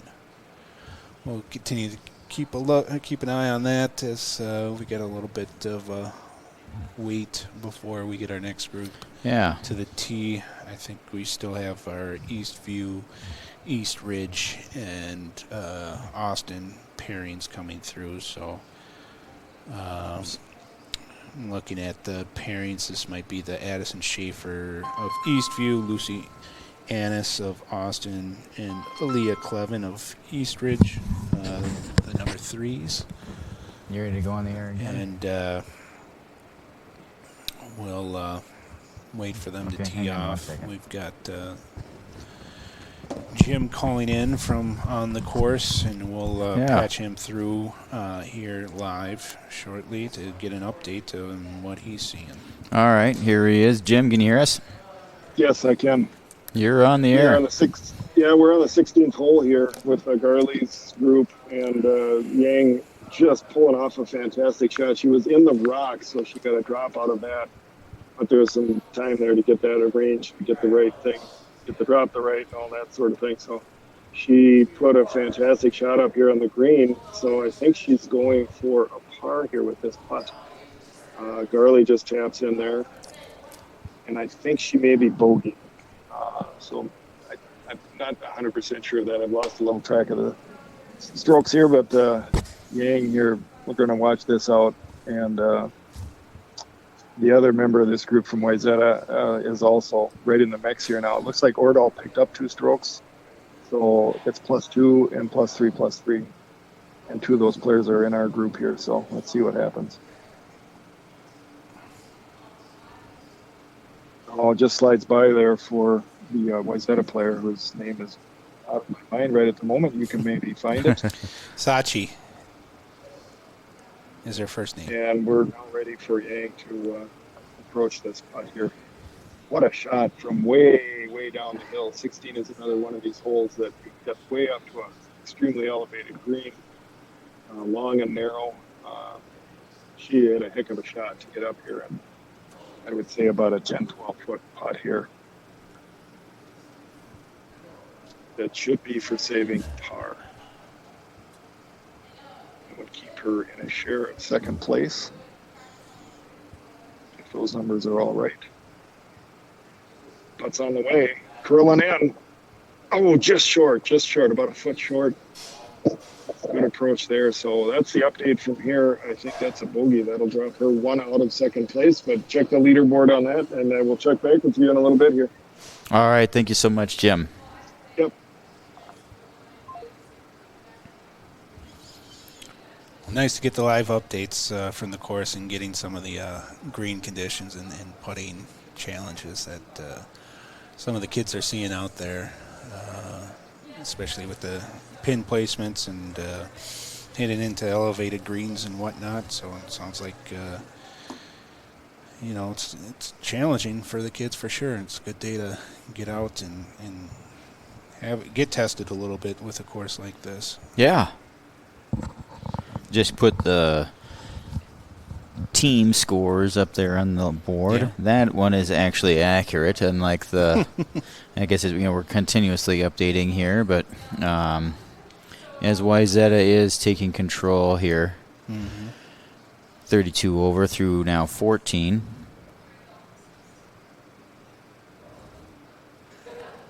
Eastridge trying to keep pace.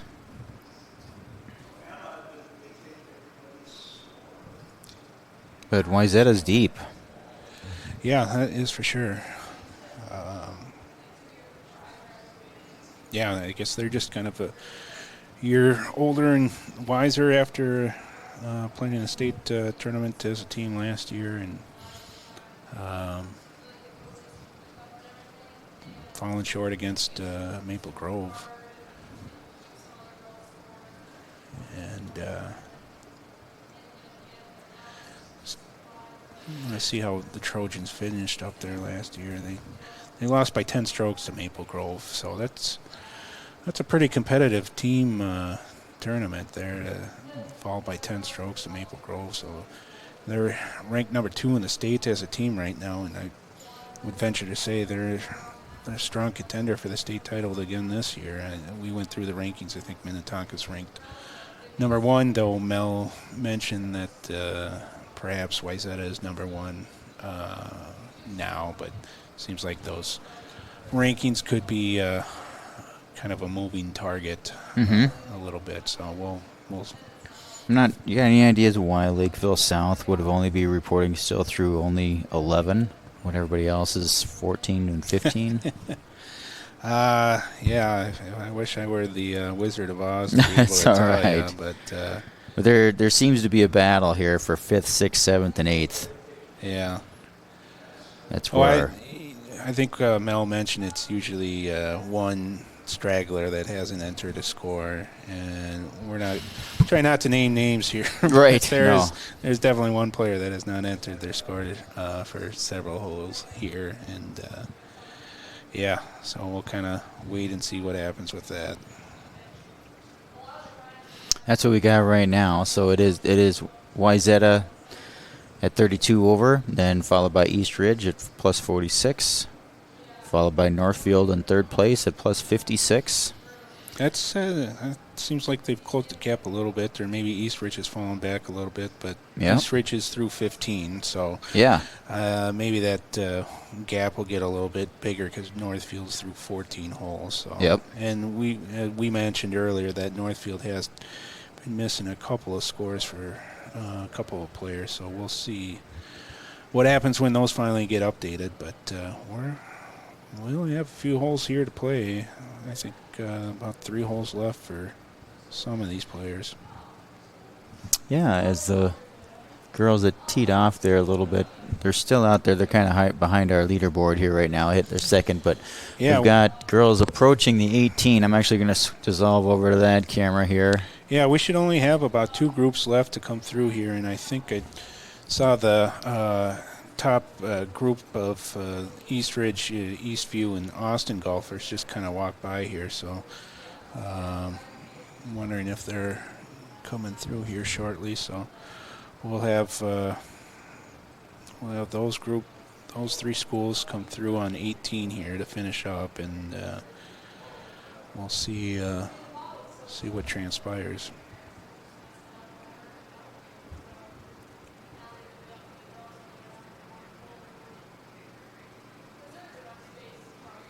So looks like we're just having some approach shots from Austin player on 18, and then we've got a chip for either Eastview or East Ridge. I'm going to venture to say it's East Ridge. I think it's East Ridge as well. She's just off our camera angle there. Yeah. She's just to the right of... yeah, with the black bag, I'd say it's East Ridge. Yep.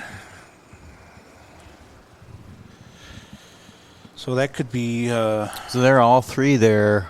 That could be our number 2 seeds or number 2 golfers from that group. And then... Where's the 3rd girl going?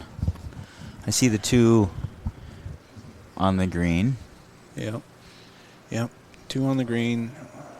Pretty lengthy putts for both.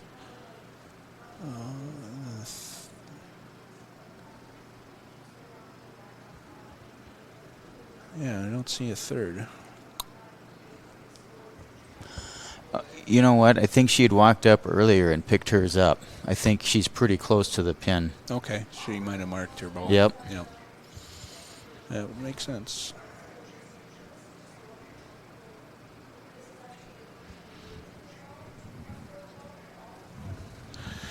Yeah, I'm amazed. Mel was mentioning it earlier, but the pace has just been tremendous. I guess it helps having just 3 to a group rather than a foursome, and you worry about multiple groups going off the same team and what the pace might be like, but it's been great so far. It sure has.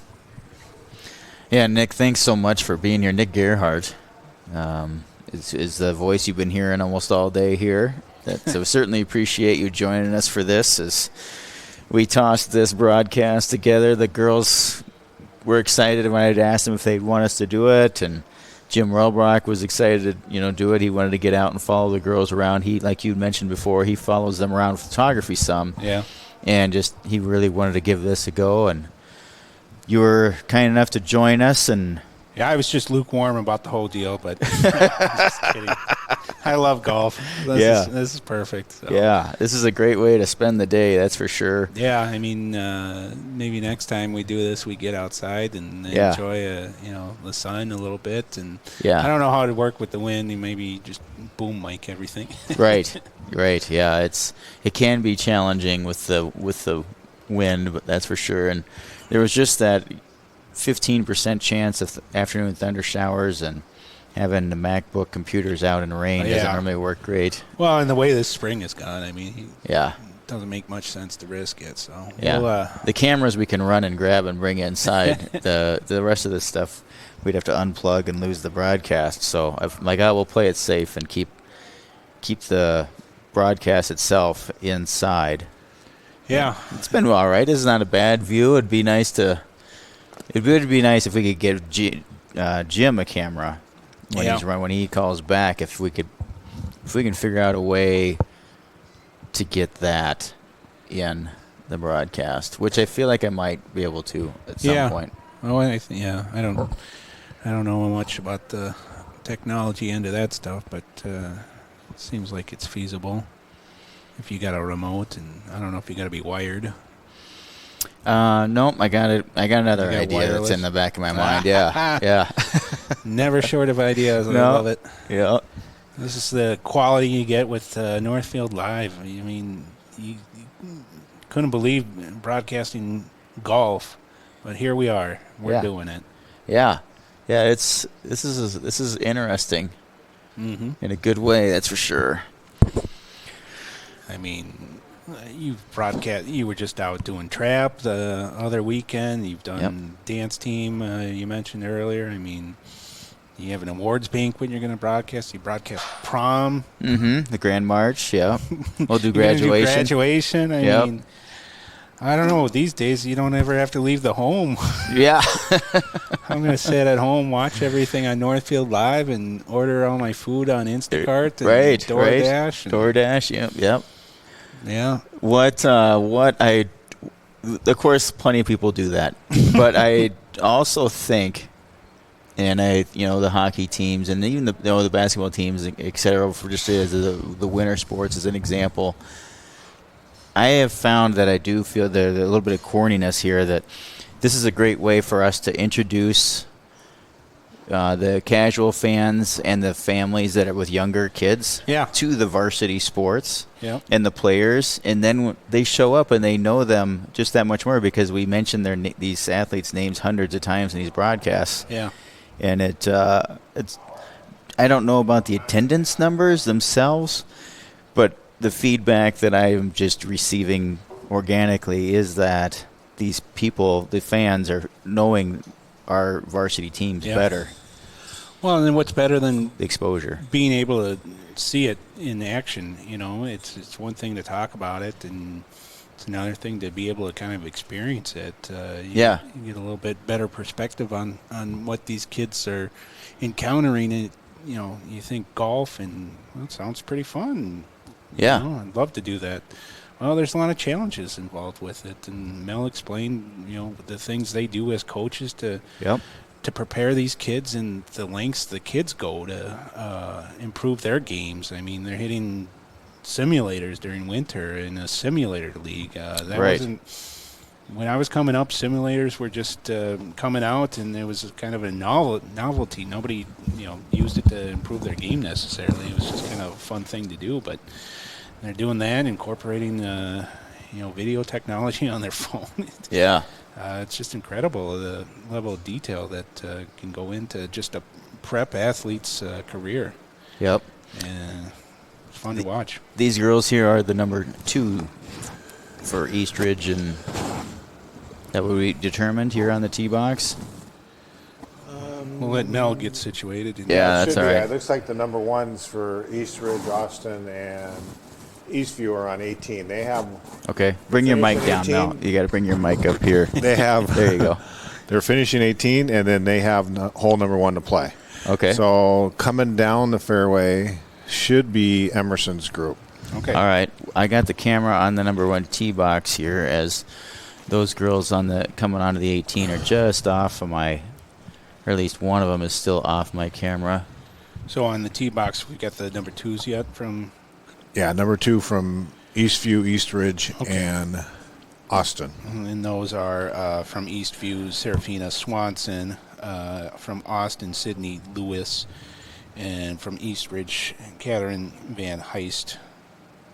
Van Heist had been playing fairly well today. I thought I saw her name toward the top of the leaderboard at one point, but we'll double check. Eastridge just had a very nice chip onto the green here. Yeah. Van Heist was 16 over. She is 3rd on her team, I want to say. 4th on her team. Ella Winnery is leading Eastridge today at 7 over through 16. Others from that school include Ann Benjamin. She's 12 over, and Lucy Oberdorfer is 14 over as well. And then there's Aaliyah Kleben at 16 over with Van Heist. So we'll get a look at the group coming in on 18 here. We mentioned that's the number 1s from Eastview, Austin, and Eastridge. That includes Winnery, who we mentioned earlier, and Austin's Alani Theravong, who was playing well throughout today, and sits at 9 over par. And meanwhile, Megan Young, who is Eastview's number 1, is 14 over par today. Yeah, she's played much better. We've seen her twice this year already, and she's played much better than that. Yeah, she came into today and ranked number 62nd in the Yeah, she's struggling a little bit today. Yeah, had a couple of 7s. That doesn't help the scorecard any. Yeah, those crooked numbers are great in baseball and hockey, and not so good on the scorecard. I know I had a friend of mine that we used to play golf a lot down in Owatonna, and he said whenever he got to 8, he just put the infinity sign on his scorecard. So his nickname to me was Buzz Lightyear. There you go. Infinity and beyond. Yeah. That was a good-looking putt that just rims out from Eastridge, I believe, right? Yeah. I don't know which one's Eastridge and Eastfield. Yeah, we assume so with the black top. That would be East. Yeah, I think that's Ridge. East Ridge because I think the girl in the black shorts that's Megan Young. Okay. And Emerson, I don't know if you see farther down her in 18, she just hit her second shot, I think. Okay. She's in white. Yeah, and she just knocked it out, yeah. just short of the green. Well, that'll be an eagle try, right? Yeah, she just short of the green. Yeah, it's awesome. just maybe off just our camera right on that very edge of it. Yeah, I just can't quite see that there. She's just off the edge. So she's got an opportunity to finish strong here. After she just bogeyed the previous hole? Yeah. Did she bogey 17? She's 9 over now. Oh, and I think she had She had a double on 16. She had a double on 16 after she birdied 15. So she did birdie 15, like Jim had told us. It just took a little while to get entered. They must have just entered their scores following 17, so we're all updated there. So that puts Emerson at 9 over with a great opportunity to get to at least back to 8 over. Yeah. Yeah. Karina Johnson is at 8 over still through 15. Emerson, if she can make a birdie on this, she might end up getting back into the top 5. Yeah. A bunch of 9s. Yeah, how'd she do with this tournament last year, do you recall? I think she did finish in the top 5. I think I remember giving her a medal. We actually finished 3rd last year. We beat Eastview out. Okay. I can't remember who won it. Yeah. It's hard to remember sometimes. Mm-hmm.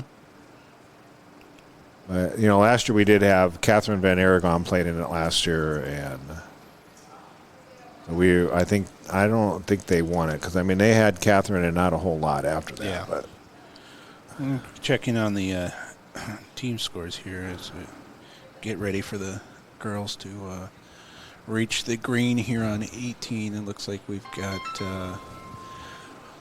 one player with an approach shot from, I don't know, how far out is that, Mel? 125? Yeah, she's about 125. The one that's in the middle of the fairway is about 125. The other one's about 150 out. Yeah. And she hit, I don't know where she hit just short right of the green. Yeah. So still kind of difficult to suss out the team scores here, but we've got the graphic up with Wayzata at 39 over par through 14 and Eastridge at 51 over par through 16. The Trojans have really started to pull away with this thing as their depth has started to emerge. Yeah. And they've got Sachi Deshmiku at 5 over through 17 now, and Lauren Chams at 11 over. Joining her at 11 over is Kirsten Lawrence. Reese Berry, the 8th grader, 14 over. So their top 4 are in the top 15 overall today. That's tough to beat. Yeah, they are. That's a really nice score. I don't know where that would put them for a team score, but somewhere in the low 300s. Yeah, right about now they're like, if they would finish this way, they'd be 329. 329 is a nice score out here. I think we're going to be in the 350s. I think. Well, right now we're at 348 if we finish par. So we'll be in the 350s. I think Eastridge will probably be in the pretty close to 340 something, and then 330. So these are good scores. Yeah. At a tough golf course. Mm-hmm. So we'll go back to way back on the 18 green. Yeah, we'll put the camera back over there. So we've got our top group here with Waverly Yang, who was leading this tournament earlier today. She was -2 through the early stretches, and then Northfield's Emerson Garley, who's got a opportunity here from the front edge of the green. She's just off our camera. She putting or chipping here, Mel? I'm guessing she's probably chipping. Yeah, she chipped.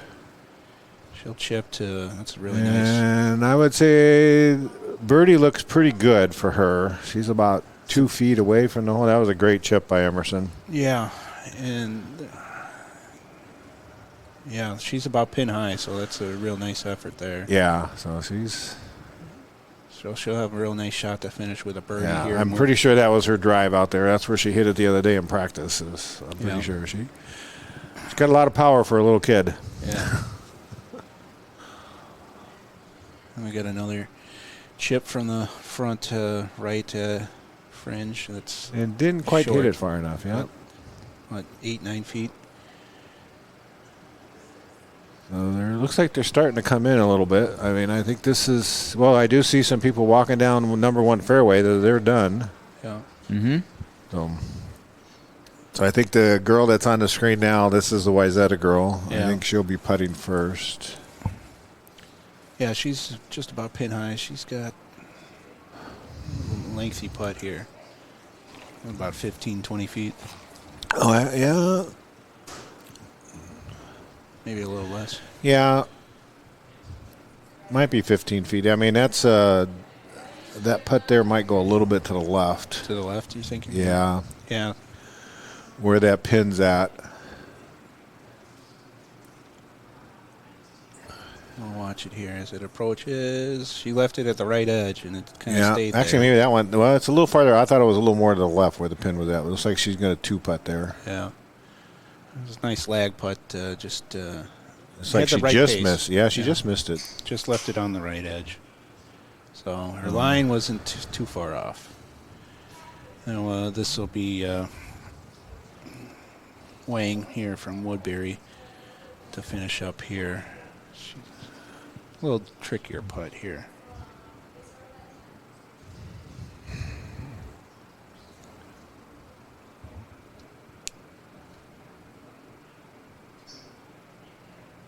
And we'll have some of the girls as they come off the course come up in chats. Is that the plan here, Liam? Yeah, we've tossed it out there, especially if Emmy and Danica think we're able to take them. I put that out there in an email to the other coaches, but Yeah, that putt moved a little bit for Yang there to fell off on her left side, our right side here as we're watching from the clubhouse.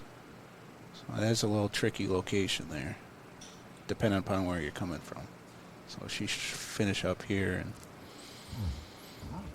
and have a nice little round today.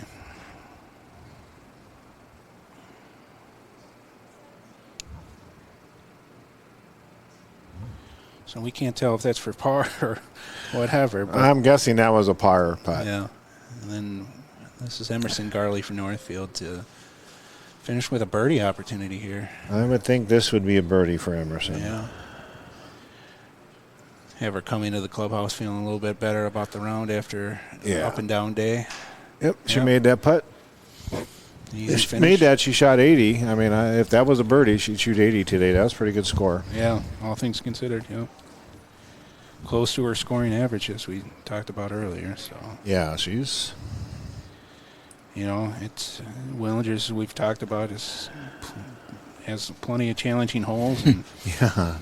You It's don't easy. want to stray. If you don't hit the drive straight, you could be in a lot of trouble. yeah, it's easy for the round to get away from you, but Emerson did a good job of keeping things under control. Just the one double today, it looks like, as far as I can tell, everything else was some bogeys, and she had the 2 birdies on the round, so she'll finish 8 over for an 80. I think she'll be pretty happy with that. Yeah. And if that's what it is, I mean, her score will individually, it'll be, could put her right now, she's tied for 5th. Yeah. And if she goes to 8, then she'll be in 4th. Yeah. So we'll wait the final score for Yep. Lakeville South's Jovi Ordell, who's leading the tournament. She's 3 over through 17. We just saw Waverly Wang finish out for Woodbury. She was 4 over through 16, so we've got to wait to see what she posted for 17 and 18. Yeah, we're about 14 shots in front of Lakeville South. That's going to finish somewhere in that range. And that's big for you guys in terms of a little bit of extra confidence. So Yeah, and Danny didn't play well today. I mean, Danny's going to be disappointed in how she played. Sure. And I wouldn't be surprised because the Lakeville South girl, their number 3, only has scores through the 11th hole. So I wouldn't be surprised if they were a little bit higher than that. And with a finish like this for you guys, scores are only going to get better over at Cannon for the section tournament. Cannon's a tough golf course. It's a little. It's got some length to it, for sure, in water, in tricky spots. So we'll continue to wait and see. It's got all those old, mature trees. That's the makes the fairways narrower, But yeah, when I was out there, it looked like they took out a couple of those old trees. I don't know how long ago, but you got to keep it in. You got to keep it in, like anywhere you play. If you keep it on the short grass, the game's a lot easier. Yeah. When it disappears into the water, it's tough to find. Can't use that ball retriever. Yeah, you can't. It's tough to play it when it's in the water. Ask Vandy Valdi. Well, we got some of the kids coming in. Looks like the Winona team has entered the clubhouse here, or at least some of them, and some of the Northfield golfers. So, who do we have coming in here, Mel? That was a birdie on 18 for Emerson. So. Good. Yeah, you do it in the banquet room over there. Yep. So, Garley finishes with an 80 and a nice birdie on the 18th, which is. Not an easy hole, 6th handicap here. No, it puts her firmly in. I'm sorry. Puts her at 4th. Yeah. So she's going to get a medal today. Yeah, it's a heck of a finish. I mean, 2 birdies on the back 9, is that right? Yeah, I mentioned that she had 2 par 5s to play, and she birdied both those, which helped because she doubled the other one. So yeah, well, she doubled the 16. So. Yeah. Not too bad. Okay, when I get Emerson in here, we'll get her to come over and talk to you guys. Sure. Okay. We got a couple other finals coming in. McKinney Coburn from Eden Prairie finishes with what would it be, 9 over 81. So I'm going to start updating the... Yeah, she's in 6th place right now. We've got more scores coming in here shortly. So as they get entered on the Wanamaker app, if you have not downloaded it, you can. It's on the Play Store and the App Store.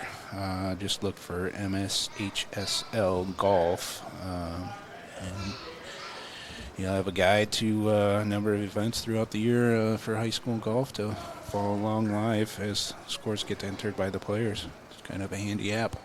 Yeah. I wish I could get it to automatically feed into our stream. Leave a 1-star review on the App Store or the Play Store. You might get some traction that way. There you go. I'm not sure if it's the app's fault or the software that I use sometimes, but... Yeah, they don't like to play nice all the time. They don't. They don't. We got a couple of other final scores that have come in. Sachi Demshmikku finishes with a 77 for Wayzata. She parred the 18th hole there as we were watching. She finishes with 2 birdies on the back and a double on 16, so just kind of up and down back 9, but a very solid 77. And Waverly Yang from Woodbury finishes 1 shot back with a 78.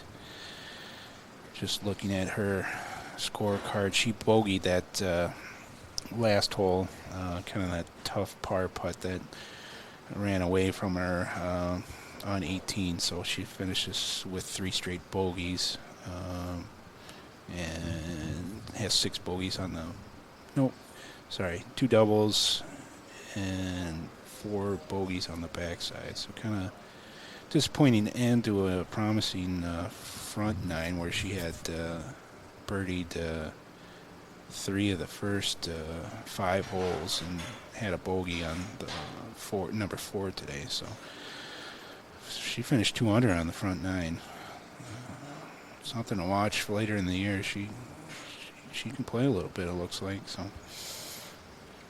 other scores coming in, we've got East Ridge's Ann Benjamin finishing with an 84, kind of in 12th place right now as scores get entered here. Everybody's through 17 for the most part.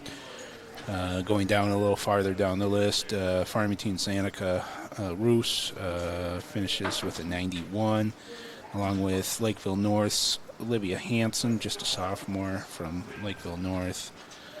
Burnsville's Bailey Tilley, a senior, shoots a 92. Eastview's Anna Pitts also finishes with a 92. 7th grader from Lakeville North, Cindy Kraus, with a 93. Probably something to watch there for the Panthers, too, as we approach the section tournament here in a few weeks. Avery Foss, a sophomore from Winona, finishes with a 95. Albert Lee's Addison Herr also cards a 95.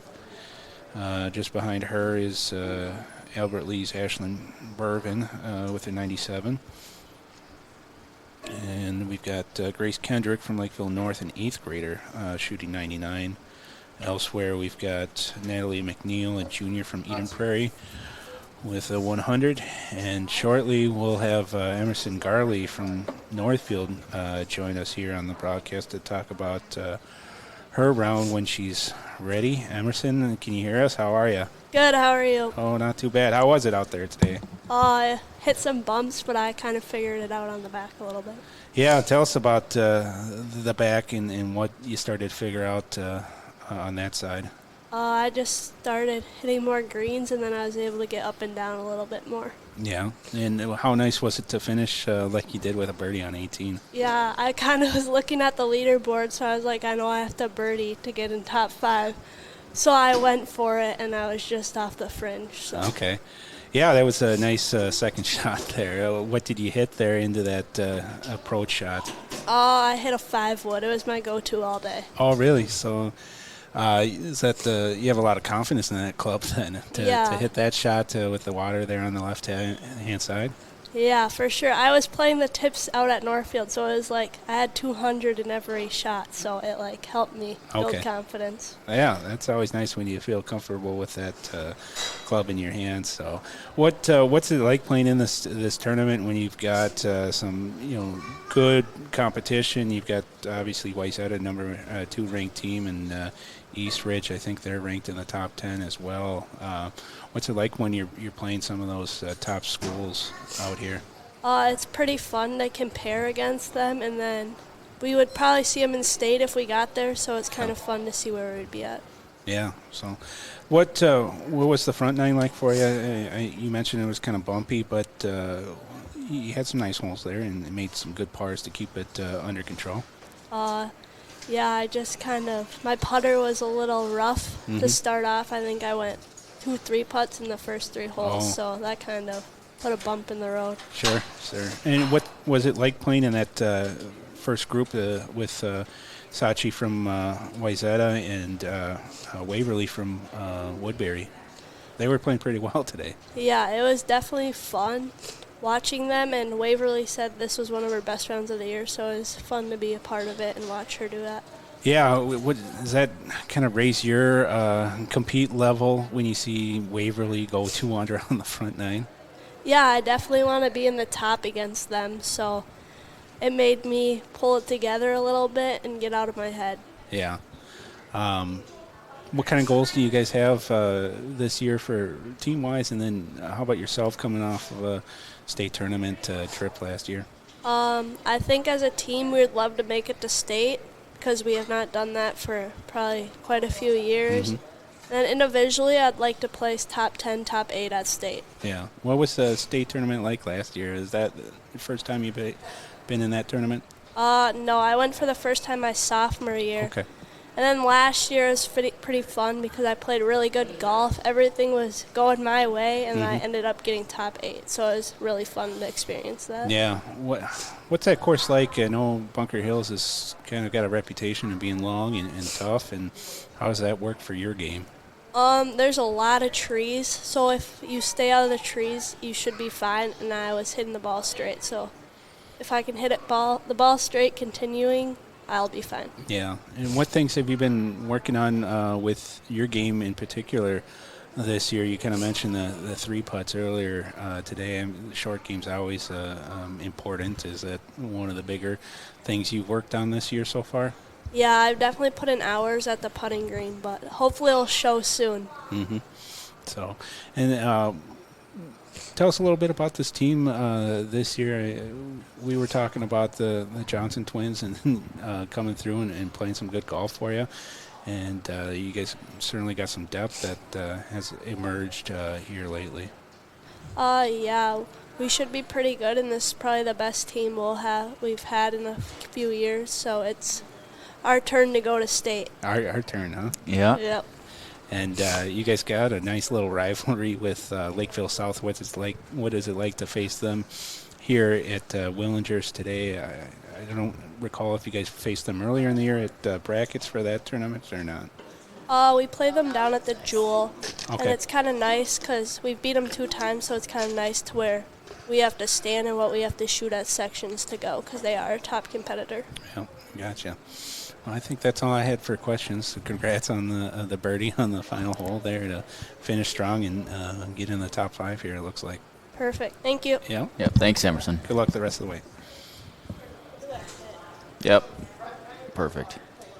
Well, thank Emerson for coming on and sharing some time and Yeah. talking a little bit about her round and finishing strong here. We'll kind of take a peek at the leaderboard here to get some of those other final scores. Yeah, the Service Master by Ayat post-game report is what we're looking at on the Heritage Bank scoreboard, leaderboard, I guess, in this case. Yeah.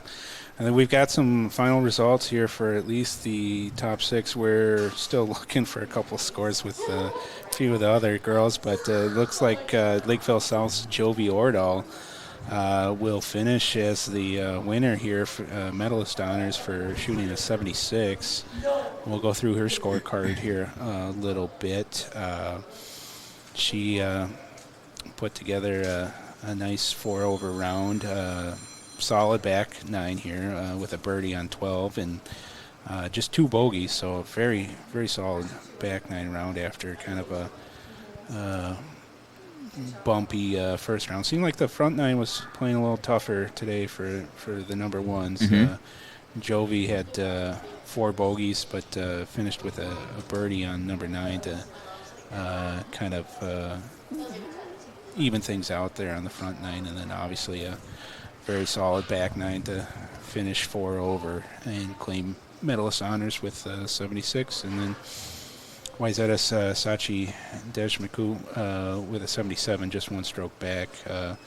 We saw her kind of just playing even keel around and found her opportunities for some birdies and limited kind of the big blow-up holes, couple of doubles on the back 9, but she also had 2 birdies to even things out there. And the front 9 was a little smoother for her than some others. She just had the 3 bogeys, but had a birdie on number 3 to finish just 2 over on the front. So very solid 77. And then we mentioned Waverly Yang from Woodbury, who Emerson mentioned probably thought she played her best round of the year. She was 2 under on the front 9. She finishes 3rd with a 78 after kind of disappointing back 9 with kind of 2 doubles on she had a double on 11 and double on 13. And then bogeys on 14, 15, 17, and 18. Probably not the way she wanted to finish the final 3 holes, but a very solid 6-over round from her to take 3rd. And then we talked with Emerson Garley, who finishes 4th. It looks like she'll tie for 4th with an 80. in 8 over, making her way through and finishing with a birdie on 18 to move to 8 over. And she'll tie with Ella Winnery from East Ridge, who also shoots 80. She had a nice round, too. She birdied the first 2 holes today in that group of top number 1 players. Finished with bogeys on 2 of the final 3 on the front 9, but bounced back to birdie 11 on the back 9. Couple blow-up holes with 13 on with a double, and then a triple on 16, and then a double on 18 to close out the round. Yeah. So she's probably a little disappointed with that score, but she'll be fine the rest of the year, I'm sure. And in 6th, we've got in Prairie's McKinney Coburn, 81. We talked about her throughout the day a little bit. Nice birdie on the front side and a couple of bogeys here and there. Nothing too crazy, a double on 11. So very solid 81 from her to finish 6th. We're kind of waiting for Karina Johnson's score to come in for Northfield. She's missing her score on 18 yet. But yeah, I took a shot at what she maybe would have had there, but she was 10 over through 17. 17, so very solid score. From her, just a sophomore, and one of the younger players that Northfield's counting on to kind of catapult them to a section title this year, which would be exciting. And we'll go through the rest of the top 10. Wayzata's Laura James with an 82, and Austin's Alani Theravong finishes with an 82. She's just a freshman, which is pretty cool to see for a young player to finish like that at this tournament. She had a very solid day, just a double on 6 on the front and a bogey for a 3 over front 9 round, and then back 9 kind of got to her with bogeys on 11, 12, 14, a double on 15, bogey on 16, and then a bogey on 18 to finish. So a very solid 82 from her to tie for 8th. And then Wayzata's Kirsten Lawrence rounds out the top 10 with an 11 over right now, but her score's only through 15, so we'll see what happens as those final scores get entered. She had a birdie on 14, the par 3 today on the back 9, so very nice score from there. And then a Big 9 conference foe, Maren Keller from Winona, finishes with an 84 that has her in 11th place right now. So we'll kind of wait for those to trickle in. We'll go through some of the team scores here to see where everybody's shaking out. Yeah, the team, I feel like I don't think we were going to see too much. No, I think Wayzata ran away with it today. They were sitting at 41 over par right now through 17. We're just waiting for probably one score to come in. East Ridge finishes with a 339 for second, and there's quite a bit of a gap between East Ridge and Northfield. I think Mel mentioned that he thought Northfield would finish in the 350 range. So there's 64 over par through 17, and we're just waiting for Karina's score to come in, I believe, from number 9 earlier in the day. It just hasn't gotten entered in the scoring app. We've got Eastview at 360 for the day as a team for 4th right now, and then Lakeville South, who we kind of mentioned as Northfield's biggest rival right now for that Section 1 AAA title this year. They're in 5th at plus 88. They were 22 strokes back of Northfield through 17 this afternoon, so that's a good sign for the Raiders as they prepare for the section tournament later in the month. And then Farmington, another section rival, finishes with a 378 for 6th place right now. And Lakeville North is also with a 378, another section rival for the Raiders, so they're tied for 6th. And now we are joined by Hang on, I'll let you. You can tell him that you're not on the air. You go ahead and speak to him. I just shot my season list, so don't talk about it. Okay. All right, now we're gonna unmute you. There you go. Now you're on the air. All right, and we are joined by Danica Sorum. All right. Welcome, Danica. I just wanted to ask you a little bit about playing in this tournament and hosting this tournament. And you've got some of the top schools in the state here today with Wayzata and East Ridge, and I think Eastview. And what's it like to see this level of competition in the middle of the season? Yeah, so it's really fun to play with them for sure. I know my Wayzata girl, she was an 8th grader, and she was she was so skilled. Like, she was just great, and she was so sweet. And then the girl I played with from Woodbury, she was actually a JV player, but she was subbing in for them today. Okay. And so to see her, she kept up really well. So to see a JV player keeping up that well was really interesting to see, I guess. Yeah. What were the course conditions like? How were the greens? Were they fast, slow? So on our first hole on 18, they were actually out there mowing the tee boxes as we were teeing off. So, but the greens were pretty quick today, I would say. Yeah. Was it easy to get reads on the greens, or were they kind of challenging? For the most part. I know that my Wayzata girl, she was participated in the chip putt and drive contest, and she was struggling to read them a little bit today, so that was interesting to see. Yeah, we talked about her today a little bit. Reese Berry's the 8th grader from Wayzata who you played with, and we mentioned that she got to go down to the Masters this year, or last year, I should say, and play down there. So it's pretty cool. Yeah, we were talking about. I noticed her head cover was from Augusta, and so she was talking. She collects them from all the different golf courses. I thought that was really cool. Yeah, she didn't give you any kind of ball marker or something from Augusta? No. So, tell me about this team and how you guys are coming along. You guys seem to be posting better scores each week, and the scores are getting lower, and that's always a good thing to see at this time of year. Yeah, so I think that something that really helps us as a team is just our team environment. We always are there to work, and then we all get along really well, so that makes you want to come back and practice more and be around these girls. Yeah. What's it like having Mel as a coach? He seems like he's pretty mellow, but yeah, Mel, he really pushes the importance of school. So we know that school comes first, and then he just, I don't know, he's always there when we need him. So if we need, I'll just call him on hole 12 and be like, hey, can you bring me a water? And he's there in 3 minutes. So.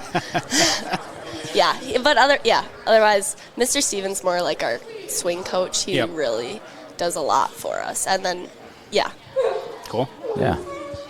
Awesome.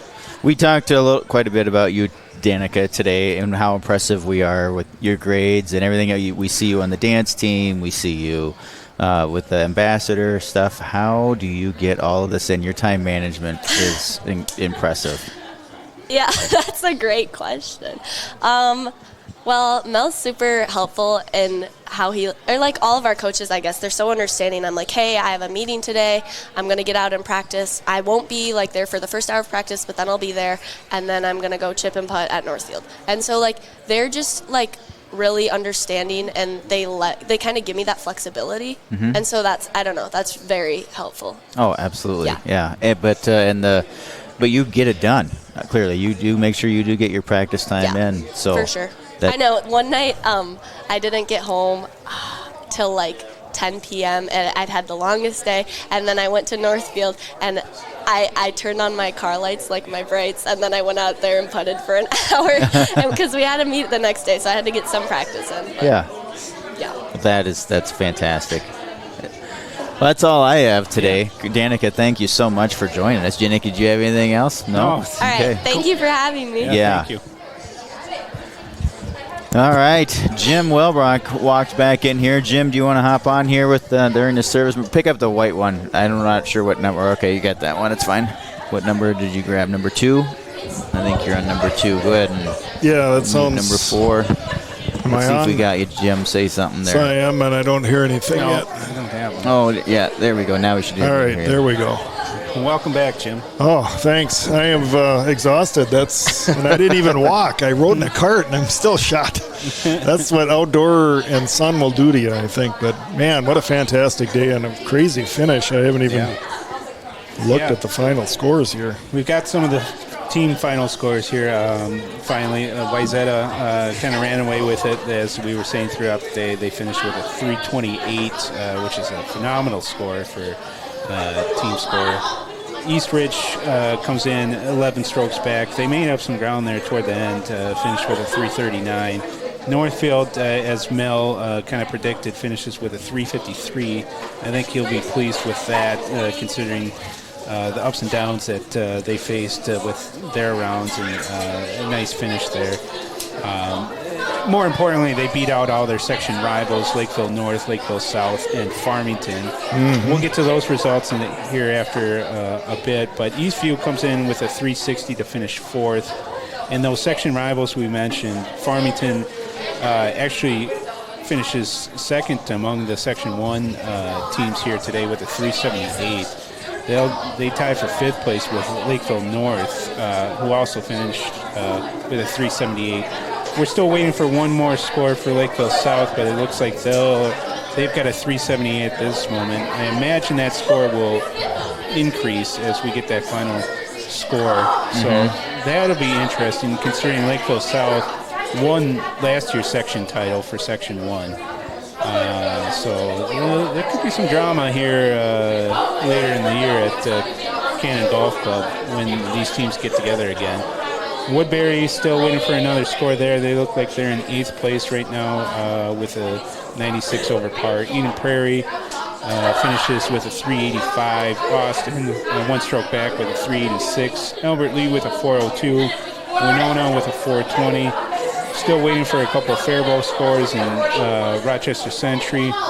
They'll be in 13th and 14th place, and then Burnsville with a 465 for 15th. So, Jim, you were out there for a lot of it today. What areas did the kids seem to struggle the most with? I think you pointed out number 8 was difficult, but looking at some of the scores, it looked like 12 and 13 on the back nine were equally as challenging.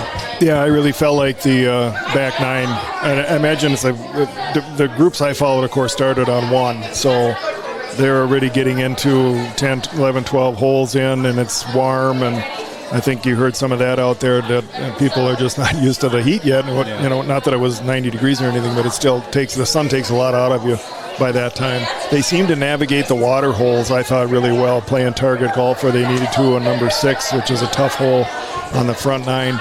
They seem to have no problem hitting spots that they wanted, but I think on those back holes, which would be, say, 11, 12, 13, 16 is the same way with this tee box that's elevated.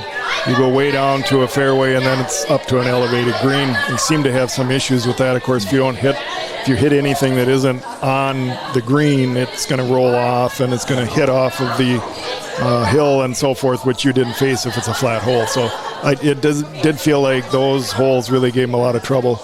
And, of course, once the wheels come off a little bit, it can be hard to not just lose 1 stroke, but to lose 3. Yep. And all of a sudden you got a triple or a snowman going, and it gets really tough. So I think that stretch of holes did a lot of the players in, and it's a combination of things again. The length of the day, and you're getting tired. It's you've been out here all day in the sun, all that kind of combined together. I think you saw the scores really ratchet up. Yeah. On the other hand, it was close. So, it all came down to a couple shots at the top of the leaderboard here. So a lot of great shots made out there, and a ton of fun following the groups that I was able to follow. Yeah. And we've got some of those final scores that have come in now. We'll go through Northfield's scores here real quick with Karina Johnson, the sophomore for Northfield, coming in with an 82. She finishes in a 4-way tie for 7th with that 82. Scroll down a little bit more to get Monica Johnson. She finishes in a tie for 22nd, a 4-way tie there with a 92. A little farther down, we'll find Olivia Cortum with a 99 for 37th place. She's in a tie there with a handful of other golfers. And then Anna Larson, sophomore, finishes with a 104 for 50th. Coming in today to play varsity golf. And then Danica Sorum, 59th with a 107. We'll round out the top 6 for Northfield. Again, medals honors went to Lakeville South's Jovi Ordal. She finishes with a 76, a 4 over, and followed up by Sachi Deshmuku with a 77 from Wayzata. Waverly Yang, who had the blistering 200 front 9, finishes with a 78 in what she described as her best round of the year. And then Northfield's Emerson Garley battles through up and down round to finish with an 8 over 80 for 4th place, tied with East Ridge's Ella Winery, who also shot 80. So, you know, a lot of battling through the course today, especially eliminating the big blow-up holes to, you know, just bogeys, a couple of doubles out there, but, you know, I think Northfield did a good job trying to minimize the big numbers. Absolutely, and I think Ordal, if you just I did not get to follow her group at all, but I'm guessing that she limited that damage. So if we have 1 hole or 2 holes that I'm +1, but you don't let it get into that +3 or start batting the ball back and forth. It can be really frustrating if a putt doesn't drop to run up to the next one and give it one. And if you miss that one, that's just as important as your tee shot or a shot to a green. So I think to control that a little bit at the end and really stop that bleeding and just keep it at 1. She must have done that because she was pretty steady all day. Yeah, she had no doubles on the day, just bogeys and 2 birdies. So that's the way to do it. That's well done, especially out here where the hole can get away from you and you can easily put up a double or a triple. For sure. If you get into trouble with the woods or the water. So Deshmukh also very steady throughout the day. I don't think she had any birdies. I don't believe, maybe 1. Yeah, she had a couple, I believe. Okay.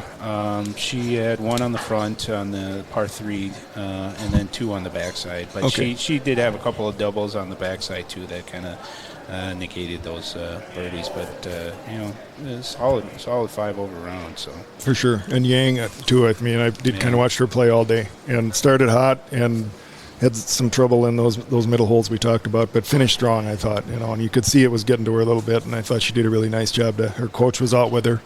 Hey, let's take it easy. You're doing well. I could hear a lot of encouragement from her coach on those last 2-3 holes to just, we've got a couple left. You can do it. You're having a great day. And I think she was really happy, like you mentioned, with the round. So that was great to see.